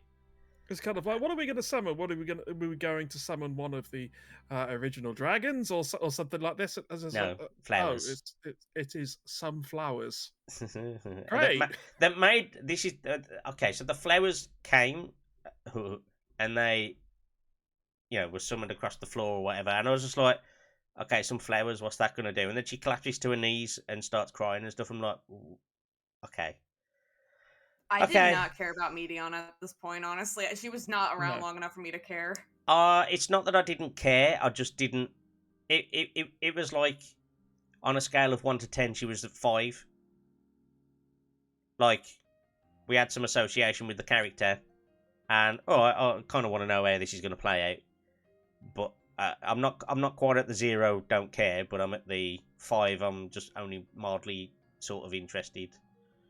I think I would have cared more if it wasn't Meteion, but if it was actually Fandaniel, because at least with like Amon and like the whole section with Hermes, I would have had a lot more of a connection with him. The only problem is the way the story went. I don't know how they would have done that, but yeah, if we would have had a character that we had a bit more oomph with, then mate. I don't think it completely fell flat, but it was like that particular scene. I kind of rolled my eyes at the flowers and the collapsing and the crocodile tears and the. You know what I mean? Like, it was a bit like, okay, yeah, get on with it. Yeah, she's like, oh no, I did all these horrible things. And I'm like, yeah, you did. Cry. Do it. Yeah, you suck. Obviously, then we get everybody back, and they're all like, oh no. You managed to get us back through unknown means that were not telegraphed about 2 levels ago. So, yeah, that really fell flat for me, that fake death nonsense. It just annoyed me. It annoyed me too. It annoyed me too much, so I did not like it. And I'm going to go one further and say I am really disappointed that they chickened out on this and that they didn't follow through with any of those kills or deaths or whatever. This is not the thing that I dislike most. We have yet to reach the part that I disliked most. Oh, okay. Well, I'm past the bit that I dislike most. It's not the bit I dislike the most. We haven't gotten to where I dislike the most either. I have a feeling it's probably the same bit. Okay, so maybe. So so just to finish up what I was saying though, the characters. There's no repercussions ever for the Scions, and it really annoys me now. Not annoy. Grates is probably the best way to describe it, because we're in these situations and not one of them is come out of that dead somehow, and I'm just like, we've done all these fake outs. This was the perfect opportunity to finish off certain stories in that way. You don't have to kill everyone, but and I'm not saying you need to kill 2, 3, and 4 people. But even if one of them had just been followed through of they gave their life and they had to do this, and even if it was a shit death, all right, I'd be annoyed it's a shit death, but they would have followed through on one of them, and they just keep not doing it. And the amount of fake outs we had beforehand with the trailers and whatnot, and also, they were saying, oh, this is going to be a chance to say goodbye to all the Scions moving forward. It just annoyed me a little bit that they didn't follow through with any of that. Yeah, I'm a little. I mean, I would have been fine if it was just like Kryl and not any of our main squad, but like, it was a little strange that they didn't do anyone. No characters of any import from our allies died during this expansion. I'm staying quiet for reasons of my own safety. So, you really wanted Urianger to buy it, did you? There. I'm saying nothing. You're saying nothing? No, I think he actually wanted Urianger to stay. In fact, we should probably bring him back. Oh, you're right. Let's. Oh, good God. Your friend's back. Thou did mention my name. So. Wouldst thou kindly fuck off? No. Oh, verily. Lol. I'll be right back with my cat's getting this thing. I completely glossed over that bit, by the way, earlier in the thing where where Puddingway turns up as like they try and fake it out as like they've been tempered or something, and then all they want to talk about is puddings, and then Urianger turns up with his epic entrance, and then he can't hold it together for more than 5 seconds because he's freezing to death. In Garlemald earlier on, much earlier. I thought that was one of the funniest moments in the thing again. But I'm easily amused, I suppose. But... That's, to be honest, I didn't mind that. Mm. I mean, I'm not usually pleased to see him, but the fact that he was slowly freezing to death, was a bonus. Oh, okay, yeah, there we go. Yeah, okay. Yeah. That was actually quite good. So anyway, as was at one point, was it Puddingway staggering around in the background? So I spent most of the cutscenes watching Puddingway. Yeah. With the pudding flying around. I just kept waiting for them to reappear again somewhere else. Random Puddingway appears. Where did Puddingway come from? I didn't know you'd got. Oh, my cat got into something. Sorry. Yeah. I was just saying about Urianger. I glossed over the fact that the funny moment with him being cold in Garlemald when he come back with his epic entrance and he didn't last more than 5 seconds. Oh yeah, and he was shivering. Yeah, verily. But yeah. Anyway, back to where we were. We were looking at the fight. So, everybody comes back and it's like, right, let's do this. Full JRPG. So, bearing in mind we've had all those fake out death things. At this point, I'm like, okay, it's still not finished. Anything could still happen at this point, right? So, we engage against Meteion, who loses her shit and turns into Super Meteion. With super big wings and a tiny body for some reason. And then the Scions basically get their asses handed to them. So we've gone through all that fucking effort to bring them back, and then they've just been fucking useless, all of them. And Alice just standing there going, just one good shot, and it's like, no.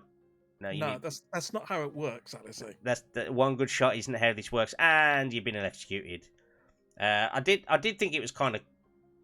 It was a cool scene in terms of like they're trying to up the ante and say like, oh look, it's defeated all these immediately, you fucked kind of thing.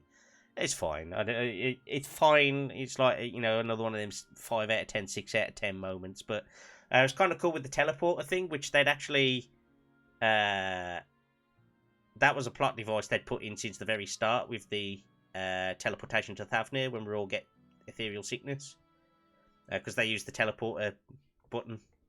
So it's kind of cool that they brought that back for that moment, and it was cool that we were like, we did the badass moment of, you have the teleporter, and then we just stayed behind.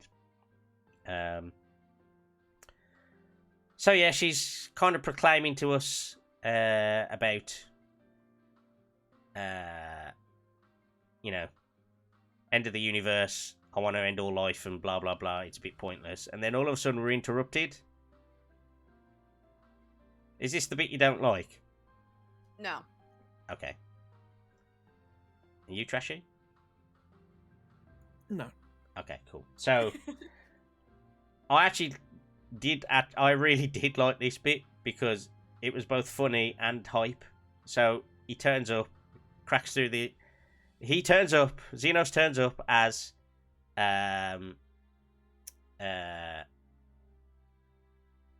Shinryu. There you go. Brain. Work. Come on. Turns up as Shinryu.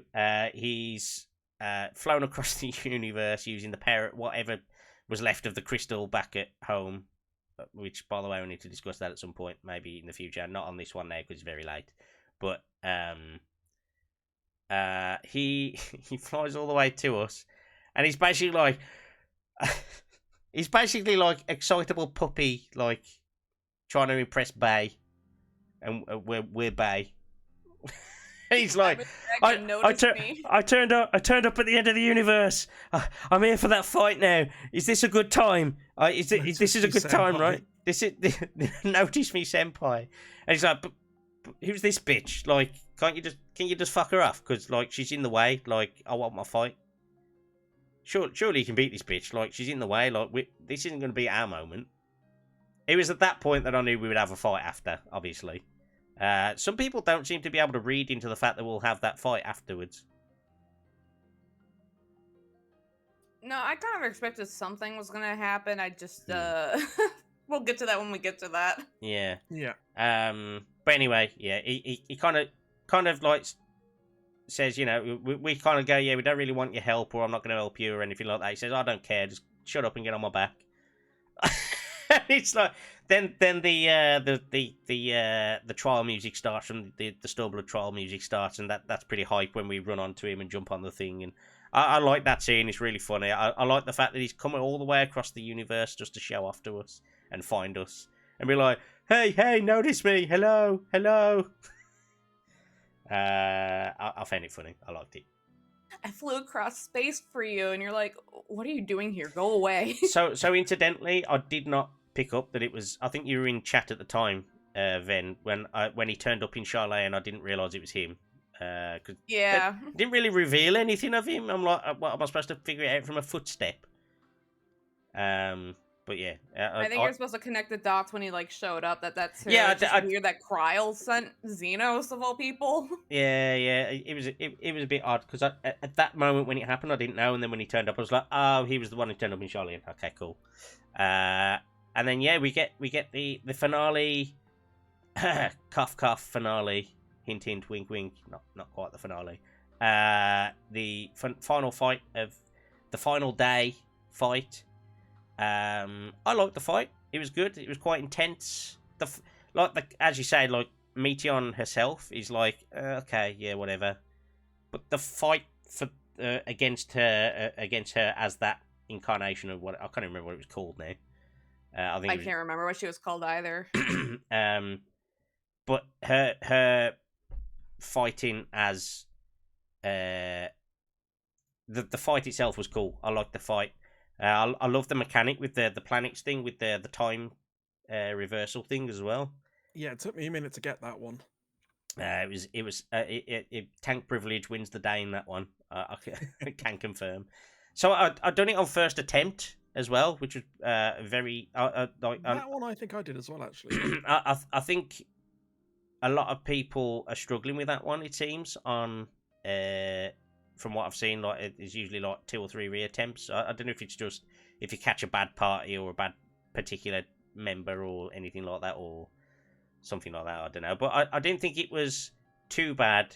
There's obviously the bit with the planets, and you got to figure out the time mechanic and the feathers and the bit where it expands the puddles is fairly well telegraphed, so that's not too bad.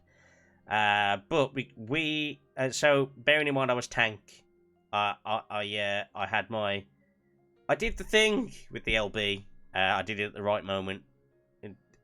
Triggered it on the 4-second mark. Yeah. Yeah, I was there. You did it perfect on it. It was perfect. Beautiful. It was the most perfect tank LB3 you'll ever see in your life. You didn't even have to think about it. You got it right on the right time. It was perfect. And on the basis that we all survived on like 20 HP, you definitely needed LB3. So it's like, cool. Only HP that matters is the last one. Yep. And I really liked that moment. I thought it was very, very hype for me being the tank. I enjoyed that fight for sure. But obviously, she does the Oblivion thing. She lets her little body thing loose, and actually, that DPS check is very weak. By the way, like it only got to like 40-something%. I don't know if it's just I was lucky and I had a good group or what, but I don't think many people are struggling with that DPS check. Mine certainly didn't struggle with it, and we were a person down for part of it. Yeah. The trial that I did struggle with a little bit did take me 2 groups to do. Well, the group struggled with was the Heidelin trial, but the last one was okay. Fair enough. Yeah, and the last DPS check, I think like half my party was dead just because of running into mechanics, but like we got everyone up just in time. Yeah. And still managed to clear it, even at a high percentage of the DPS check. Yeah, nice. See, I think maybe this 2-week delay for the balancing thing was probably little things like that, and they ain't quite tuned it in right there. But it led to the Oblivion thing, and then I did the LB3, and then the cool bit happens where she reverses the time on it again, and she's like, "Oh, just do it again." I'm just like, I've got really cool looking wings to protect everyone with. I mean, I'm sure that'll work, right?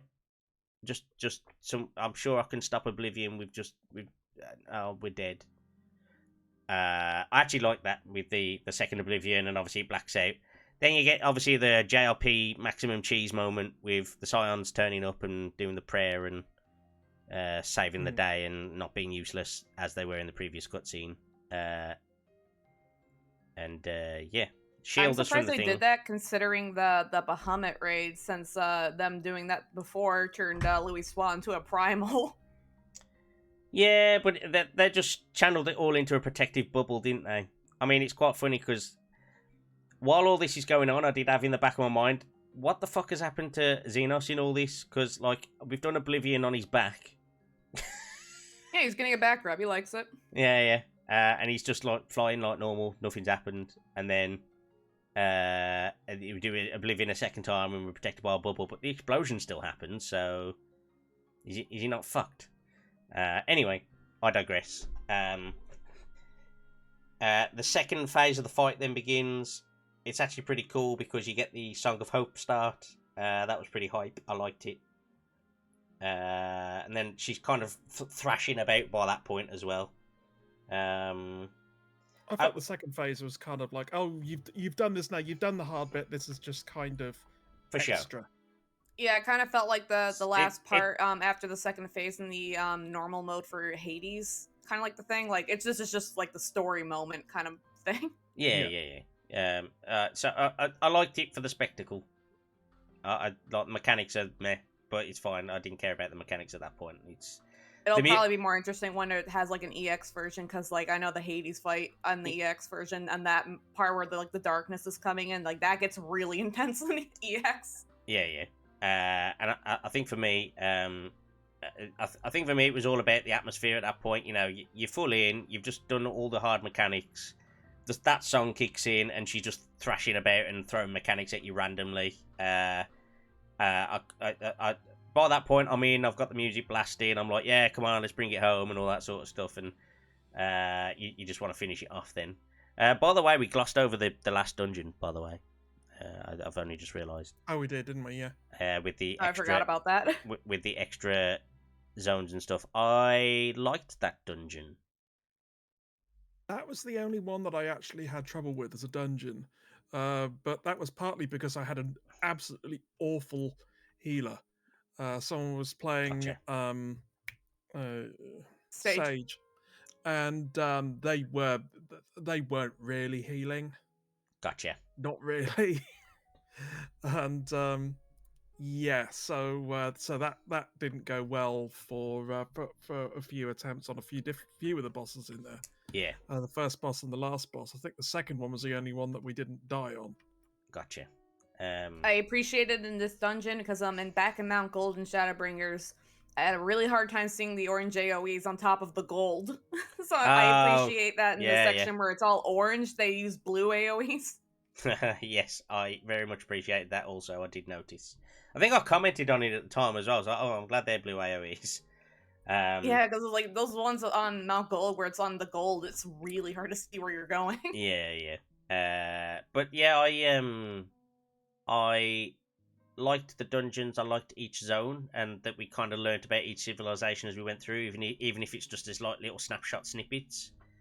The fish people rotting their own world.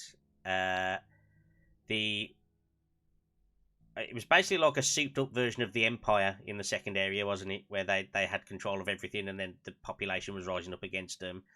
And then some crazy... I don't know if it's true, but I kind of, when I first went through it, I kind of thought that was actually the other timeline that Graha was in. When the Empire attacked later on. It's a different world. It's just a different world that annihilated themselves. They're Garlean-esque, but like they're not. It's not our world. Yeah, it's really hard to tell because it's like almost looks like, oh, this might be where the Garleans might be in the future.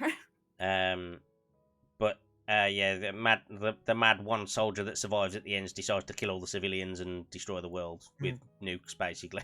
What is supposed to be depicted as nukes anyway, or something, whatever is akin to that. And then the last zone is just they wanted to die because of apathy. Really, they'd achieved everything they wanted to achieve, and they were like, "Please kill me, senpai." But I like the zone in general. The dungeon in general. Mechanics weren't anything to particularly shout home about. There was one mechanic I think from the last boss that was a bit ropey, but other than that, it was all right. And I like the story it told in there as well was fine. So I've somehow gone from the last fight to the previous fight, but there we go. Anyway, we beat Meteion. We have our little exposition moment with her. By the way, anybody who joined me in that fight was just a simulacrum from my memory of people that I might know, because it was creation magic. The people that fight with you in there are creation magics. They're not real. Oh, is that how they explain why you have party members in that one? Yep. You use up your stone to create people. Okay. There's another moment like that at the beginning of the new raids and stuff where they're like, oh, well, we could make people we need to stay out here and shield this thing, but you're going to need people, so we'll make some. I think 7 will work. Yep. I got to that bit as well. I haven't actually done any raids yet because I didn't have enough item level, but I did the first initial cutscenes and stuff. So yeah, we have this moment with Meteion.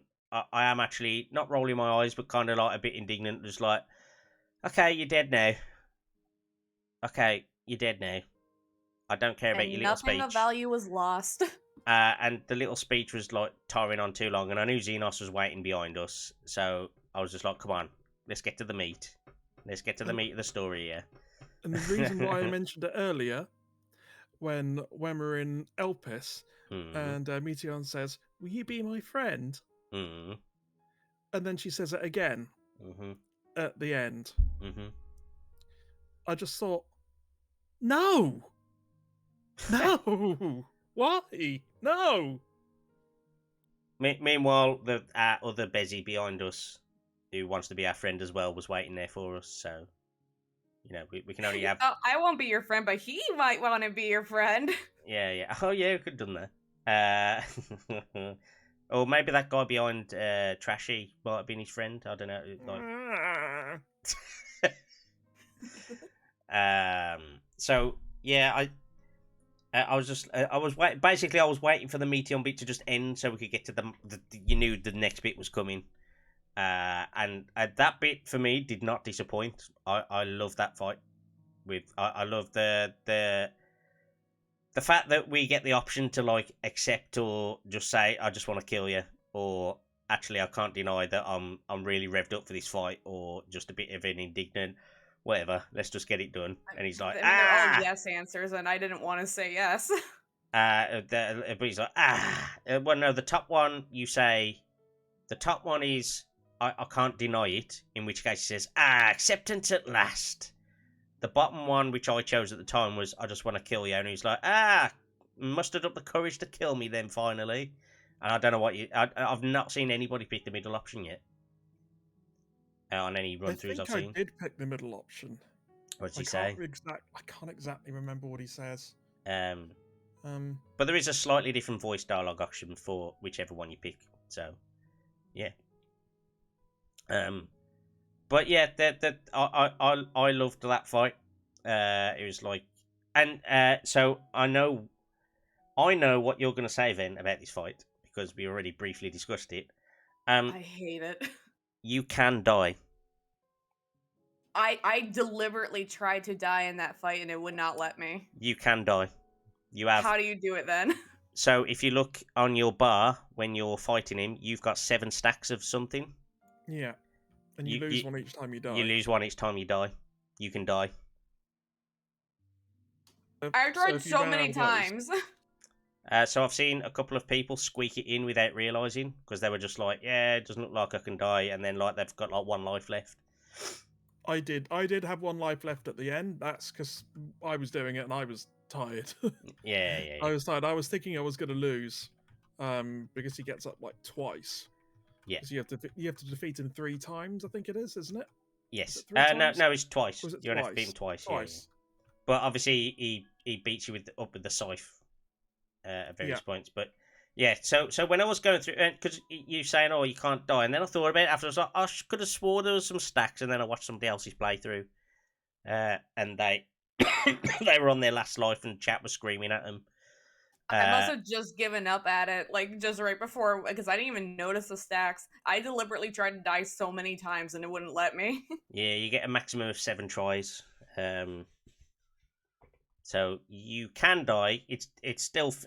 I think it's there for people with... Maybe they've just gone, you know, it's MSQ, we need to give them a chance, but we want to kind of make it... That's what the easy mode is for, though. Also, I know. It's not really 7 tries. Or it's 6 tries plus your last life or whatever. Yeah, well, the thing is, because you lose some as part of the fight itself. You lose 2, don't you? Yeah. So that's -2. So I actually think it's minus. I think the very last one you get up regardless, but the other one does take a stack off you. Yeah, at least one of them does. Yeah. The one where the one for his phase 2 is the one where you lose a stack. It's still very difficult to do, but you can die. I haven't seen anybody die to it yet. I've just seen chat screaming in pain when somebody was close to dying. I will still stand by my point. I don't mind it for the phase changes, but when it's my last fight and I'm supposed to prove myself as like the warrior of light or whatever, I want to actually fight it to like with my own health bar, no stacks. I want to fight him and just get it done. But they've tried to make it more epic by saying that you're literally you're burning through you're burning through the ether of your soul basically to fight him, because each time you get knocked down you're burning part of your soul, and obviously the point is you've got these finite amount, which is still a lot. It's a lot of souls. I'm guessing it's one for each rejoined part of the soul, is it? I'd imagine. Maybe, but like I don't mind it for the phase changes for like the story context, but like it really just took away from it, because it's like I don't feel like I'm powerful or anything. I just feel like I had that all taken away from me, and it's just handed to me, this victory that I don't want. The thing that I didn't like was the fact that the fight was in there at all. I think it was completely unnecessary. I think it was inevitable. I think so too. Out of character for your character to be going ahead and finally doing that then. I disagree. But there is also, right, can he still turn into Shinryu?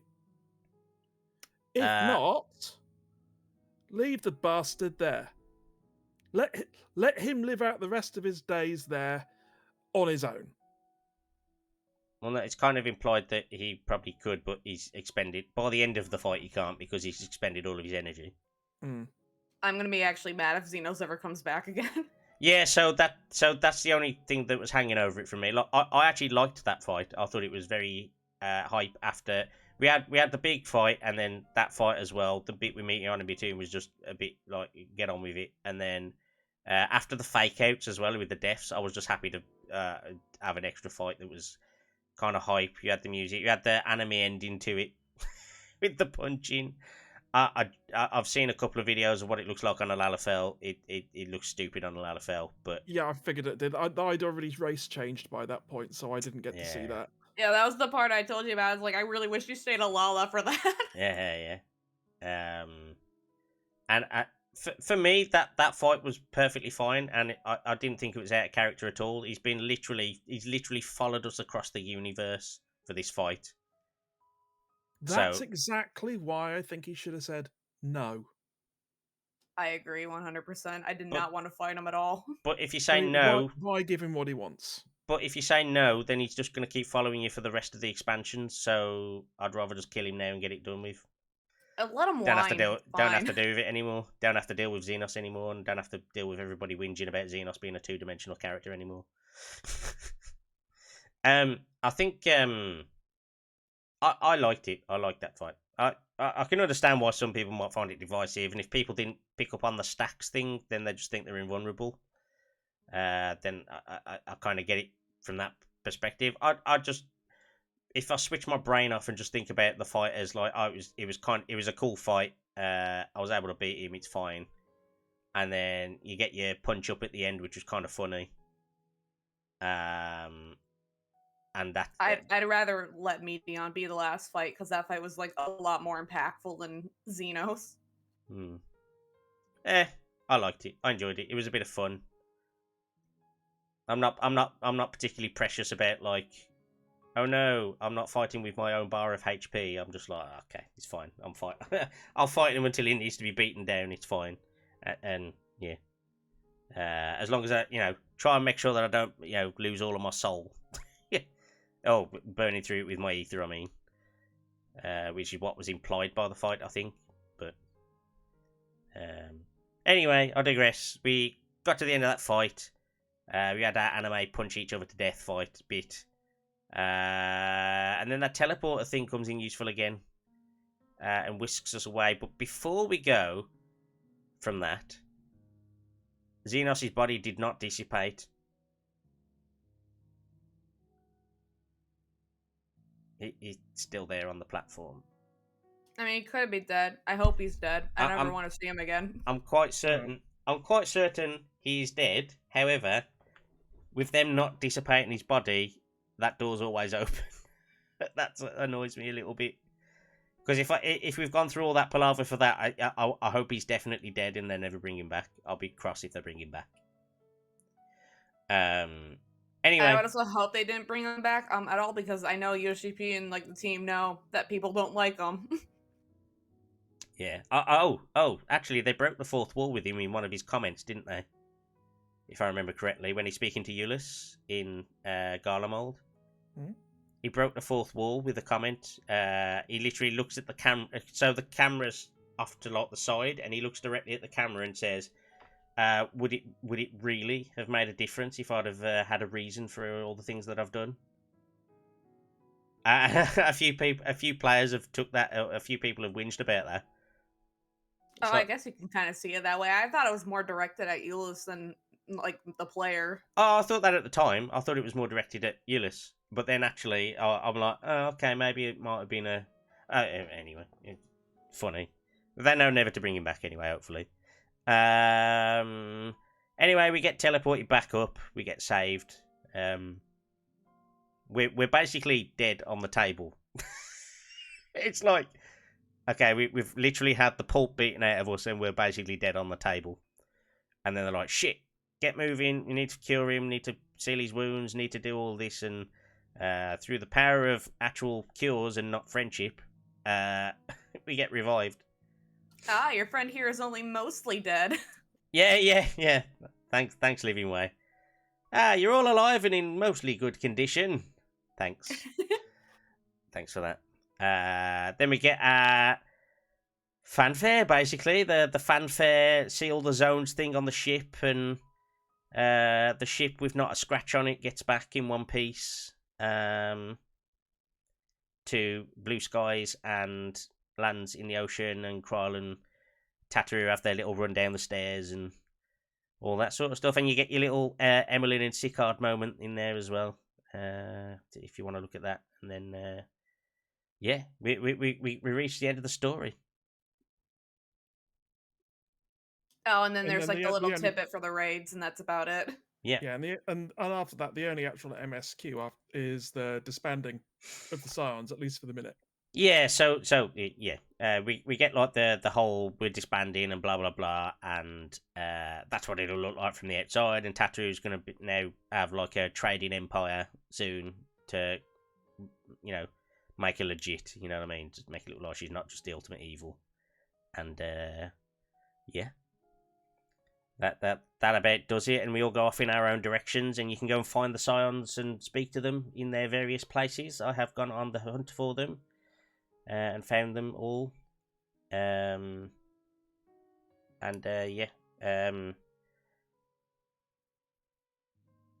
made it to the end. The two optional dungeons afterwards. We briefly touched on the Lopporit one, the Smalton. It's a trippy one. I wouldn't want to try that one if I was drunk at the same time. Like if I'd had a few drinks, don't do Smalton, because you can't actually make heads or tails of what's going on in there in the directions, because you're basically being flipped around in all directions. I honestly almost got like a little bit of motion sickness from that dungeon. I haven't even seen it. I haven't been into either of these yet. It's motion sickness moments in that dungeon. It's fine once you get past the first bit, but it's you get abstract art. It's the best way to like talk about it. It's what it is. Yeah, it's a bit like Inception rooms basically, where like things are on the side and diagonal, upside down, and on the side, and the infinite staircase paintings. Yeah. And then the other one, I barely remember the other one. Couldn't have been that interesting. It was something with Omega. Oh, yes. It was the N4000. It was N4000. Yeah, I remember now. Yeah, that actually was more interesting. That now that I remembered it, and my memory's just been jogged again, I'm like, oh, actually, yeah, that was interesting. There's a couple of interesting enemies in there, like Omega prototypes and stuff like that. And there was basically like the prototype version of Starboard Larboard as well in that one fight, which was really really funny. I had to remember. It was like, wait, which direction's Starboard again? And I'm dead. I didn't mind him. It was fine. I've started the raid cutscene stuff. Need to find out more about this character and whatever. I'm gonna obviously try and avoid spoilers for that for the moment, but I will try and get those done over the next few days and see where we are with it. But I haven't done any fights yet. I need to get some equipment first before I can do any fights. I've only done the first fight of the raid so far. Good, bad, indifferent. I would say it's nothing new and exciting. It's kind of just feels like a bunch of old rehashed stuff, but the actual design itself of the arena and the boss is really cool. Yeah. Fair enough. But the mechanics are just like same old kind of stuff. There's nothing interesting about it. Gotcha. I'm with you. Not sure about Savage though, but yeah. And that about does it for the main story, I guess. So yeah, I've obviously got like the little table over here, like, and I kind of did want to break it down into the acts specifically because some of the acts are stronger than other parts overall, and I don't know whether you want to do it as a lettering system or a numbering system, but we can do ratings for it if you want. I'm down. Whatever you like. Yeah. Should we do it as an out of 10, or do you want to do it as like like an A star, B, C, D, E, F, or what's going to be better? Do we think? Yeah, let's go numbers. Let's do the numbers. Is probably just going to be easier, isn't it? So, I think obviously for me, like Act 1 has got some of the best moments of the expansion because yes, it's got the build up at the start, but it's also got that Garlean bit where your soul's taken and put in another body. I love that sequence, and actually the Zodiark fight sequence is excellent as well. I loved all of that. Let down a little bit by the Ammon scene, but that's such a small scene amongst all of that stuff that I really liked Act 1 a lot. So, like for me, I'm hovering around like the top end. We're in like the probably 9 for Act 1 out of 10.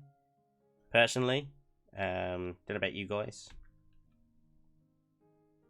I would probably go with an 8 for that, because it was certainly solid, but it wasn't, sort of like the best that we've seen out of Final Fantasy XIV.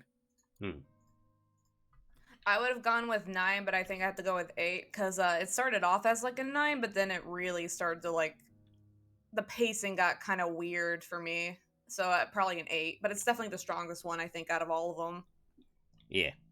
So, I'm gonna stick with my 9 because it's got some of my favourite bits in it. Act 2 then, so that was the Thavnair bit to the Elpis bit. Again, this has got another one of my favourite moments in. Like, for me, the first half of the game is essentially really strong. Really, like the expansion is really strong until basically just after Elpis it starts falling apart for me. So, but I think for me again, I think Act 2 is kind of like that 8.59ish for me. Because you get that sense of like real foreboding in Thavnair. And actually, I quite like the lore side of things in the Elpis area because I did all the side quests and stuff. I know Meteion doesn't have a lot of gravitas as a character, but yeah. And then also it's kind of pulled up by the bootstraps by that cutscene with Venat at the end as well. I'd probably have to say for me maybe like a 7 or 6.5. Oh Jesus. I was really into like a lot of moments, but then there was also a lot of moments that were just like really like down and not that interesting at all. I suppose it depends how much you like the lore and that side of things as well. If you're not particular, like you're into the lore to a point, but you don't want every single little detail, then Elpis can drag on a little bit, I guess. Yeah, Elpis definitely took a while. Yeah, I was going to give that a 7, because things did start to drag a bit. At this point, I didn't feel it was quite as strong as the first part. So all I could do really is then give it a 7. Are you going 6.5 or 7, Ven? Maybe 6.5. Wow. So I dread to think what your score for Act 3 is. Oh boy. So for me, Act 3 was that a lot of it. The missteps started around then. It still got some good highs, and I think the battles and stuff made up for it a little bit and gives it like an extra little push back up. But there's a lot of story problems in that section, and that last zone I really dislike that last zone so much. I don't know if it's the zone itself or just everything that happened in that zone, but the pacing was just so bad in that last in Ultima Thule. I just really didn't like it, and so even though there's some epic moments sprinkled in there, especially with like the more so battles and things like that, because don't forget Heidelin battles in there as well in that act, and the Heidelin fight was great. The final act battle was great. I liked the Zenos bit. I know you guys didn't, but even so, that it was so weak in that other bit. I'd have to go no higher than a 6.5 for that last act. And most of those points are for the fights at like the bookend that act.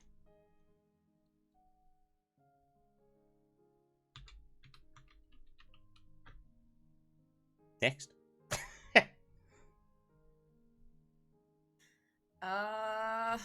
2. 2? 2. 2? I did not like that zone at all. I mean, there's more to it than that. So there's the Sharlayan bit. There's the whole thing, honestly. Like, it's kind of like what you guys said. Like the engineer Lala. That guy was like probably the highlight for me. And then like the Urianger stuff. But like it just gets killed by everything else in that whole entire act. Didn't even like any of the fights. I like the fights. It's just now I just feel more like, your daily like leveling stuff to me rather than like, oh, this is where I was in this story and this is how I felt kind of thing. I was just irritated the whole time. Yeah. I was gonna go with 6 until you mentioned a couple of bits that you pointed out that I really did enjoy from it.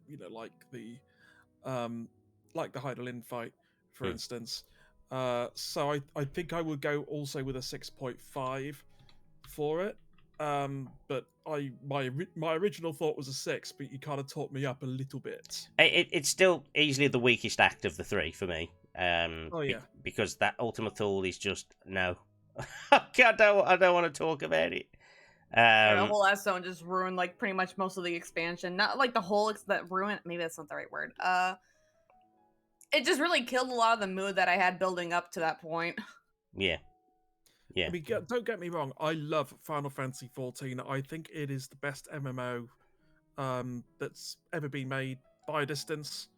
I really do. But this is not its best expansion. No, Shadowbringers was the best favorite. One. Oh, absolutely. Shadowbringers is absolutely fantastic. You know what? Shadowbringers had some... for me, Shadowbringers has some really high highs, but it's generally more consistent, I think, is the thing. So this had some good highs, some great highs, in fact, but most of them were at the start for me, or like up to that halfway 85, 86 point, and then it started doing the missteps, whereas Shadowbringers was solid all the way through. Yeah, Shadowbringers, the pacing, the feel, the soundtrack, all much better in Shadowbringers. The only thing I can remember being slightly annoyed at in Shadowbringers was just the whole like trolley quest line. That was about it. That wasn't even that bad. Yeah, I think a lot of people were the same.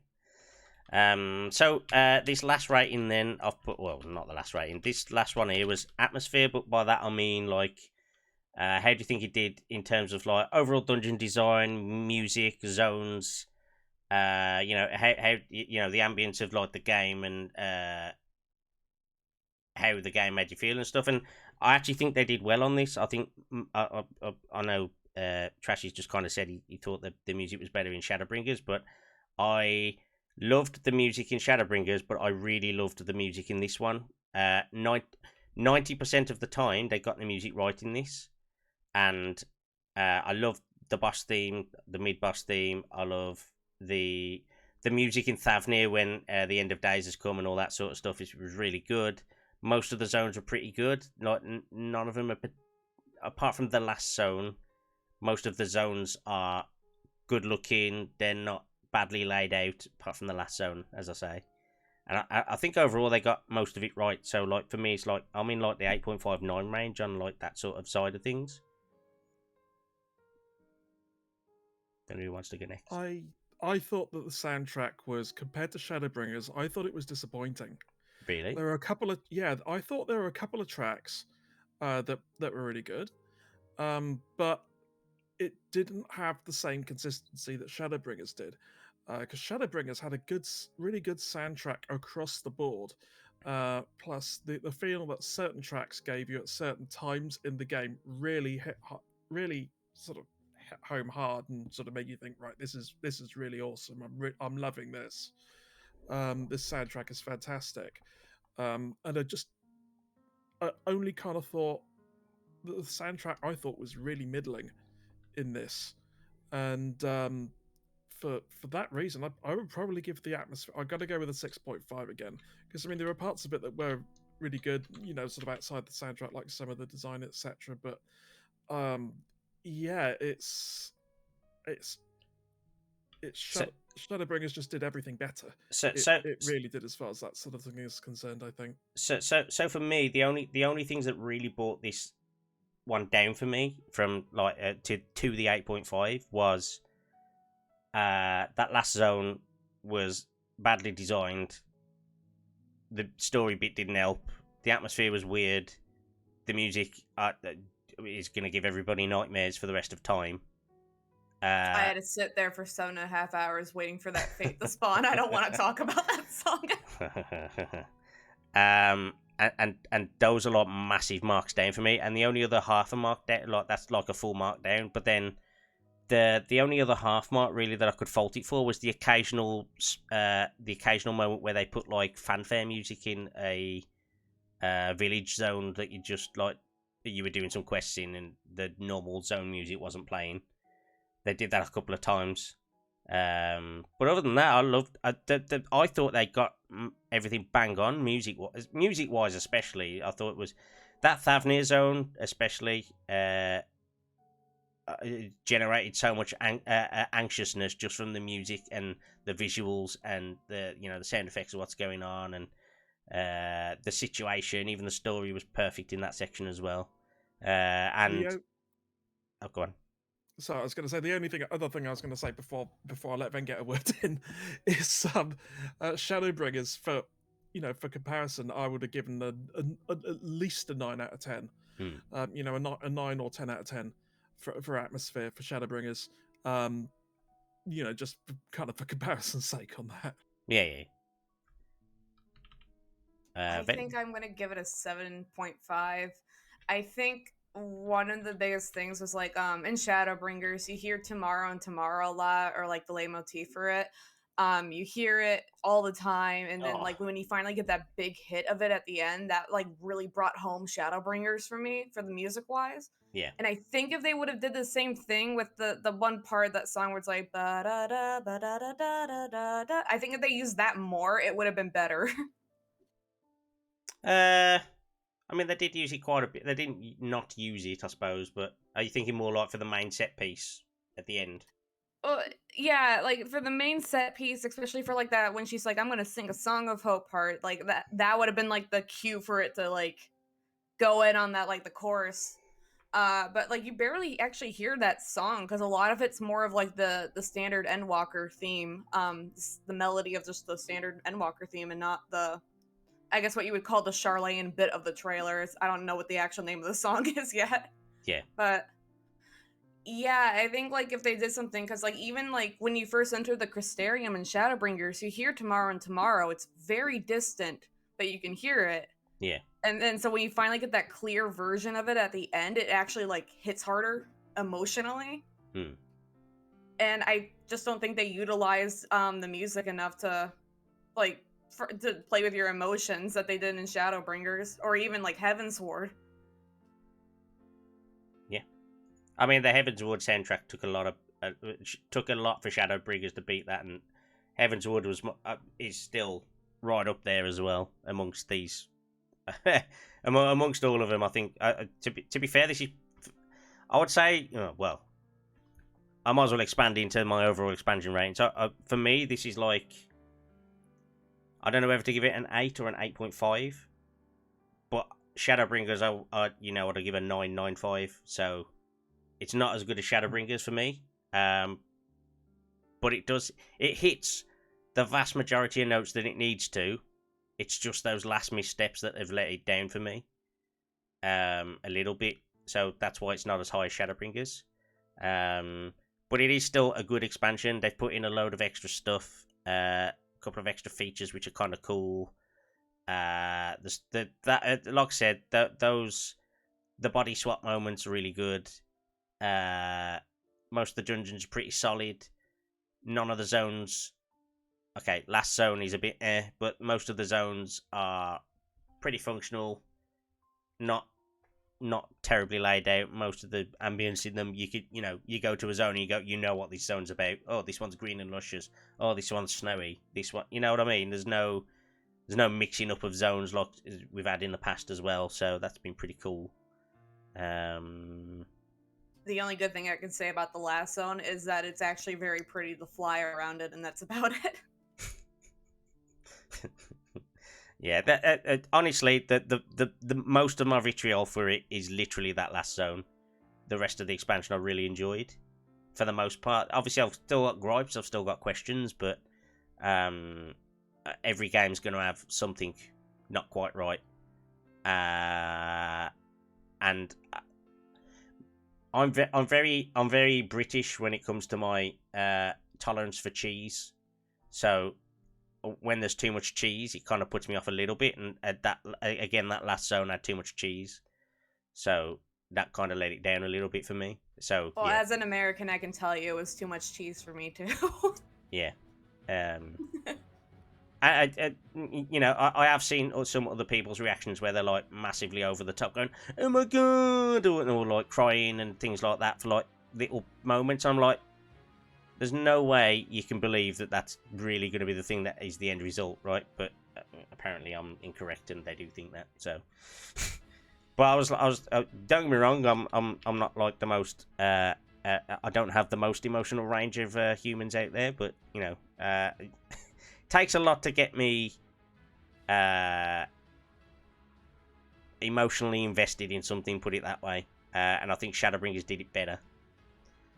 So. I'm going to go with 8.5 because there were some good highs. But that last zone just scars it so badly for me. So, 8.5. I'm going to stick with that.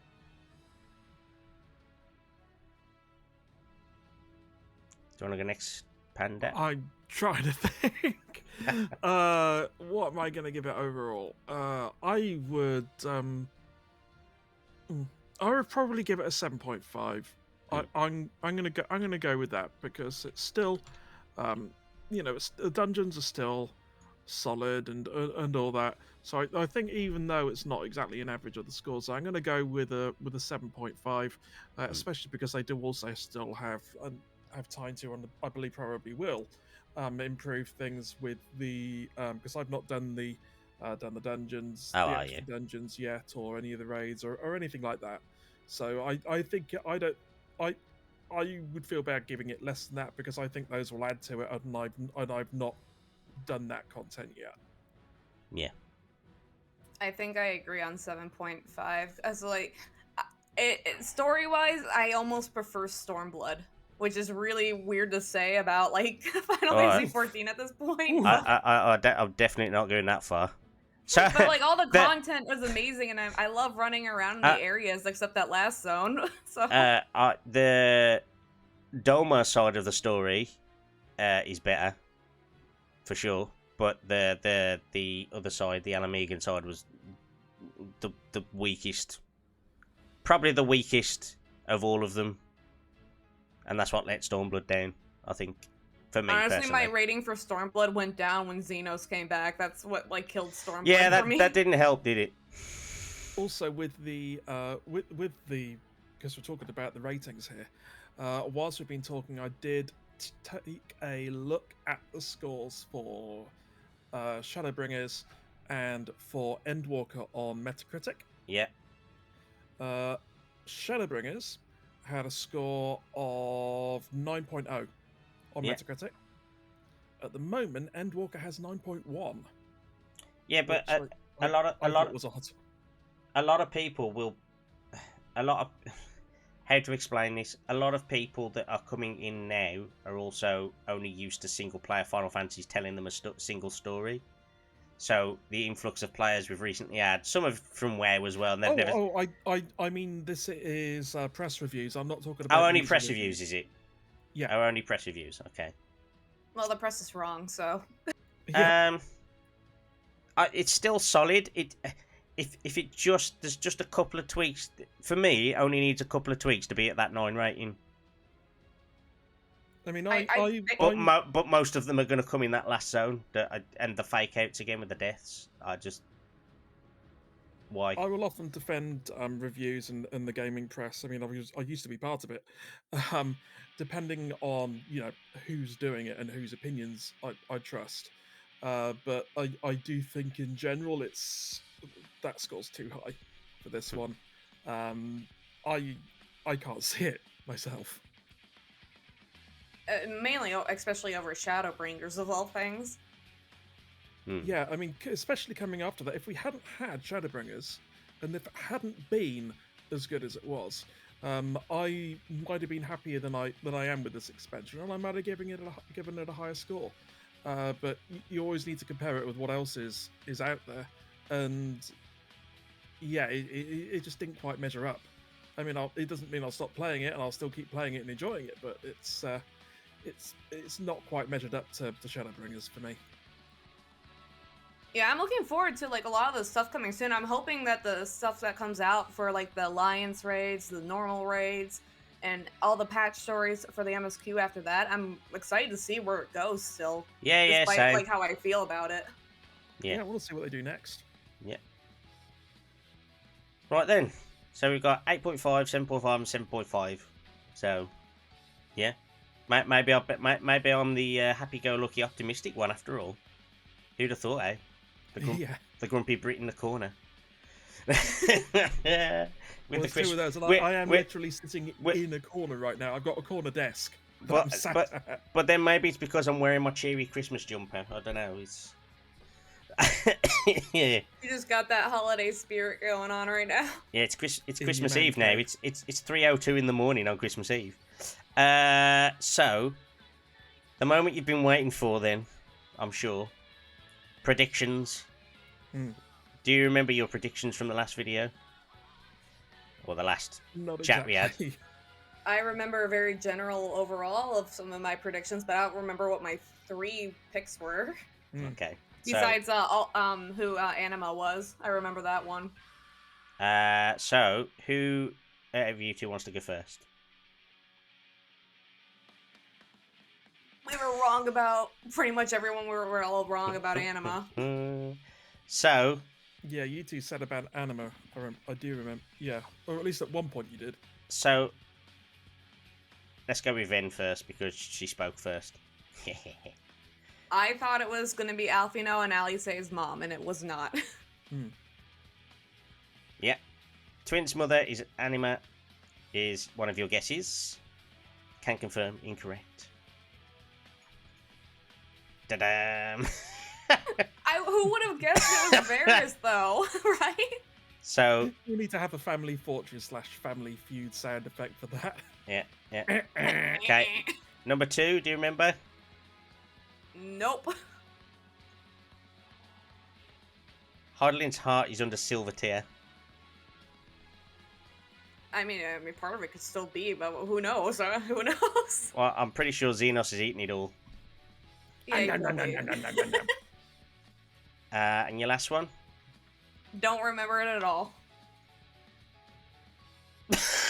Moon is an egg. Half right. It's not an egg, though, is it really? I think that's half right. There was something sort of big and nasty kind of hiding up in the moon. It was it wasn't even in the moon. It was protruding out of the moon. Oh, okay, He wanted some fresh air. Wanted some fresh air. There was Lopporits. There was some Lopporits underground, but it wasn't an egg that birthed something. So it was like a cracked shell, and he was like a little baby chicken. I remain unconvinced. In other words, you've got the X there already, and you're going to use it. Yeah. I don't know what you mean. Okay, yours next then. Let's go. Sharlayan to be destroyed. Yeah, that didn't happen. That didn't happen. Actually, one other thing that I was disappointed is and I understand it from a technical standpoint, but it was really disappointing to see. End of Days was a bit tame. End of Days was a bit tame and only really affected a couple of very specific areas and nowhere that we cared about prior to this expansion being announced. Yes. So yeah, that was disappointing as well. But I can understand them not wanting to do that from a technical standpoint. Yes. It was a consideration for my rating overall, and the atmosphere thing, it was half a point off. Well, how did you feel about that comment, Trash Panda? I think Alize is the one that made it, where it's like, oh, well, Sharlayan almost got destroyed, because it was almost on its way. Oh, yeah, because it was making its way across the northern part of the world or something, because it was at Garlemald and moving that way towards Sharlayan. I'm guessing that's like the half a split second that Kryl saw, is it? When she was... Okay. Anyway, next one. Final boss to be personification of light. Can confirm was literally the opposite and was the personification of nothingness. Yeah. I mean, I wasn't far off with that, to be fair. I mean, it was near the end, and we did fight Hydaelyn. We did fight Hydaelyn. It wasn't the final boss. Yes. So we did. I mean, there's no way we could have thought Meteion was going to exist. So no, I mean, there's literally no way anybody could have guessed that. No, I think if you'd have put like the personification of nothing, I'd have given you a point now because she was pointless. So, and she was null. So are we at the moment. She was null and void. So, yes. And your final one was Moon has something dormant inside. Egg. Mm-hmm. I think this is half a point. What? Because it was poking its head out the top, and it was dormant until Van Daniel went down to it. I'm calling my lawyer. It was dormant. I'm calling my lawyer. It's not a full point. It's not a full point. It's maybe a half point. To be fair, it's more of a vague prediction than Ven's was. But you know what? No. Let's. You know what? Let me just listen. Just hear me out. Even though this is your point, not mine. The Lopporits were in stasis, and they were inside the moon. Were they in stasis? They were in stasis. When we first meet them, they're in stasis pods, and that means they get woken up every now and then for like routine schedule stuff. Oh, okay. And that means they're dormant, and they're inside the moon.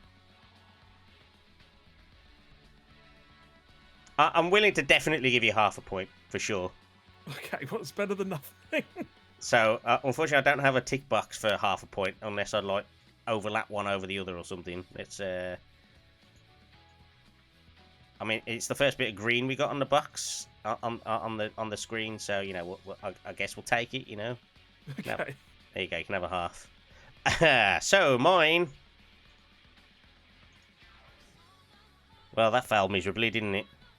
No scions died, and I named 3 specific ones, all of which are very much well and alive. So that didn't go so good. This one. Anima will be Zenos' mother, I said. I think I should get half a point for naming Zenos' parent, at least. You can have half a point if I get half a point for my egg. Oh, but there's nothing came out of the moon as an egg. He was a baby chicken. It definitely wasn't Zenos' mother, though, was it? No, it was Zenos' dad. You've named a very specific person. No, but it's still a parent, right? You didn't say parent. No, but I said Zenos'. So, at least I'm in the right ballpark. Well, then so was Van. It's definitely not full point. What? My egg. But my egg. But my egg. If we're talking about ballparks... Fucking hell, do we need to get you some egg assets to put on the screen now? Jesus. The moon wasn't an egg. It was kind of an egg. Nothing was birthed from the moon. It kept them warm and cozy and snuggly inside the moon. No, I'm not having it. No. Moon has something dormant inside. Was a bit more specific and kind of in the. You're winning by half a point at the moment. Yeah, well, I would imagine that's probably only temporary, and you'll be full activation of smug mode momentarily. No, I'm not even saying this is a full point because I didn't say Zenos' father. I said Zenos' mother, but I did say Zenos', so it's a parent. Hmm. You just took my egg and smashed it on the ground. Took my egg and smashed it on the ground. No. Why would I do that? Ah! Egg. I'm having a point for this. But we don't know if the warrior was killed. We were fucking dead on the floor. We literally had to be resuscitated. It's fixed. It's rigged. It's fixed. It's not rigged. That you can literally look at the VOD of what I said as well. They never said we died. We were. What more proof do you need that we were dead? Dead? We were dead. Zenos punched the shit out of us and we were dead. And they had to revive us. We punched the shit out of him too, and he might be alive. Oh, what about that? Yeah.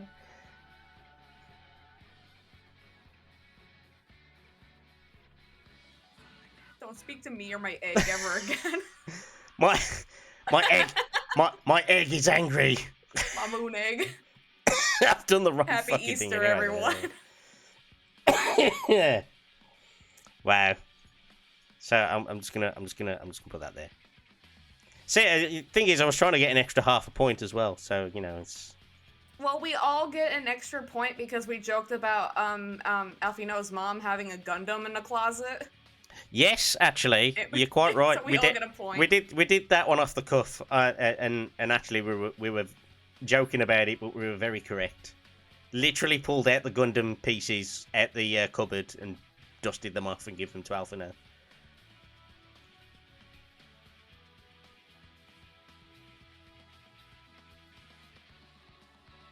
You're going a bit quiet there, Trashy. You're right, man. Yeah, I'm okay. Yeah. I found my egg emote. It's 3 a.m. and I've got to be up at 7. Oh dear. Yeah. So this was longer conversation than was intended, to be fair. Thought, this would be about 2.5, maybe 3, not 5. But I think probably we went over some details in more detail than probably we needed, but maybe we know for next time. But yeah, we had a good chat about it, and we can put this up on. I'll put it up on the YubTubs and whatnot. YubTubs. On the YubTubs. Let's do this. So it is, as Trash says, time we got going to bed, as it's 3:15 in the morning for us. And I do have also work in the morning, so that was fun. And You should go to bed. Yeah, definitely. But yes, thank you for everybody who has stuck around to the end. I know some people have been dipping in and out, and some people have stayed all the way through and whatnot. And I imagine quite a few have gone to bed. Yes, thank you very much, everyone, for being here. Yeah, very much appreciate you guys. Ven, where can everybody find you? Where can people find you? And I'll give you one of the shout-outs as well. You'll mostly find me on my Twitch, Almighty VenVen. Mainly what I'm doing right now is playing Red Dead Redemption 2 and Yakuza, my first playthrough of the Yakuza series. Also on Twitter at Almighty_VenVen. Sometimes I shitpost and just retweet stuff that I think is funny. That's it for me. You can find me at the places below my face on the screen. And also, I'll do the shout out as well, just to. Thank you very much. Currently playing through, I think as I said earlier, it is Star Wars Jedi Fallen Order at the minute on PS5. What else am I playing? I'm trying to remember now. It's late. You still playing Mafia 3? Yes. Mafia 3 is also a thing. I'd forgotten about that. Thank you on that. Other stuff, I wasn't planning on going back to Tales of Arise, so we'll leave that. So, oh, really? Yeah. Is it too quest heavy or? So I have Quest of Tales of Arise in my game pack ready to go, as in like in my list of games. Has it not been very good or? It's really good. I really like it. It's just that I don't think I'm going to be playing it on stream. You can play it off stream. Not so much, yeah. I'll play it off stream. I'm definitely going to be playing it, but probably not on stream. Gotcha. And our fourth guest, are you gonna send them out there? Trashy, you gonna give us a bit of an outro for them, or no? A bit of what? An outro for our fourth guest today, or our third guest even today. Don't know who you're talking about. Do you not? Do you maybe want to do it for him, Ven? Do you want to see our I'm not turning round. The quicker you do this, the quicker I'll get rid of him off the screen. So it's Urianger. Oh yeah. Oh yeah. Where can we find him? For you? Where can we find him? Unfortunately, not in a shallow grave, but mostly in Final Fantasy XIV, being annoying and talking in extremely long sentences. Although he did cut that out a lot in this expansion, I will say. He spoke more normal in this expansion. He still said things like "prithee." Verily. Yes. Nay. And on that note, I think that's going to do it. If you're already here, you probably, hopefully know who I am already. But yes, you can find me on Twitter, Atrum Starstrider, with no E at the end because Twitter run out of characters and wouldn't let me do it.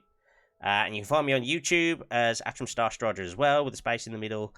I will be putting this up on YouTube as well. I do already have a bunch of videos and whatnot on there as well. In fact, I'll put my own socials up there. That's probably a good idea. Atrum, better known as the Ritz Cracker Man. Oh God, please don't give me that nickname. Jesus Christ. Atrum on the Ritz. Hashtag not sponsored yet. Mr. Ritz. Ritz, can Ritz sponsor me now? That'd be great. If you're listening, Mr. Ritz man person. I mean, to be fair, you're probably dead. It's like 60 years company, but you know, if Mr. Ritz man's listening, I'll come sponsor me. I'll literally throw these over myself. Like, that's how dedicated I am. All right.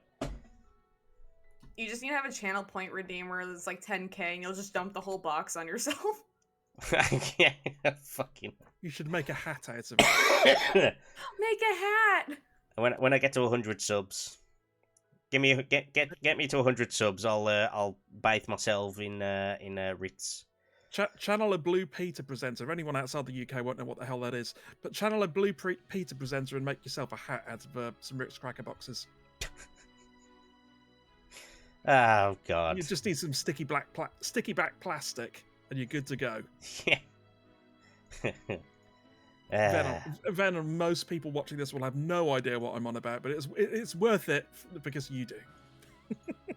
Hey, how many subs are you to 100? How many till I get to 100? Yeah.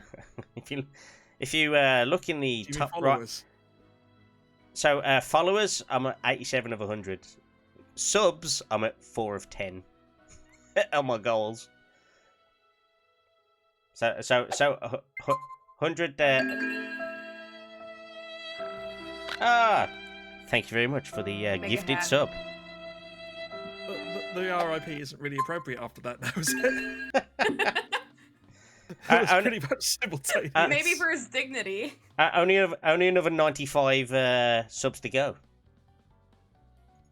Oh, I'll get on that. Hang on. I gotta get rich real quick. Hang on, let me just win the lottery, and I'll be back. Yeah.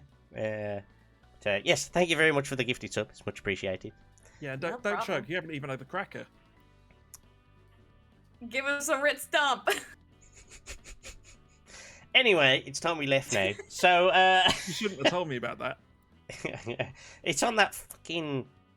It's on like 4 channels now. It's on FF14 highlights. It's on the Lulu's highlights, which is the Fashionista, I think it is.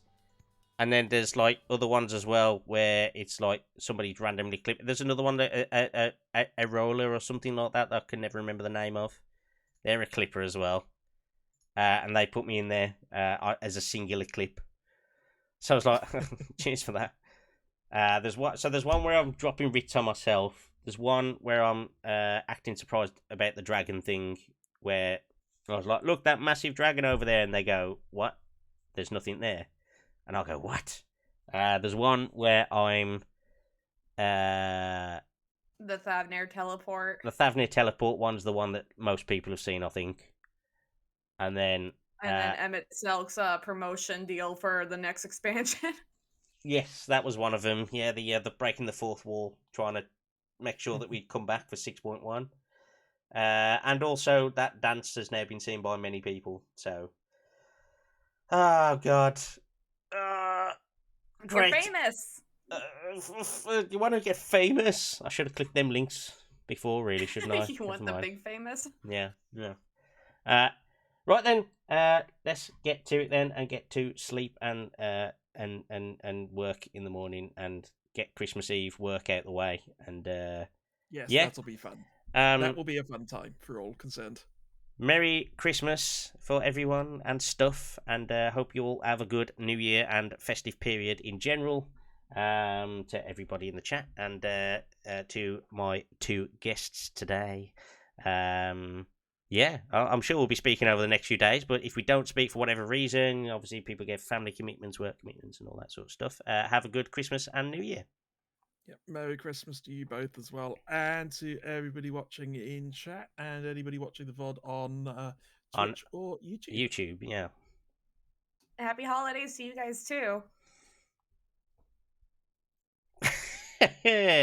Right then, we better go because Trashy's gonna get cold if he stays in that rain any longer as well. So I think I've already got plague, and also Urianger may turn up again at any moment. Keep you warm. Oh yeah, you're right. Urianger can keep you warm. You know. There we go. Look, he'll keep you warm on these cold winter nights. Okay, and be rabid, so okay, enjoy that. Okay, yeah.